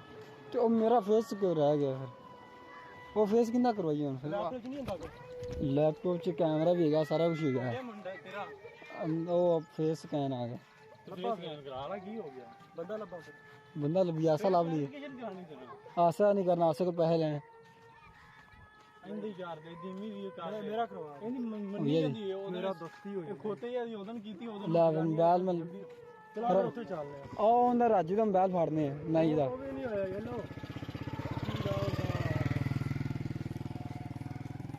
ਉਹ ਤੂੜੀ ਤਾੜੀ ਕੋਈ ਨਹੀਂ ਲਿਆਣੀ ਇਹਦੀ ਮੈਨੂੰ ਲੱਗਿਆ ਪਤਾ ਕੀ ਗੱਲ ਕੀ ਹੋਇਆ ਉਹ ਦੁਕਾਨ ਹੈ ਜਿਹੜੀ ਉਹਨੇ ਕਿਹਾ ਉਹ ਤਾਂ ਬਾਤ ਹੈ ਆਈ ਏ ਗੱਲਾਂ ਵੀ ਰਿਕਾਰਡ ਕੀਤੀਆਂ ਹੀ ਆਪਾਂ ਆਪਾਂ ਕਿਵੇਂ ਸੁਣੀਆਂ ਕਿਉਂਗੇ ਸੁਣਨੀਆਂ ਤਾਂ ਨਹੀਂ ਆਪਨੇ ਵੇਖਣੀਆਂ ਨਾ ਆਪਾਂ ਥੋੜੀ ਉਹਨਾਂ ਕਿੱਥੇ ਵੇਖਣੀ ਨਾ ਕਰੇ ਐਲੇਕ ਪਰ ਮੰਨੀ ਵੀ ਓਏ ਇਹ ਕਰੀ ਦੀਆਂ ਲਗਾ ਦੇ अब कुछ नहीं तू पर मेरी कल्ले की बना मेरी कल्ले की बना बगैर तो भाई तेरी को हमने ये मेरा चैनल है इसको तो मैं वाइट टाइम पूरा करना ठीक है खुश हो मरा है भाई बंद कर दी अरे केड़ा व्लॉग है बंद ही कैमरा गंदा है कैमरा तू करी डरना पे मैं पता नहीं ये कितने व्लॉग बना के लाए ने चल ही जंदे ने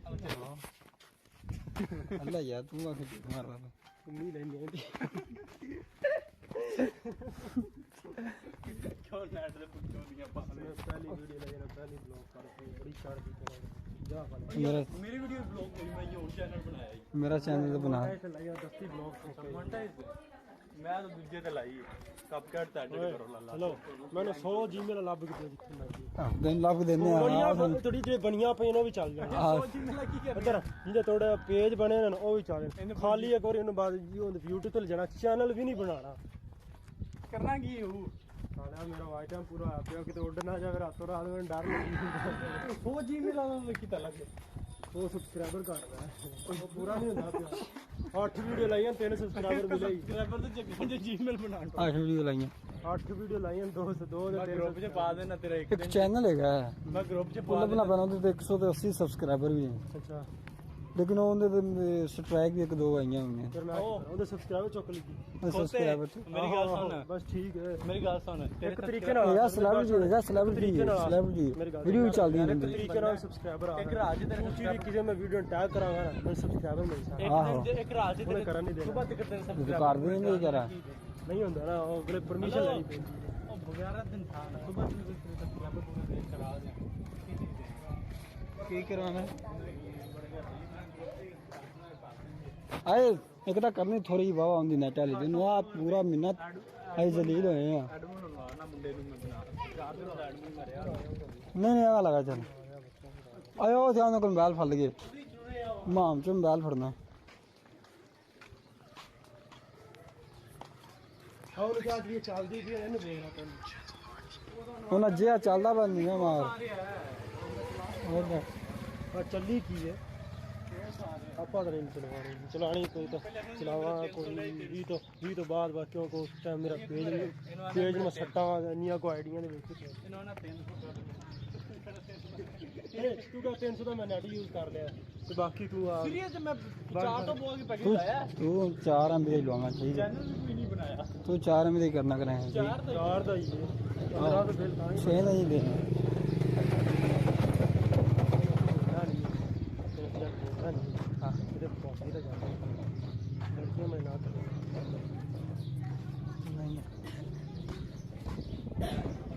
ਬੋਸ ਨਾ ਵੀਡੀਓ ਤੇ ਬਣਾਉਣਾ ਪਿਆ ਤੇ ਸਾਨੂੰ ਦੱਸਣਾ ਵੀ ਕੀ ਸਾਨੂੰ ਕਰਨਾ ਜਾ ਰਹੀ ਹੈ ਇਹਨੂੰ ਵਿੱਚ ਲਿਆਣਾ अस्सलाम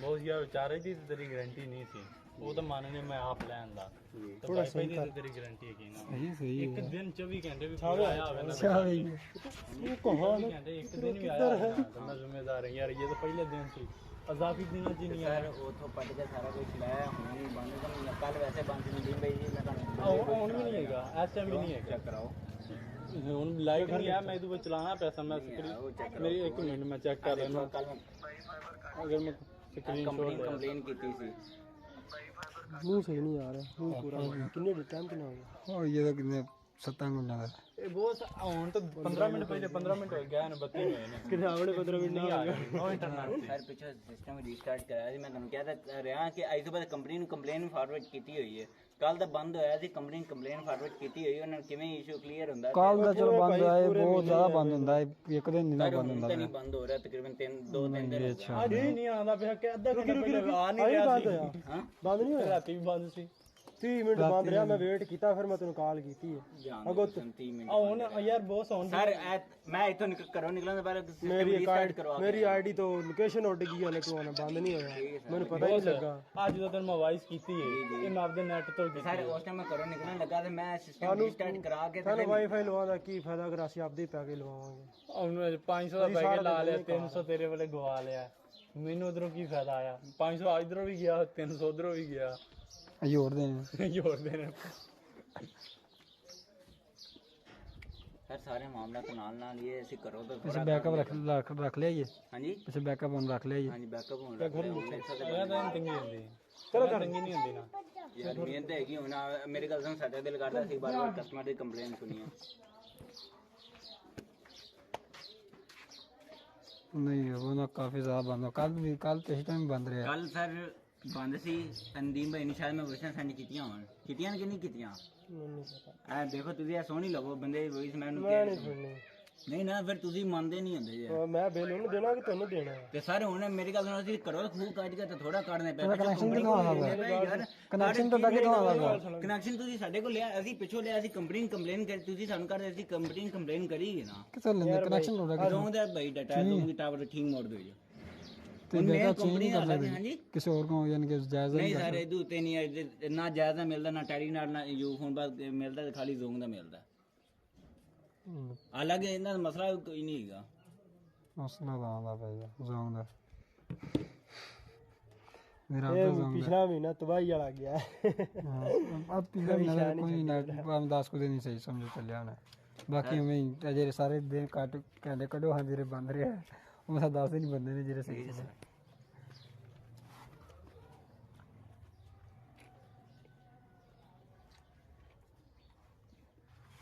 ਸਾਰੇ ਮਾਮਲਾ ਤਾਂ ਨਾਲ ਹੀ ਹੁੰਦੇ ਨੇ ਉਹ ਤਾਂ ਨਾਲ ਹੁੰਦੇ ਨੇ ਯਾਦ ਰੱਖੋ ਕਿ ਅਸੀਂ ਘਰੋਂ ਕੱਢਨੇ ਮੈਂ ਬਈ ਸਾਡੇ ਯਾਰ ਮੇਰੀ ਗੱਲ ਸੁਣ ਮੁਸਤਾ ਜੀ ਅਸੀਂ ਯਾਰ ਬਿੱਲ ਦੇਣਾ ਤੈਨੂੰ ਅਸੀਂ ਪਿੱਛੇ ਨੂੰ ਨਹੀਂ ਜਾਣਦੇ ਬਈ ਮੇਰੀ ਗੱਲ ਸੁਣੋ ਮੇਰੀ ਪੂਰੀ ਗੱਲ ਸੁਣ ਤੁਸੀਂ ਸਾਨੂੰ ਜਾਣਦੇ ਜੇ ਮੈਂ ਤੁਹਾਨੂੰ ਜਾਣਦਾ ਹਾਂਜੀ ਤੇ ਬਈ ਤੁਹਾਡਾ ਹੱਕ ਬਣਦਾ ਕੰਪਲੇਨ ਕਰਨ ਦਾ ਹੁਣ ਮੇਰੀ ਗੱਲ ਇਹਨੇ ਵੀ ਸਾਡਾ ਨਹੀਂ ਚੁੱਕਦੇ ਜਦੋਂ ਵਾਈਫਾਈ ਬੰਦ ਹੁੰਦੀ ਹੈ ਦਸਤੀ ਦਾ ਨੰਬਰ ਬੰਦ ਹੋ ਜਾਂਦਾ ਨੰਬਰ ਬੰਦ ਹੋ ਜਾਂਦਾ ਨਹੀਂ ਫੋਨ ਚੁੱਕਦੇ ਯਾਰ ਇੱਕ ਬੰਦੇ ਮੇਰੀ ਗੱਲ ਸੁਣੋ ਇੱਕ ਬੰਦੇ ਨੂੰ ਅਗਰ ਬਈ ਸਟੋਰੀ ਲਾ ਕਰੋ ਸਟੋਰੀ ਸਰ ਸਟੋਰੀ ਵੇਖ ਲੈ ਹੁਣ ਤੁਸੀਂ ਮੈਨੂੰ ਫੋਨ ਕੀਤਾ 10 ਮੈਂ ਕਹਿ ਦਿੱਤਾ ਬਈ 10 ਤੋਂ 15 ਮਿੰਟ ਤੱਕ ਚੱਲ ਜਾਏਗਾ ਫਿਰ ਤੁਹਾਡੇ ਤੱਕ ਬੰਦਾ ਦੁਬਾਰਾ ਫੋਨ ਕਰਨ ਦਾ 10 ਮਿੰਟ ਬਾਅਦ ਬਈ ਨੈਟ ਦੀ ਕਿਉਂ ਨਹੀਂ ਚੱਲਿਆ 10 ਮਿੰਟ ਬਾਅਦ ਕਿਦੋਂ ਨਹੀਂ ਇਹ ਕਾਫੀ ਬੰਦੇ ਤਾਂ ਪਰ ਨੰਬਰ ਹੀ ਬੰਦ ਕਰ ਦਿੱਤਾ ਕਿਦੋਂ ਹੁਣ ਕੰਪਨੀ ਸਾਨੂੰ ਆਦੀ 10 ਮਿੰਟ ਦਾ ਸੀ ਹੁਣ ਕੰਪਨੀ ਵੀ ਬਾਰ-ਬਾਰ ਫੋਨ ਨਹੀਂ ਚੁੱਕਦੀ ਹੁਣ ਮਸਲੇ ਬਣਨ ਲੱਗੇ ਪਤਾ ਨਹੀਂ ਚੱਲਦਾ ਟੈਕਨੀਕਲ ਚੀਜ਼ਾਂ ਨੇ ਇੱਕ ਦਿਨ ਸ਼ਾਮ ਨੂੰ ਬਣ ਗਿਆ ਉਹ ਪਤਾ ਨਹੀਂ ਜਦੋਂ ਤੂੰ ਬਾਰਿਸ਼ ਆਈ ਸੀ ਆਹੋ ਰਾਤ ਨੂੰ ਪਤਾ ਨਹੀਂ ਮੈਂ ਸੋਇਆ ਮੇਰੀ ਅੱਖ ਨੂੰ ਰਾਤ 8 ਵਜੇ ਬੱਤੀ ਕਿਦੋਂ ਨਹੀਂ ਆਈ ਰਾਤ 8 ਵਜੇ ਬੱਤੀ ਗਈ ਅਜੇ ਤੱਕ ਨਹੀਂ ਆਈ ਬੱਤੀ ਅਜੇ ਨਹੀਂ ਆਈ ਮੈਂ ਬਹੁਤ ਸਾਰੀ ਦਿਹਾੜੀ ਇਸ ਕੰਮ ਤੇ ਹੁੰਨਾ ਮੈਂ ਤੈਨੂੰ ਸਕਰੀਨਸ਼ਾਟ ਸੱਟਣ ਤੇ ਹੋਣਾ ਹੀ ਕਿਉਂਕਿ ਮੇਰੇ ਕੋਲ ਨਾ ਇਹ ਵਾਰ-ਵਾਰ ਕੋਈ ਨਹੀਂ ਹੋਣਾ ਹੁਣ ਤੂੰ ਸਕਰੀਨਸ਼ਾਟ ਵੇਖੀ ਨਹੀਂ ਯਾਰ ਹਰ ਵਕਤ ਮੇਰੇ ਉਹਨੂੰ ਡਿਵਾਈਸ ਨੂੰ ਹੀ ਵੇਖ ਚਲੋ ਬੱਤੀ ਆ ਗਈ ਨਾ ਜਦੋਂ ਬੱਤੀ ਆਏਗੀ ਮੈਨੂੰ ਦੱਸਿਆ ਮੈਂ ਚੈੱਕ ਕਰ ਲਾਂਗੇ ਜੇ ਮੈਂ ਇੱਥੇ ਹੀ ਆ ਤਕਰੀਬਨ ਟਿਕਟ ਤੱਕ ਠੀਕ ਹੋ ਗਿਆ ਜੀ ਮੈਨੂੰ ਲਾਜ਼ਮੀ ਫੋਨ ਕਰ ਦੇ ਕਿਤੇ ਬੱਤੀ ਆ ਗਈ ਨਾ ਕੀ ਬਣਾ वो मैग्नेट बंद नहीं गया 15 मिनट नहीं ये किसे पूरे 15 मिनट करना है ਕਿਹੜਾ ਕਮਾਂ ਪੈ ਗਿਆ ਤੂੰ ਯਾਰ ਇਹ ਆਦਮੀ ਭਾਈ ਜਾਣਦੇ ਆਪਾਂ ਕੀ ਵਾਈਸ ਕਰਨਾ ਤੇਰੀ ਵਾਈਸ ਨੂੰ ਅਸੀਂ ਇਹਨੂੰ ਰਿਮੂਵ ਆਹ ਉਹਨੇ ਚੂਚੀ ਨੇ ਪਤਾ ਕੀ ਲਾਈ ਸੀ ਮੇਰੇ ਜੀ ਬਣਾ ਕੇ ਬਸ ਲਾ ਗਈ ਸੀਆਂ ਮੈਂ ਉਹ ਤਾਂ ਟ੍ਰਿਮ ਕੀਤੀ ਸੀ ਨਾ ਗੱਲ ਥੋੜਾ ਚਲਾ ਉਹਦਾ ਨਾ ਟ੍ਰਿਮ ਕੀਤੀ ਠੀਕ ਹੋ ਗਿਆ ਬੌਸ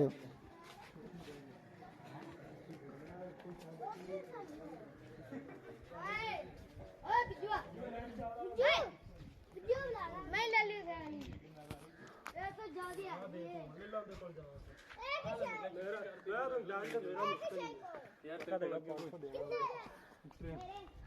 ਕੋਈ ਨਹੀਂ ਗੱਲ ਨਹੀਂ ਘਰ ਵਾਲ ਚਲਾ ਮੈਂ ਫੜ ਗਿਆ ਮੇਰੀ ਗੱਲ ਸੁਣ ਉਧਰ 500 2000 ਦਿਨ ਹੈ ਕੌਣ ਤੇਰਾ ਬਰਦਾ